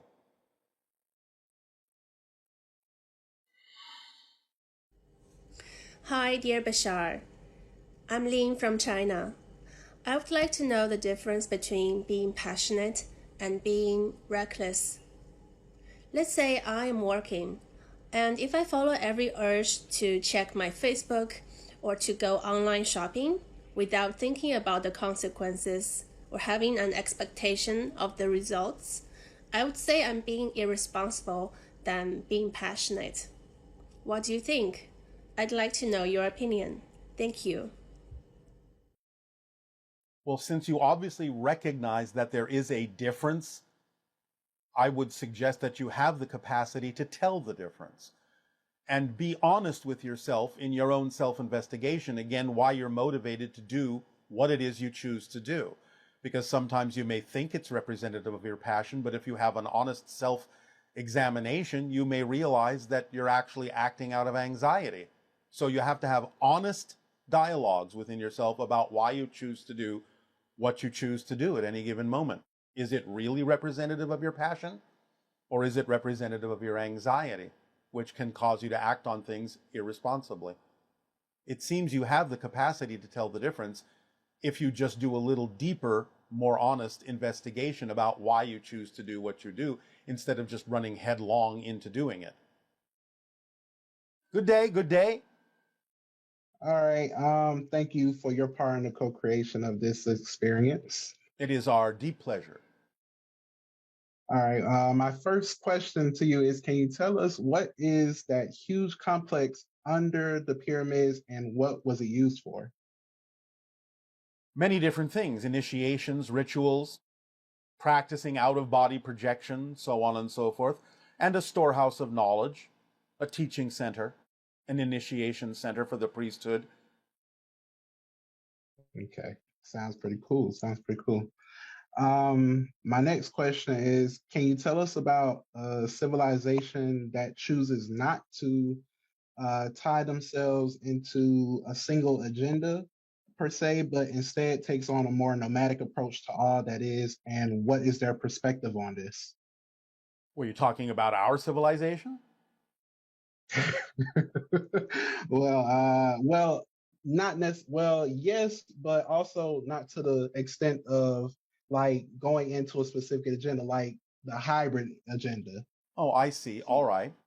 Yes, but the idea is many beings in my civilization don't necessarily participate in that idea directly. I'm a first contact specialist with regard to my connection to Earth, so it's necessary for me to delve into that. But that doesn't mean every being on my planet does. And yes, there are many other civilizations that have nothing to do with it whatsoever. We have described a few of them now and then. They're off doing whatever they're doing. There are many different ways in which different civilizations express themselves throughout the cosmos. They have nothing at all to do, and many of them don't even know you exist. That's pretty cool. I like to see it as like a party hopping experience, so to speak.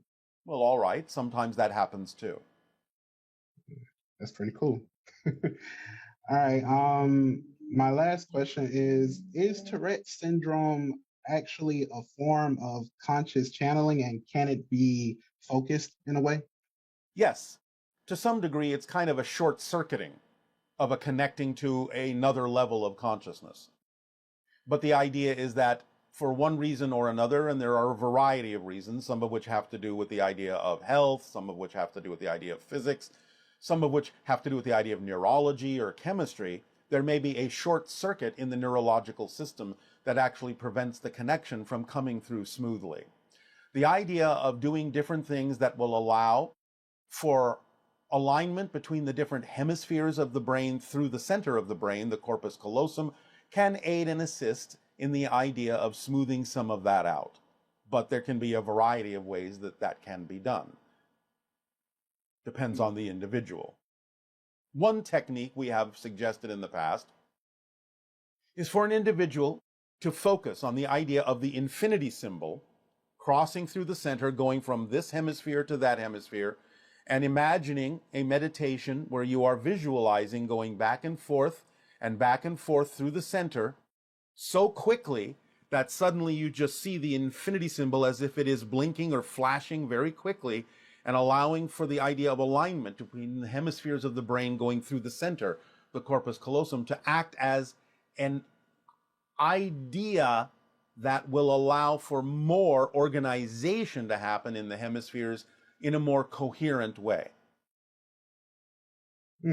That's pretty interesting. Yes. All right. Well, thank you, Bashar. It is our passion and our pleasure. You are welcome. Hi, Bashar. My name is Chris from California, and I wanted to clarify a couple of your teachings about reincarnation. You say that we are only ever who we are now, and that reincarnation is an illusion because everything exists all at once. But at the same time, you also say that we can have other experiences beyond this one and complete our themes in spirit and go on to create experiences of reincarnation. And I like the sound of that because as much as I'm enjoying being Chris from California, I also want to explore and experience a lot of different things as well. So how does this all fit together and work, and how is it that we can continue to have experiences while only ever being who we are? I feel like maybe it's like that you have a television and you can watch different movies on it, but that television is always only going to be that one screen. Is that kind of how it is? Thank you. It can be, but understand that we're talking about two different levels of consciousness here. On one level, everything is here and now, mechanically speaking, physically speaking, in terms of the structure of existence. But linearly speaking, and the whole point of linear reality is to experience the concept of time and space and change and being able to have different experiences. Even though they actually mechanically are all happening now, it doesn't mean that you experience them as all happening now. So you have to understand the difference between a description of the structure of existence in which everything is here and now, and the experience of that, the relationship to it, which can create the time-space, linear, different experiences that you're talking about enjoying. So you have to be careful of understanding what level you're talking about. We will often go back and forth when we say these things because of some of the limitations of your language. So realize when we're talking about the structure as opposed to when we're talking about the experience of the structure. Good day, Bashar. Good day, other beings listening, and good day to all of my fellow humans that are here as well, too. Thank you so much for taking my question today. It is our passion and our pleasure. What would you like to discuss? Well, actually, there's this experience I had when I was a child, linearly speaking, of course, Yes. about a stroller that ended up floating in the middle of my room. Yes. That I was just always wondered what that was about, and I was hoping you could fill me in on that. Well, to show you that you are connected to the hybridization agenda, therefore some of the hybrid children were playing a little bit of a game by levitating that, to show you that you're not alone, that you are connected to other children in that sense at that time, and that they are part of your family. Oh, that's so beautiful. I have another experience that I was curious about as well. Yes, yes. So I was in this session with light language, and I seen a Sasquatch in the window, Yes. and later it turned out its name was the Hairy Fairy, and I was wondering if you could elaborate on that. Well, that's not literally its name. Yeah, totally. It's just what it wanted to call me or call it. Yeah. And that was just what the lady had said because she was channeling at the same time. So I was just curious as to what that meeting was about. And Well, in the sense that it simply picked up on the energies that you were connecting to and was curious and looked in to see what was going on. oh yeah, that's what it felt like. It felt like he was just a curious being. So I just, yeah, that actually really. Yes, because they're sensitive to those kinds of energies. So when anyone is dealing with those, sometimes it may attract the attention of those that are sensitive to it. Yeah, it was like such a beautiful like trance moment. It was such a privilege to be to witness that. Yes, all right. Anything Yeah. else? Yes, actually, thank you. So I'm pregnant. Yes. I wanted to know if there was any like permission slips that could kind of develop like a stronger mind to like endure like the pain of childbirth. Go into nature and talk to the trees. Beautiful. They will help you. It is not given to us to give you that information. It is given to them to give it to you when you are in nature. You will find something that will help. Thank you. You are welcome. Okay, so I just have one more question. Yes. I was wondering about if there was any extraterrestrials working with me, and like Yes, I was yes. also yeah. Such as me right now. Yes, I know. I knew you were gonna say that. I was just wondering about like if there was any other ones. Yes, of course there are. Yeah. Don't worry about it for now. Focus on what we have already told you about being in nature, making the connections to the elementals and the trees and the water and the grasses and the flowers and the rocks. There are many things going on in nature that you are yet to become aware of that will help you. That's wonderful. Speaking of nature, sorry, I was just wondering if there was anything that I could do for my fellow family member, dog and cat, that would help them with their excitement as well. Is your cat allowed outdoors? Yes, of course. Can you take them with you into nature? Yes. Then go as a trio. Oh, okay. Oh, sometimes she follows us. Yeah, okay. That sounds great. And then I'll talk the trees with them as well. While I'm Relax, find a comfortable place in nature, just open up and see what you get. Start that way. All right? Don't forget to bring water with you. Thank you. That's beautiful. All Well said. Gotta All stay hydrated. Any chance you could say anything about spontaneous combustion? Because that's just been something that I've wondered as well.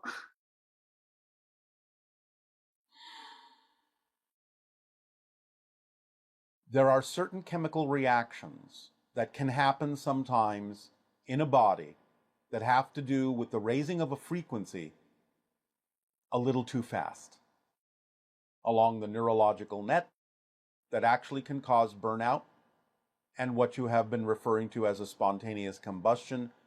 But usually these things occur when a person's vibrational frequency is raised too quickly by the interaction with a portal to another reality, a portal to another dimension.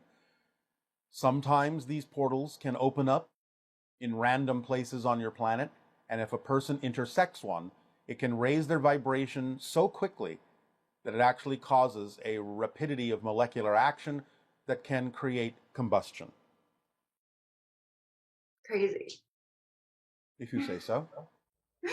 Yes, thank you so much, Bashar. I really appreciate it. And I just want to send some extra love to the hybrid children who are listening as well too. And just thank you everybody who are present here today too. You are welcome. Love received. Aveo. Aveo.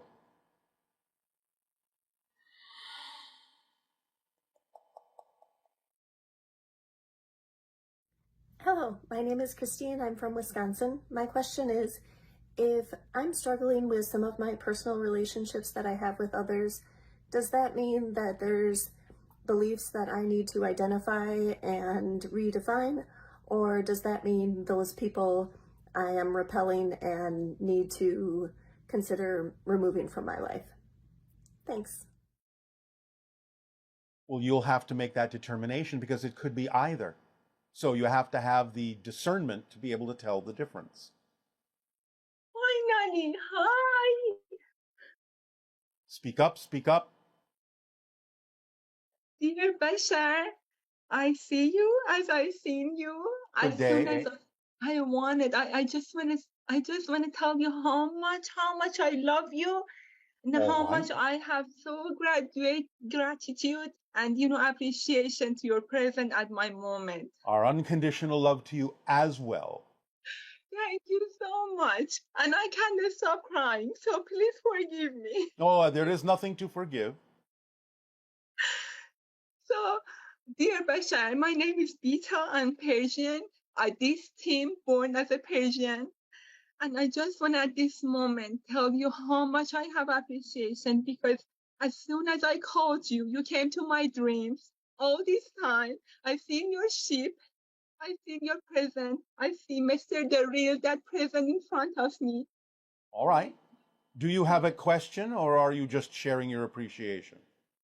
I have a question. My question is, dear Bashar, I do have a moment that, you know, my body, my soul, and my spirit always, they are aligned within each other. I feel the tons of energy within me. How can I make this as a bliss? How can I use that energy? Because Be of service. Be of service to others. Follow your passion. Be creative. Use your imagination. Follow the formula we've shared with all of you. That's how you channel all the energy that is aligning within you. Just follow the formula. That's the instruction manual. So how can you be of service to humanity? Use your imagination. Go and act. Thank you. Yes. It's not very complicated. It is absolutely true. It is absolutely true. All right. Then that's Yeah, all you need to do. Sometimes being as an, you know, I actually doing in an action, I really looking for my passion and my excitement. My excitement is channeling. My excitement is seeing my stars family. I've been asking and begging for this. No, you don't need to beg. You do not need to beg. Everything happens in perfect timing. Just go and take the actions and serve others, and all the information and all the experience you need will come to you in perfect timing. You don't need to beg. You just need to act. That's it. Don't look for your passion. Act on your passion in whatever way it comes to you, even on simple things. Just do the action. Everything else will take care of itself. I have another question. Yes. How can I make my son, my child, to be also connected for as a light being? How Your can child is connected. What do you mean? How do you make him connected? Everyone is connected. You can help him become aware of his connection, if that's what you mean, by again being a living example. Let it rub off. Let the vibration rub off. Again, for children, how old is the child? He's 4.5. All right. So again, use your creativity and imagination to provide a safe space and create situations that help him learn how to make choices and how to allow him to be responsible for the consequences of the choices he makes in a safe way before testing it out on the world. Find his passion, adapt the lessons you think he needs to learn to live on Earth to his excitement. Don't squash his excitement into the lesson. So you need to be imaginative enough and creative enough to allow him to know he is as powerful as he needs to be to attract whatever he needs in life without having to hurt himself or anyone else in order to attract it, and allow him to learn that there are consequences to every choice so that he can make positive choices with positive consequences, and to be of service to others will be of service to him. Teaching a child these things will allow them to grow into a responsible, creative, intelligent, loving, creative adult. All right? All right, dear Bashar. Can I ask another question? Well, that was a question. You don't have to ask if you can ask. Just ask. Thank you. I always wondered how the universe can expand it in the nothing. What is actually the energy? Is that the love that makes the universe expand by itself? In a sense, the vibration you call unconditional love is the vibrational frequency of existence itself. Remember that expansion and change and time and space are creations within existence. Existence is not subject to them. Therefore, the idea of infinity is simply existence's natural state. So expansion within existence is simply a physical reflection of the fact that existence is everywhere, is everything. Beautiful. Our unconditional love to you. Good day. Unconditional love. Good day, Bashar. Thank you. Hi, Bashar. I'm Audrey from the Canary Islands. Nice to meet you. I have a question for you regarding unconscious beliefs. So by definition, I imagine we don't know about them because they are unconscious. Do they become conscious while we are having relationships with others? Any kind of relationship through the mirroring effect so that we get to know ourselves and who we are? are any unconscious beliefs that remain unconscious for a lifetime? And I'm asking this question regarding the formula that if sometimes we cannot act on our best excitements, for example, for changing a job, and because we have a belief that we are not going to get supported in our best excitement, then basically how do we change that belief? Thank you. Well, again, yes.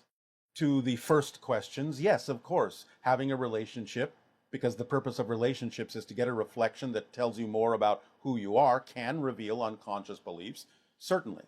There can be a few unconscious beliefs that aren't revealed during the course of a lifetime. It depends upon how you approach your life. But generally speaking, if you approach it from a positive point of view, it is unlikely that important beliefs will remain unconscious if you're open to receiving what you need to learn from why those beliefs were unconscious to begin with. The idea of not believing that you will be supported is simply a lack of understanding of how things work. Because again, you're always being supported. You're never not supported. It's just about what you're being supported in. So it's not about learning to be supported. It's about knowing that you're always supported, but that the support will take the form that you say is what you believe you will be most supported in. You can be supported in your belief in a lack of support. So you just have to be clear in your definitions about what it is you're being supported in, but you're never not supported. Hello, how are you? Perfect, and you? Good, thank you. All right, what would you like to discuss? First, I'd like to discuss, it's around your last transmission, how the oversoul works. Yes.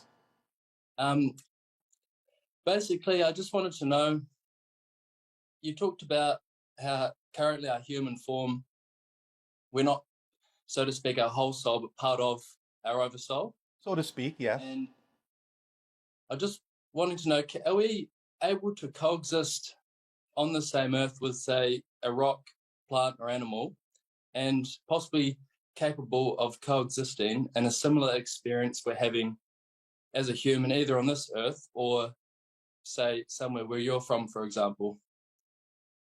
I'm not sure we understand the way you phrase that question. I guess how I'm having my experience right now in this human form. Yes. Can I also be having a similar experience either on this earth or on another planet or another existence? Yes, but when you say, can I? No, because you are this human. Can your greater self be having other extensions simultaneously as other forms of life on Earth or in other civilizations? Yes, but that's not you as this person. It's you as the greater being, if that's what you mean by can I. You're speaking from the oversoul level then. Yes, that's possible, but not as this human personality. No, this is you, this human personality. This is this extension of the oversoul.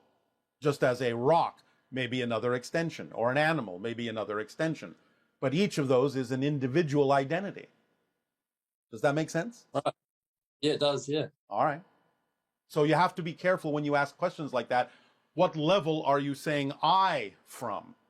The oversoul can say I can have all these existences simultaneously. But each of the extensions can't say that, because each extension is unique as that extension. Okay. Does that help? Yeah, no, yeah, it does really help. Thank you. All right. Anything else? Yes, there's another thing. So for the past 4 years, I've been seeing someone on a fortnightly basis, and usually we go through sort of courses that we go through, but my last interaction with them was sort of based on a recent relationship which has since ended.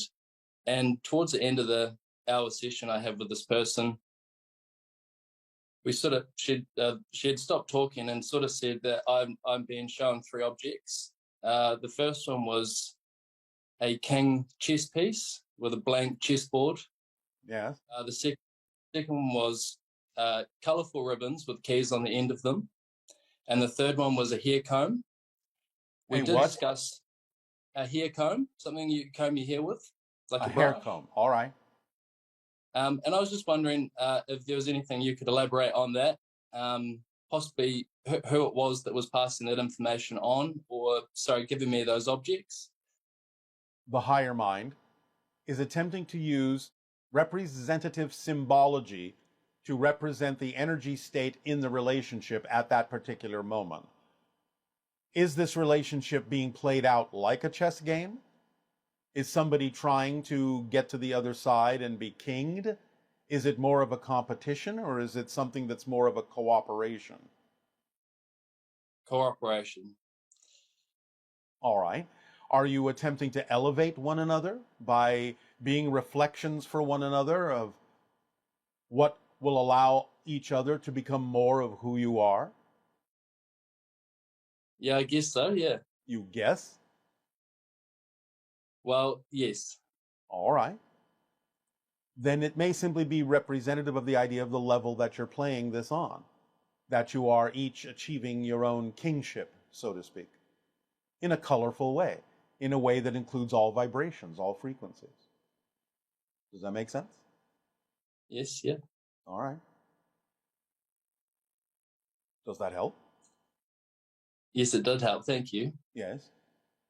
Anything else? And there was one more thing. Yes.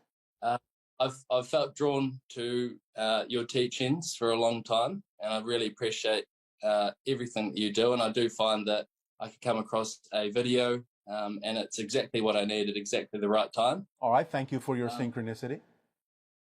And I sort of find that I would never feel myself pushing anything onto anyone, but I do feel every now and again that something may come up that I feel like they need to hear in a sense. And all right. Well, if it's an appropriate situation to share something because it's presented itself that way, then fine, you may share. But at the first sign of any kind of hesitation or rejection or non-acceptance, then you can stop. You can just feel it out. Yep. No, I understand that. I really understand that one. And I guess I'd just like to have maybe a better explanation on who it is that I'm sort of speaking of, which is yourself, Bashar. So maybe an explanation where I can sort of explain who it is that I'm getting these messages from, where someone who has never watched anything like this to sort of understand a bit better. You can just say you feel it's a connection to source or higher intelligence that's coming through, a connection to your own higher mind, a bigger point of view. You have experience thinking things through, and you've arrived at these decisions yourself. You can take responsibility for it as well. Okay. No, that's really helpful. I really appreciate your time. All right. It is again our passion and our pleasure. Aveo. Thank you.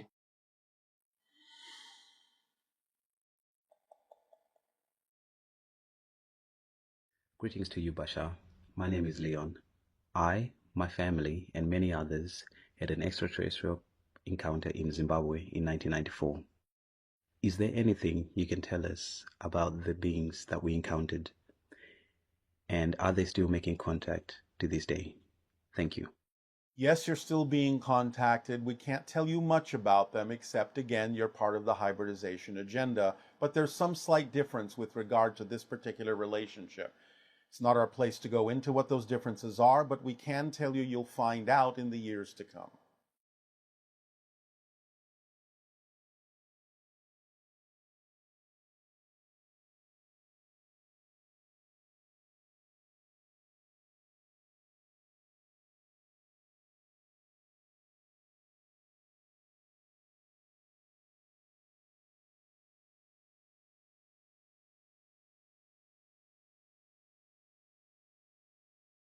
Hello, Tadeo.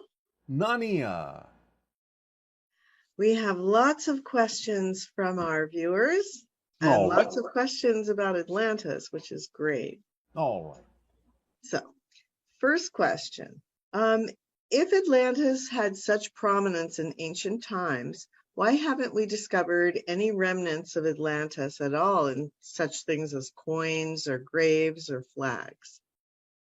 All right, well, number one, you must understand the level of devastation that occurred upon the cometary strike.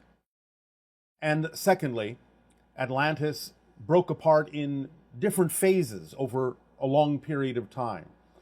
Thus, there wasn't necessarily as much in the third destruction as there was in the previous two destructions to remain to be found. But you can still find Atlantean artifacts and the results of Atlantean influence around the world in different temples and stone structures that many Atlanteans guided the building of to preserve their knowledge, such as the Great Pyramid of Giza. There are other artifacts that will be found that were buried, and in time you will come to know more of the history of Atlantis. But you must understand and realize the level of devastation that occurred upon the cometary strike and the level of devastation that was created by the resulting tsunami when the comet landed in the Atlantic Ocean. Many things are buried under the sea floor at this point. Okay, and can you talk about the preparations that were made by those that anticipated the collapse of Atlantis, if any? What artifacts, knowledge, etc., were they determined to preserve and why? Several questions here. What is the role of Egypt in preserving the Atlantean lineage? And were the Atlanteans aware of Sasquatch? And if so, how did they interact? Well, as we have just said, many edifices were constructed under the guidance of Atlanteans, such as the Great Pyramid of Giza, to preserve the knowledge for future generations so that the knowledge would not be lost, so that humans could rebuild, could regain the position that the Atlanteans held in their height, in their prime. So again, as many of you are discovering, there is information encoded into such structures as the pyramid and other temples and pyramids around the planet. The Atlanteans prepared by creating these bits of information that they would disperse to different locations around the world by ship and guide civilizations to encode the information in some structures. Pyramids in Central America, pyramids in Egypt, pyramids in other places around the world, and other forms of temple. Again, this preparation was done before the destruction, before the third destruction of Atlantis, in that sense, the final destruction. For it was known for some time by the appearance of the comet in the sky and those that had the ability to determine such things that the comet would strike the earth and destruction would ensue. So there was a time of preparation, and therefore many Atlanteans chose to leave and be the ones who would guide others and preserve that knowledge around the planet.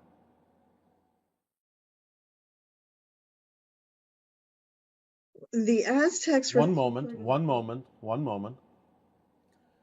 With regard to the idea of Sasquatch, a few Atlanteans were aware of the existence of Sasquatch, but the interactions between later Atlanteans and Sasquatch were exceedingly rare, almost to the point of non-existence. Very early in the Atlantean history, many thousands upon thousands of years ago, more Atlanteans, or those that would become Atlanteans, knew of Sasquatch and interacted with them from time to time, though it was never absolutely a prominent relationship. And upon the ensuing destruction of Atlantis, the Sasquatch, being slipwalkers who could go into other dimensions, collectively shifted into a dimension where they would not be affected by the devastation caused by the cometary impact. And only after things had settled down, many years later, after the impact, did the Sasquatch return to your particular reality, time frame, to continue their existence, even though they still retain the idea of slipwalking.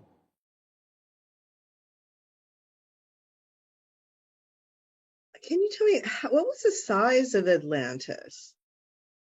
Well, again, over time, it diminished because there were various forms of breakup, natural disasters, And therefore, the idea of the landmass itself was several 100,000 square miles, as you count space, but diminished over time.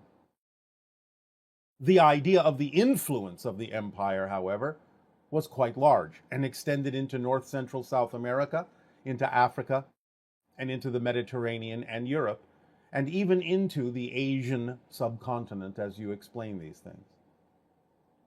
So the influence was great and was quite global. The land masses themselves, as they diminished, went from several 100,000 square miles to only a few thousand square miles in the end. And during that time, well, it was actually 1,000 years or more that Atlantis was prominent. Oh, several thousand years. You must understand that the final devastation, the third phase of Atlantis itself, even was a few thousand years. But it goes back about 20 to 50,000 years, 20,000, 30,000 years ago being its prime, its height. And there were other civilizations on the planet at that time also.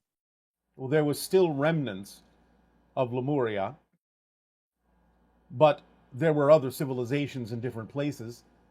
Again, remember that Atlantis was created by a migration from Lemuria across the North, Central, and South American continents, creating what you now refer to as the Indian civilizations, American Indian civilizations, that ultimately reached Atlantean shores and created the Atlantean Empire, which is why the look of Atlanteans ultimately was very mixed, but at first was mostly what you now recognize as indigenous cultures of the Americas. And the architecture was more similar to what you call Aztecan architecture rather than the idea of European or Grecian architecture. Later on, there were colonies, such as the Minoan civilization, but it became far removed from the original early Atlantean style, took on some of the European styles, and eventually some of the European styles made their way into the later period of Atlantis, which is why there is some confusion about exactly what Atlantean architecture looked like. You have to realize that over thousands of years, there was a lot of adoption of different architectural styles, different cultural ideas that blended in to the later Atlantean culture. But for the most part, over most of the duration of its history, you would recognize it as more Aztecan looking than European or Grecian looking. And it was much farther developed than any of the other civilizations on the planet at that time? There were a few that were also equally developed in Tibet and a few other locations. But it was one of the high prominent civilizations at the time and definitely reached a peak of understanding, even though its technology was different than yours at this stage. Some things may have been similar, but some things were also quite different.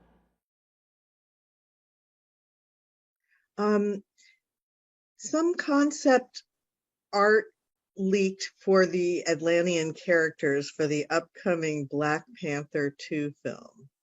How close is the wardrobe in those leaked images to actual Atlantean dress? There are some similarities, but what is being represented in what you're referring to is far more flamboyant, although there were a few ceremonial things similar to what you now recognize again as Aztecan garb that did reach that level of ceremonial pomposity. But this was rare in Atlantean times. There are a few minor elements in what you're referring to that are similar to Atlantean garb, but for the most part, most of it is too far, too fictionalized, too aggrandized. Did the Atlanteans have nuclear weapons? They understood a form of nuclear power, but they did not have nuclear weapons as you understand them. They had a different way of understanding the idea of nuclear forces and used them in different ways, but it was a rare thing, very rare in Atlantean times, to utilize that power. The idea of vibration and resonance with respect to different elements and crystals was more common in Atlantean times. It is the resonance, the vibrational frequencies, that allowed them to discover certain forces that you would recognize today as nuclear forces in nature, but they didn't really use them in the way that you think, in the way that you're used to thinking of nuclear weapons in your modern day and age. There were similar nuclear weapons at different places on the planet in times past that were used by other civilizations, especially in the Indian subcontinent. But this was a different track than the idea of the Atlantean technology. And is the Minoan linear A script a derivative of Atlantean writing systems? It is a derivative, yes.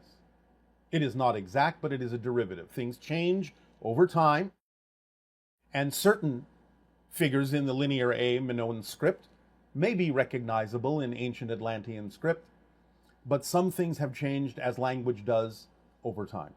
But yes, it is a derivative. It is an offshoot. Okay, and is there any hints you can give us about deciphering these texts? No. You have people that are working on this, and we will leave them to their tasks, according to the timeline in which they will discover what needs to be discovered by the time you actually start discovering Atlantean script, so that you will have some clue and some key as to deciphering some ancient texts.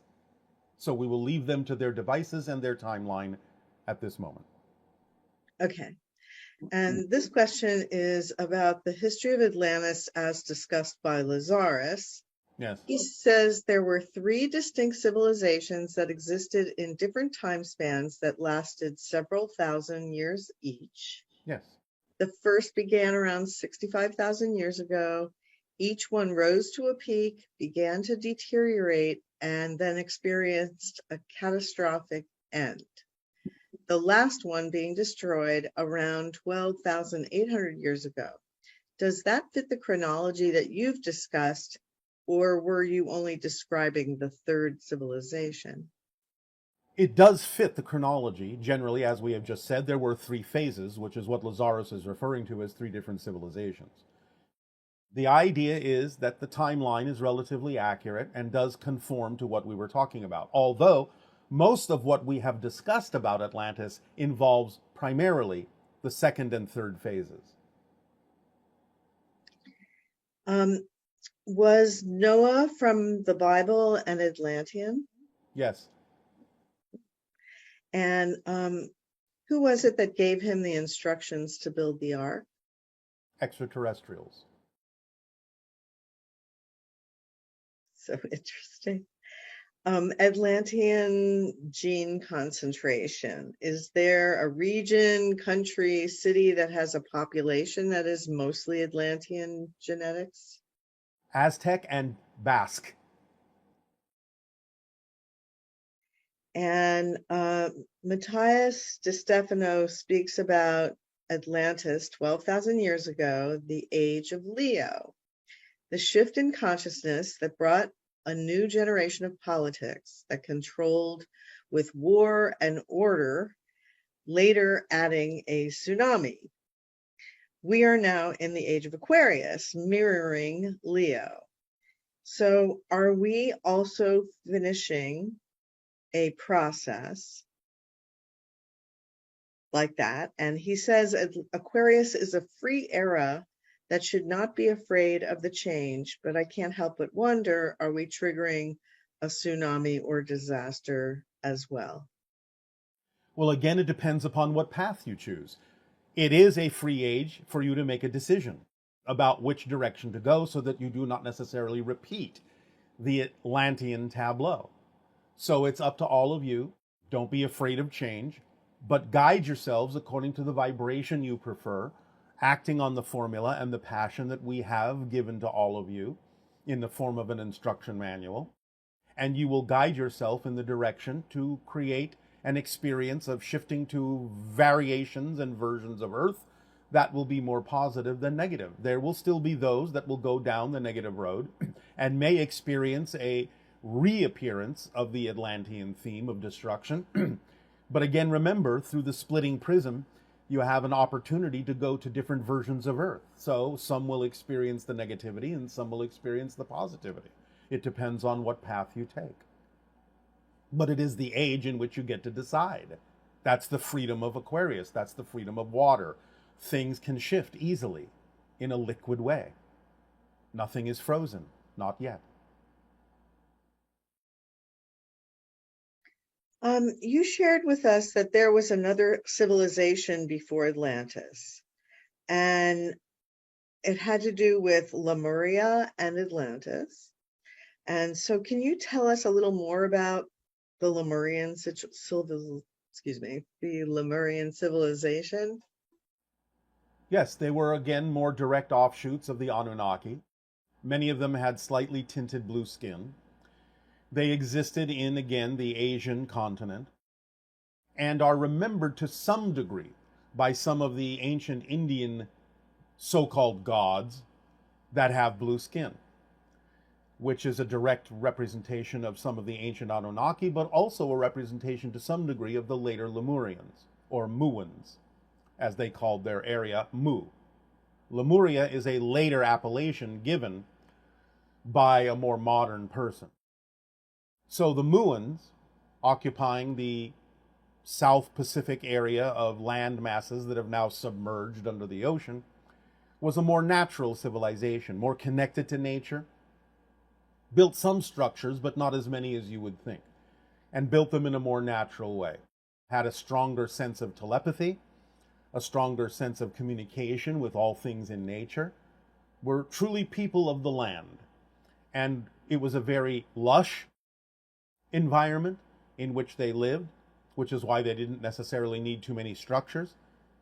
It is similar to the idea in your modern time of Hawaii, which is one of the last remnants of the Muan civilization above the ocean, in that it has a very natural sort of paradise kind of atmosphere where it's easy to live outside.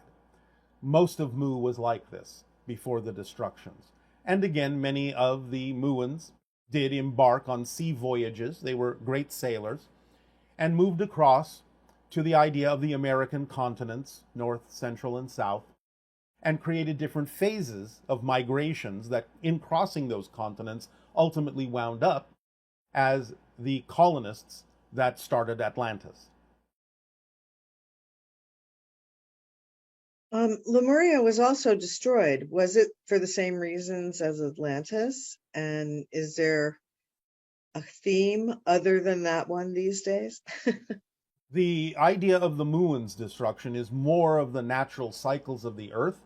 Land masses breaking up because of volcanic and earthquake activity, submergence because of certain gas pockets under the ocean opening up. But the idea, again, is that there are cycles on the Earth. Earth is one planet of great cycles. And therefore, many civilizations that have made Earth their home have experienced these cycles as an opportunity to clean the slate and start fresh, to go in different directions, taking advantage of the cycles of what appear to be destruction in a positive way can allow civilizations to grow and to learn and to change very rapidly into a new kind of civilization with new perspectives, new understandings, and new opportunities. So take advantage of the Earth cycles in a positive way, and civilizations can evolve very rapidly. Are the people of the Caribbean linked to the survivors of Atlantis? Some of them, yes. Okay. And were the Atlanteans in close contact with cetaceans? Could they communicate with them? And are there ways to communicate now with the cetacean nation? Yes, they communicated at their peak very readily. And as we have said before, many of their temples were built close to the ocean with aqueducts and passageways for dolphins to come in and partake of many of the ceremonies that they may have created in Atlantis. And there was a lot of telepathic communication between Atlanteans at their peak and the cetacean nations of the world, which you are now rediscovering.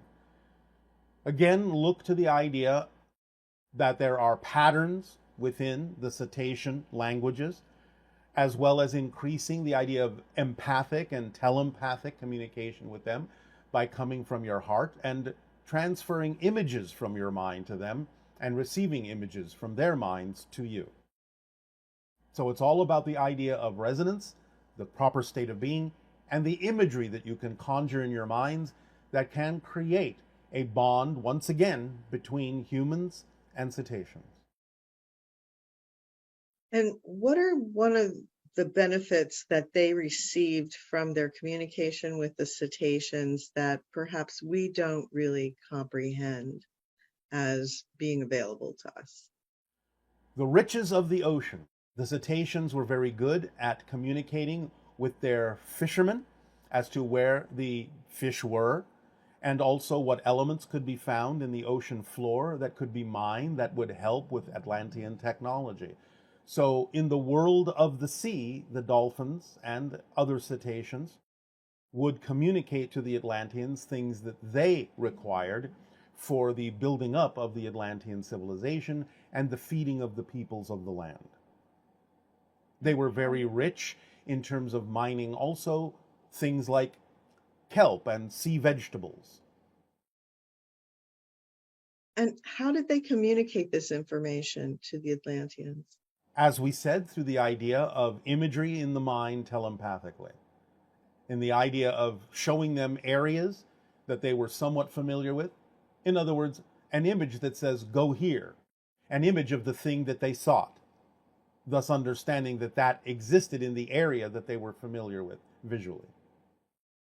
I see. Was hubris purely the spiritual aspect in a law of attraction sense that drew the comet to destroy Atlantis? And did their technology draw the comet in? Not literally draw the comet in, but again, vibrationally, attracting to themselves that particular choice, that particular version of Earth. Now, again, do remember, there are other versions of Earth where Atlantis was not destroyed, and many different kinds of affectations in between. Simply, you are dealing with the timeline here because of choices that you have all made collectively, that you are dealing with that particular timeline where the Atlantean vibration of breaking into the positive and negative side, and the negative side becoming more dominant, what you call hubris, and the idea of self-destructive tendencies to draw themselves, to shift themselves into the version of the timeline that contained the idea of cometary destruction and devastation. So, again, remember, there are many versions of Earth where Atlantis was not destroyed. And as far as the idea of I know this depends on what Earth you're on, but how are we on Earth in terms of avoiding the Atlantean cataclysm this time? Or are we still in that process of seemingly replaying what happened? Again, some of you are shifting to worlds where that won't occur, and some of you are shifting to worlds where it will. You have to take this on an individual basis or even a small group basis as to what vibration and resonance you are setting up for yourselves to navigate in what direction you are going. So it cannot just be one answer for one Earth.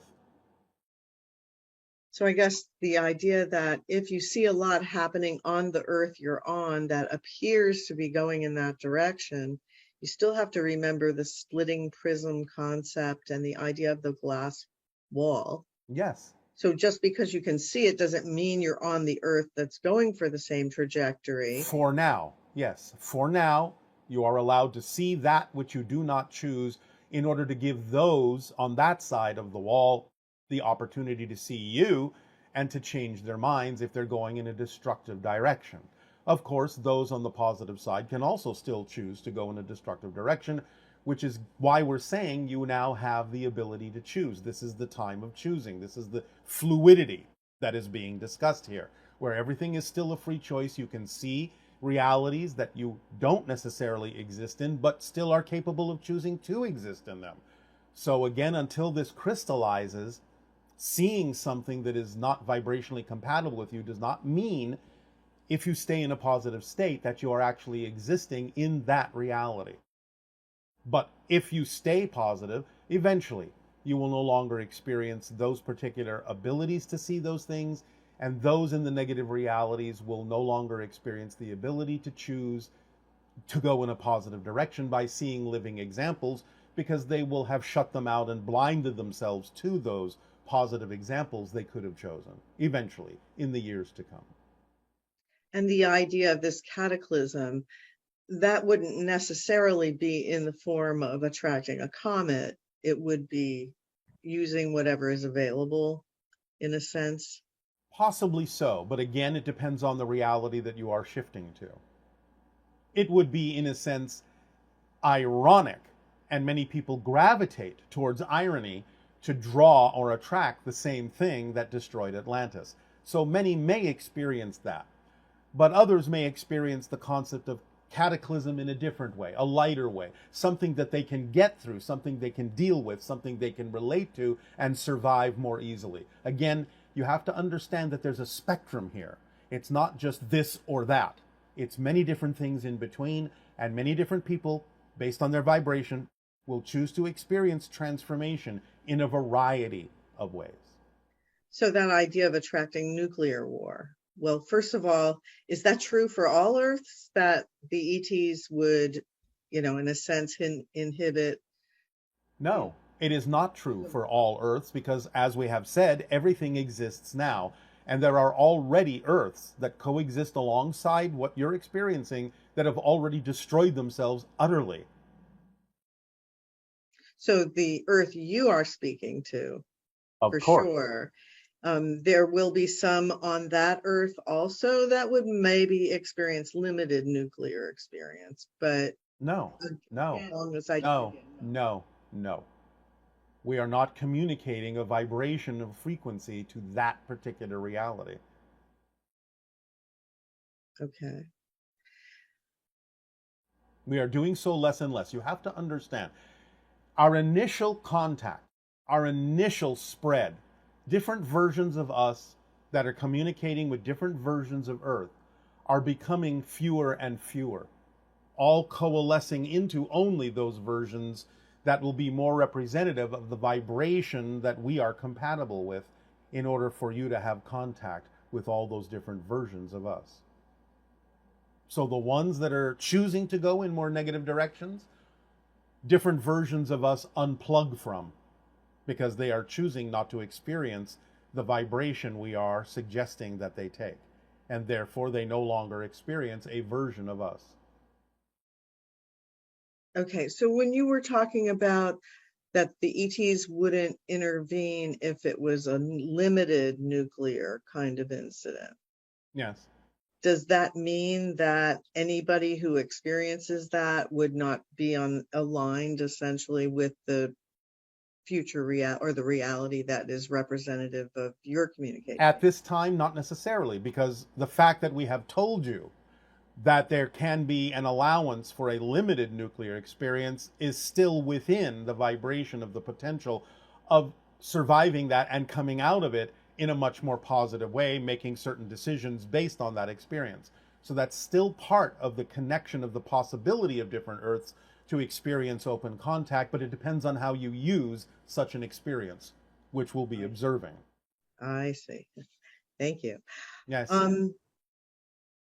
Are there any human groups that don't have Atlantean genes or blue blood?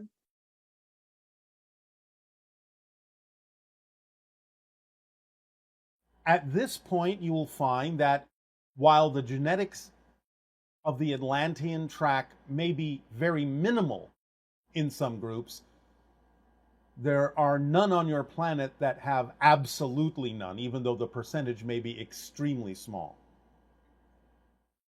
And is there a race or culture today that looks a lot like the Atlanteans did in their time? Well, again, some of the indigenous cultures have some resemblance, as we said, Aztecan, Incan, so to speak. Some European stock, the Basques, to some degree share some of the genetic traits, but again, there is no one that is looking like a pure Atlantean at this point, at least not at its peak. Later on, perhaps, toward the end of the third phase and the destruction, yes, it was more of a mixture, more of what you call a melting pot. So many different kinds of people may have looked like some of the later ancient Atlanteans. But at its peak, no. There are no beings on your planet at this point that look exactly like the beings of Atlantis at its height. Some have some traits, and some of those traits are coming back. As people on your planet gain height, you will find that some of that is an Atlantean trait, because the early Atlanteans were relatively tall.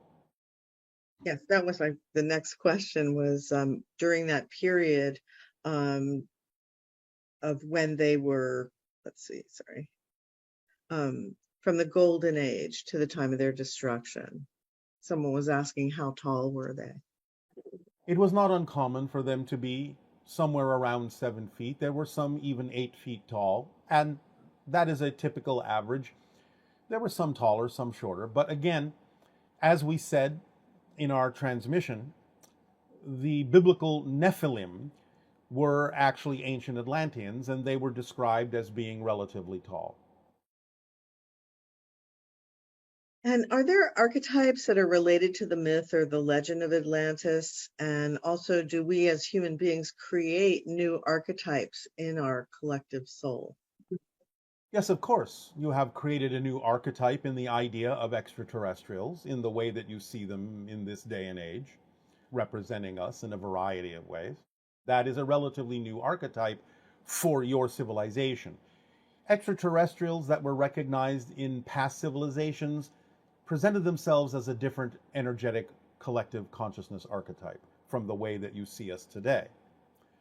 The idea of certain representations and legends, such as Kukulkan and Quetzalcoatl, the idea of the feathered serpent is representative of the ancient comet, and therefore has been, shall we say, collectively embodied in the idea of Quetzalcoatl as the destroyer, as the regenerator, as the renewer.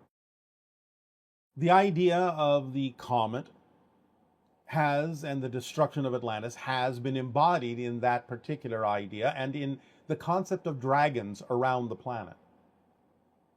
Now, dragons, again, separately, do represent a different extra-dimensional kind of being or consciousness that presents itself in that way, that clothes or cloaks itself in the form you call a dragon when it interpenetrates into your dimension. That's just how it's represented by your collective consciousness for a variety of reasons we will go into at another time. But the idea in general of the dragon archetypally is actually a representation of the comet, the feathered serpent, and the destruction of Atlantis, all wrapped up in the idea of that legendary archetype. Japan has been told it possesses strong links to Atlantis and Lemuria. Can you expand on that at all? Well, mostly Lemuria, because again, the South Pacific Asian area was the Muon homeland. And Japan played a part in the idea of migrations from the more southerly versions of Mu into the more northerly areas, the more northerly islands around the area at the time. So there is some Muon genetics that moved into the Japanese area, and to some degree are representative, but have been admixed with many other things, and so are not purely representative of ancient Muon genetics. Was Poseidon the last king of Atlantis? It is a name that is used to represent the last king of Atlantis, yes. He's often depicted surrounded by dolphins. Is that an image for connecting to Sirius, or is that a Atlantean type image? Both. How many star systems are there involved with Atlantis?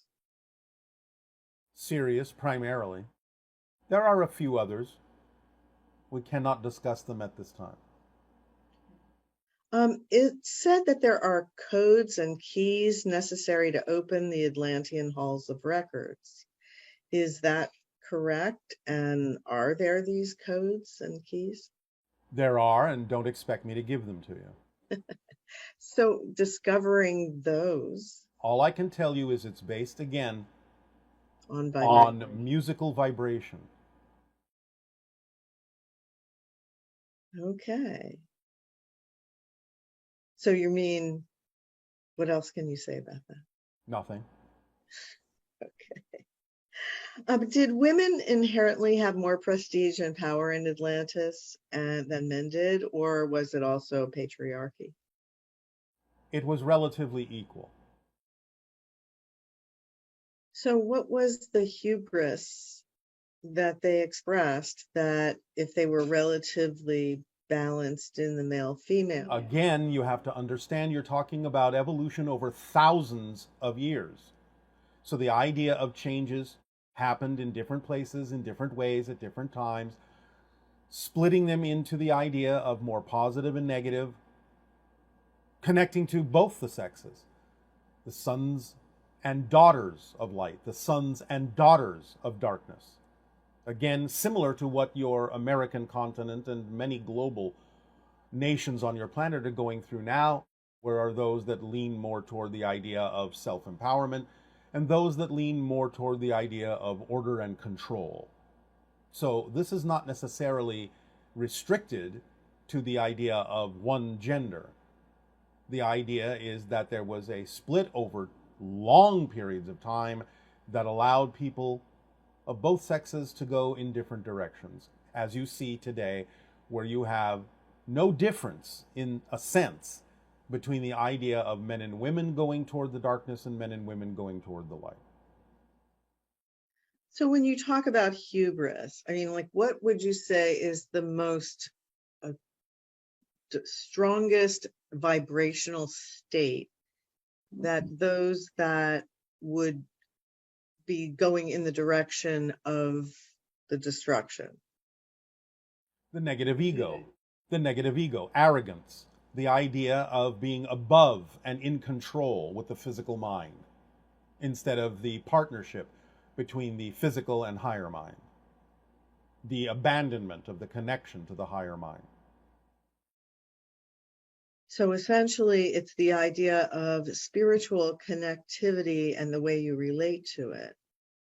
And because I know that in a lot of religions, people are always reaching for that higher state of God or connection. Yes. And essentially, what you're saying, everything comes down to your connection to your higher self. Connection to source, connection to higher self, yes. And the idea and understanding of what physical mind is all about, and not imposing too much upon it to think that it is in control. So another question that came here was a person who lives in California, and they were surrounded by Lemurian temples and vortexes. So how do the Lemurians tap into the whole idea of evolution in California? Well, again, as we said earlier, the Lemurians were great seafarers and crossed the Pacific Ocean into the North American continent, as well as Central and South America. So there was a large influx of Lemurian seafarers into what you now call the western coast of North America. Okay, so I'm going to move on to some other topics here. I think I pretty much got most of the Atlantis questions in. Thank you, everyone, for submitting so many of those. Except for one that is important to understand. Okay. The Atlanteans knew nothing of the Greys. That happened much later in your timeline. So their connection with extraterrestrials was all about the Anunnaki? And others, such as from Sirius, but the Greys in your timeline did not exist at that point. The Greys did not really enter your timeline solidly until about 6,000 of your years ago. I see. Long after the destruction of Atlantis. Okay. Thank you for clarifying that. Yes. One person was asking, how do we know what our theme is in this incarnation? And how can a theme of tragedy, such as the murder of his daughter or the devastation of Atlantis, be of value? Again, learning so that things don't repeat is one way to learn from what you call tragedy.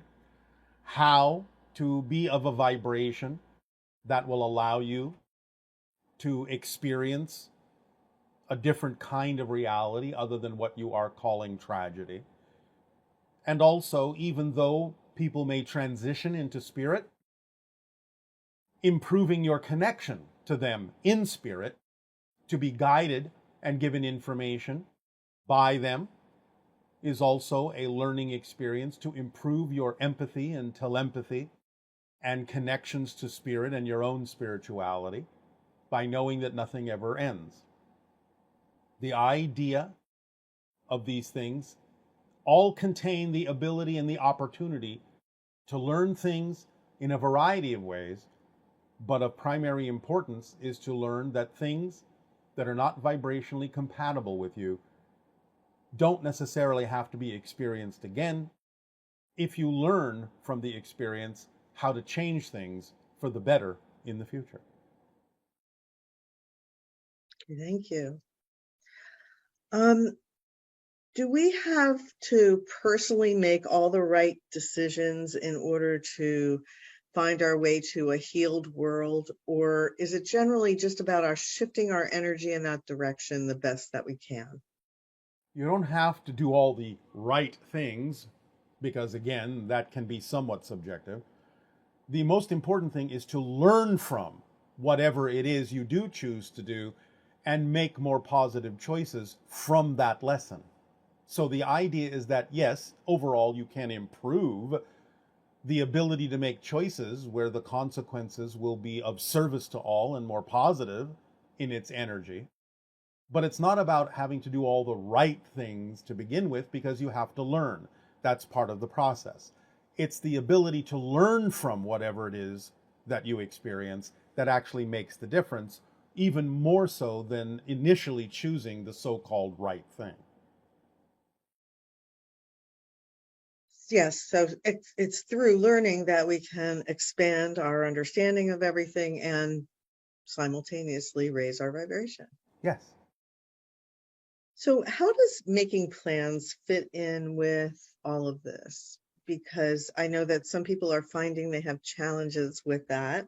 And how do you work with synchronicity and making plans and do it in a way that is most expansive, let's say? Physical reality, obviously, has a structure to it.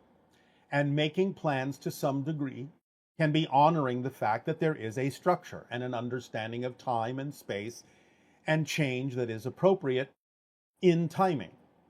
But the idea is to plan relatively lightly, not be too insistent on any plan that the physical mind comes up with. Keep it more loose, more general, and make room for the unexpected to come in, for the synchronous to show up, to show you how to alter the plan to your advantage. So planning is fine, and it helps the physical mind understand its reality and understand its location and position in reality, relatively speaking. But it cannot freeze the plan too strongly, because you have to allow for certain synchronous things to happen. So that's why we say add synchronicity to part of your plan, so that you don't become too rigidized in expectation and insistence about what needs to happen and when, but be willing to be a little bit more fluid and flexible and go with some of the flow that may arrive unexpectedly to help change your plan for the better in a direction that might be more representative of your benefit. So it is kind of like the idea of following breadcrumbs, that when you pursue a certain direction and you see that you're being blocked in a sense by a plane flight is not available or something of that nature, then that's an indication to you that you need to look in another direction and modify your plan. Yes, and that's a perfect representation and a perfect example of the idea, because you could say the plan is to follow breadcrumbs, but allow the breadcrumbs to lead you to where they need to go, not insist that the breadcrumbs must go a certain place in a certain time. So the plan that is a loose plan is I will follow the breadcrumbs, because those are the things that physically manifest. But I also understand that those breadcrumbs can be green light synchronicity and sometimes red light synchronicity, saying this is not the way, or this is the way. So I'm still following the breadcrumbs, but I'm allowing the breadcrumbs to be what kind of bread they need to be. So that's a good example of following a plan, but allowing the elements of the plan to be somewhat flexible in exactly what kind of representations they may be, so that you don't miss the messages that your higher mind is sending to you, even though you're still following the basic plan of paying attention to the breadcrumbs when they show up. It kind of reminds me of the idea of like if you lose your keys sometimes, and the initial reaction is, oh, it's going to make me late. What happened? You know, all those frustrations that come up as you frantically search for your keys. But in actuality, a lot of times when that happens, it's designed to help you find something that's important for you to find that you would not be looking for had you not lost your key. That's one possible outcome, yes. So the idea is to remain in a positive state and be open to what information may be available to you on an area you didn't expect to have information coming to you, while at the same time, it can also be a simple lesson in pay attention to where you put your keys. So you have to be the determiner at that time of all the different versions of the lesson that may be relevant for you to learn, because it can also be a multiple level lesson. It doesn't necessarily have to just be one thing. Yes, I understand that. But it is rewarding when you keep a positive attitude, whatever you might lose and be looking for, and then to find things that are actually very important and very relevant. Yes, and again, remember, you may not always know the reason why it happened that way. Because again, even what may appear to be a delay could be a delay that actually keeps you out of trouble later on. Yeah, so you really have to trust it, especially if you've kind of designed it so that you have a place you put your keys or whatever it is that you've lost, and suddenly, for reasons unknown, you can't find them, you know? Yes. Then just stay in the positive state, and if you do, no matter what it is, no matter what lesson you're learning, no matter what you gain out of that experience, it will always be rewarding, whether you know what the lesson always was or not. And you can really characterize that as a communication with your higher self when that's absolutely happening, right? Absolutely.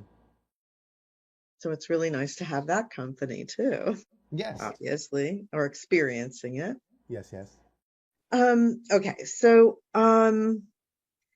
does experience go on forever, or do we eventually reach some point of doneness or completion? Or is it just the physical reality where the experience is complete, but on all other levels, you know, you just continue to expand and expand? Well, again, the answer is it's not this or that, it's this and that. It goes on forever, and at the same time, you can have an infinite number of experiences of being done. Okay. And those experiences of being done can go on forever, because there are different ways to be having an experience of being done. And if you realize that you're having different kinds of experiences of being done, then you realize that your experience is still going on forever, even though you're experiencing an infinite number of experiences of being done. Consciousness does have a sense of humor, doesn't it? Yes, it does. This person is saying, from my understanding, when a person transitions, they experience a life review. What's the purpose of life review, and how effective is it in changing, repeating negative historical situations that have occurred in the Orion constellation and Atlantis? You would not have any sense of evolution if you didn't learn some lessons from your life review and make different choices. Evolution, what you call and recognize as change and evolution, has a direct connection to assessing the lessons learned from an experience. And life review allows you to have a review of the entire life experience for you to learn from and decide what you would like to do next based on what you have learned from having that experience. And therefore, it can be infused in what you experience as cultural evolution. societal evolution, civilization evolution, because there wouldn't be any changes at all if you didn't infuse some learning from some lessons from reviewing what experiences you've already had. That's good. So it's always about learning and expanding, essentially, because Yeah. consciousness just naturally does that. It is always about becoming. And does the collective hold on to these sort of dreams of destruction? Like individuals have dreams about tsunamis, and there's other dreams about comets that are coming to destroy us. Is that is this an archetypal thing? Is this just, it's part of our collective memory of what happened in Atlantis? Partly, yes. And it's also sometimes a sensing of different parallel reality paths that could be chosen if you go down a certain vibrational path to quote unquote repeat what happened in Atlantis. But for the most part, it's a collective racial memory of what happened in Atlantis that you're tapping into to give you the opportunity to go in a different direction. And so if people want to sort of tune into the Atlantean vibration, what are some specific locations on the planet where they can avail themselves of that frequency most strongly? Well, again, it depends on the person, but there are certainly places in the Caribbean area, in what you call the Bahamas, and in the Cuban area, and in the Central American area, and the Yucatan area, and also in Europe, in the coasts of Spain, and in the Mediterranean, in the Minoan civilization on Crete of Knossos, and different areas in the pyramids in Egypt, and so on and so forth, where you certainly have a stronger historical connection to the idea of an Atlantean vibration. So all of those are worth exploring.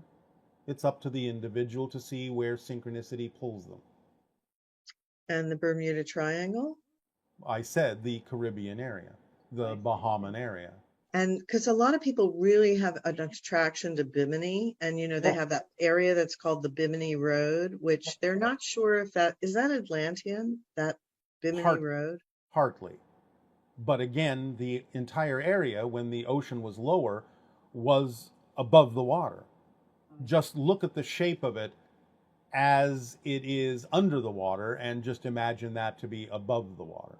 And that's why it's called the road. We actually swam the road. Yes, but I'm not just talking about the road. I'm talking about the entire Bahama area. There are ways that you can see that there is still a higher area over the entire area. Only the idea that you call the Bahamas are just the tips. But you can see an outline under the water that was above water before the oceans rose and was part of Atlantis. Okay, I just saw this one that said, how much are we embodying that frequency at present? And is it in line with what Casey called the children of light or the children of darkness? Are you familiar with that? This is the polarization that you're experiencing right now of positive and negative.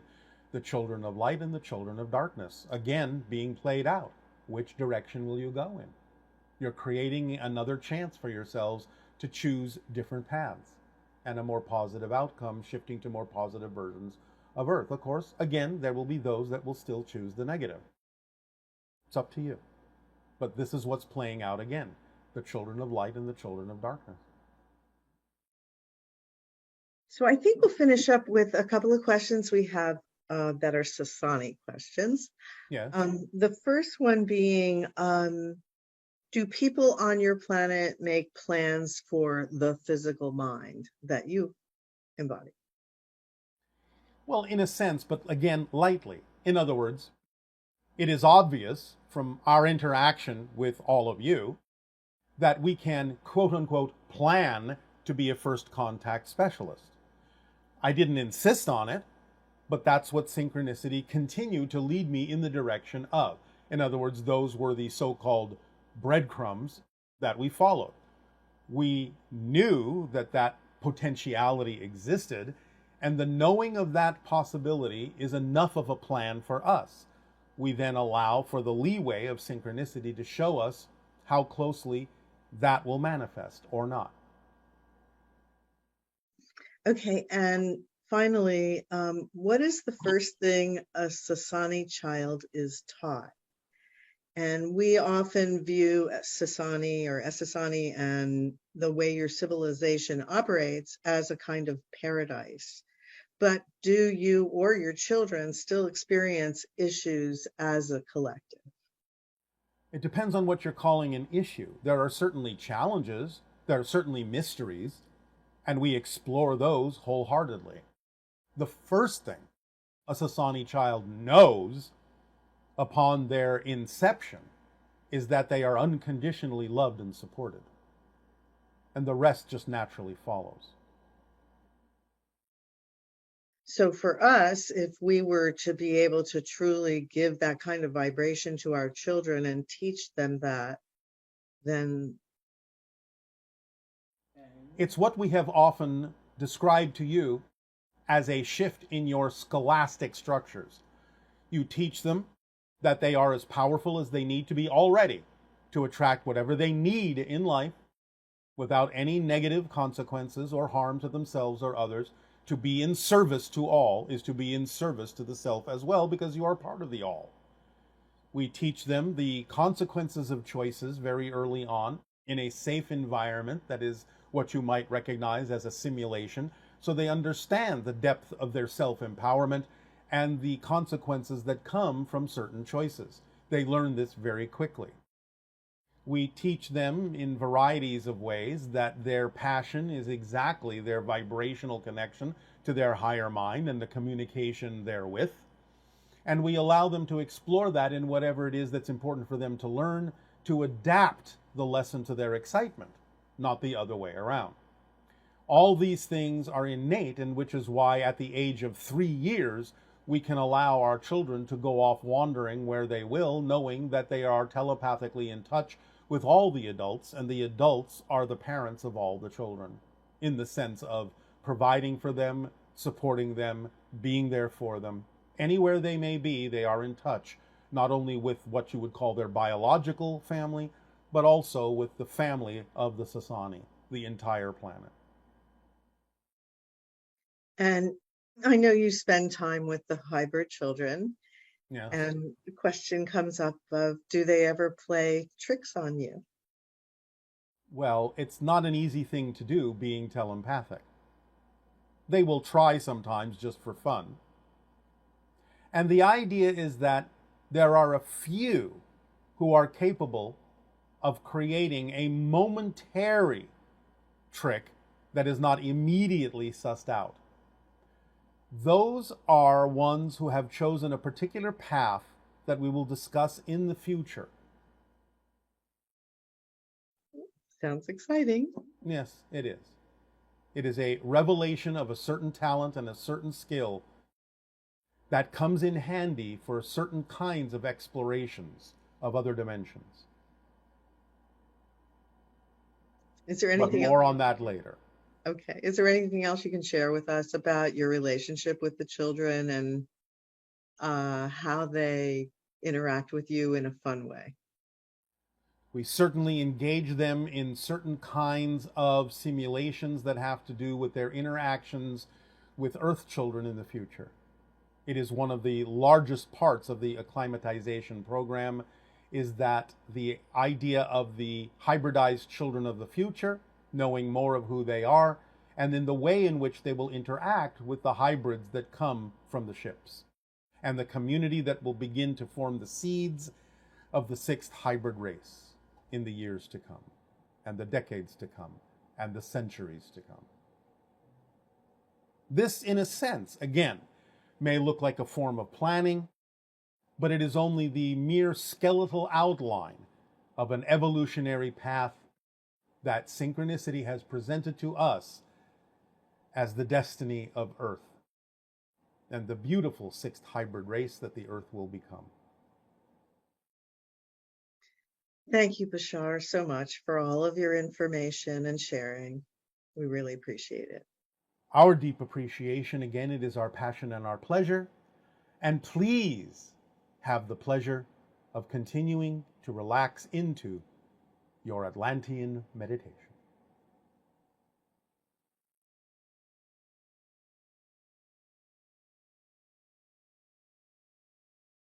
And now, we would invite you all to relax, to breathe deeply, and to go back in time as you understand time to exist, to the idea of Atlantis. Allow yourself to feel the ocean breeze. Allow yourself to see the architecture which is similar to what you call Aztecan or Mayan. Allow yourself to see these tall beings walking the stone pathways. Allow yourself to see the variety of shades: red, brown, black, white, bluish tinted, some shades of gold.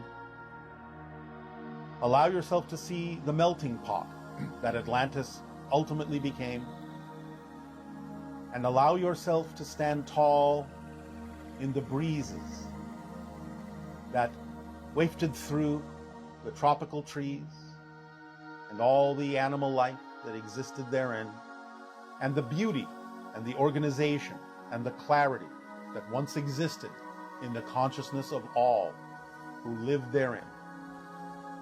Go back to a time that was a pure time of crystal awareness, of connections to nature, and expressions of science that you have even yet to achieve in your present civilization. Allow yourself to go back to that time and feel that beautiful, clear vibration of consciousness and certainty and conviction and awareness of connection to all that is, before the time of the splitting, before the time of the darkness, before the time of polarization, before the time of what you are experiencing now on your world, of the splitting of the prism, of the darkness and the light in contention, in conflict and in contrast. Go back to that time and pull upon that vibration. Immerse yourself in that vibration of oneness, of unity, of beauty, of love, of service for all. And bring that vibration forth now to help navigate you and guide you toward the version of Earth that is the maturation of the ideal Atlantean vibration,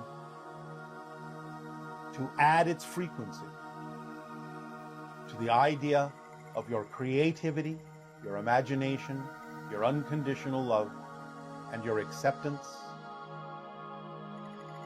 But the clarity to know the difference and see the difference between passion and fear, between excitement and anxiety, so that any time that vibration may present itself, you can stand firm with clarity to see the difference sooner than later, to know what is and is not vibrationally compatible with your truth, to not be fooled by the disguising of anxiety as if it was excitement, to not diminish the true excitement as if it is anxiety, but to be forthright and honest within yourself about the choices you make and the actions you take, as it was in ancient Atlantis, in the time of unity, in the time of acceptance and allowance and love, in the time of great achievement, when magical things could occur and connections to nature were profound, and communication with nature and animals and all forms of life existed in the hearts and minds of all of its inhabitants. the sky, on the land, and in the sea, to the earth itself, and allow that vibration to rise within your hearts, to expand within your minds, and to refresh your spirits, so that you may walk forth in the reality you are co-creating now, in light and in love, and in clarity, without fear. Accept all that comes in. Let go of all that moves out.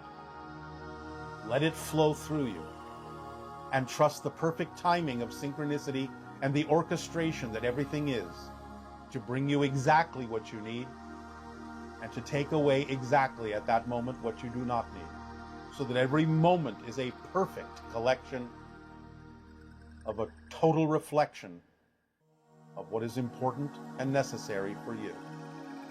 And go with the flow.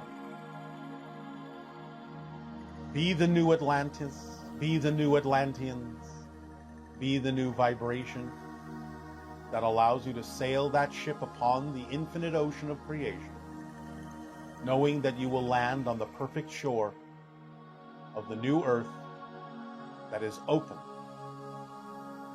and willing to expand its family to the stars. Fear not the comet as an omen of death and destruction anymore, but as the light that shines and illuminates your path through the heavens as you connect to your extraterrestrial energies and bring them down to earth to be of service in unconditional love, knowing that will also bring you everything you need and will serve you well. Be at peace, be of light, and be in love with all. As we give you our unconditional love and welcome you home. Good day. Good day.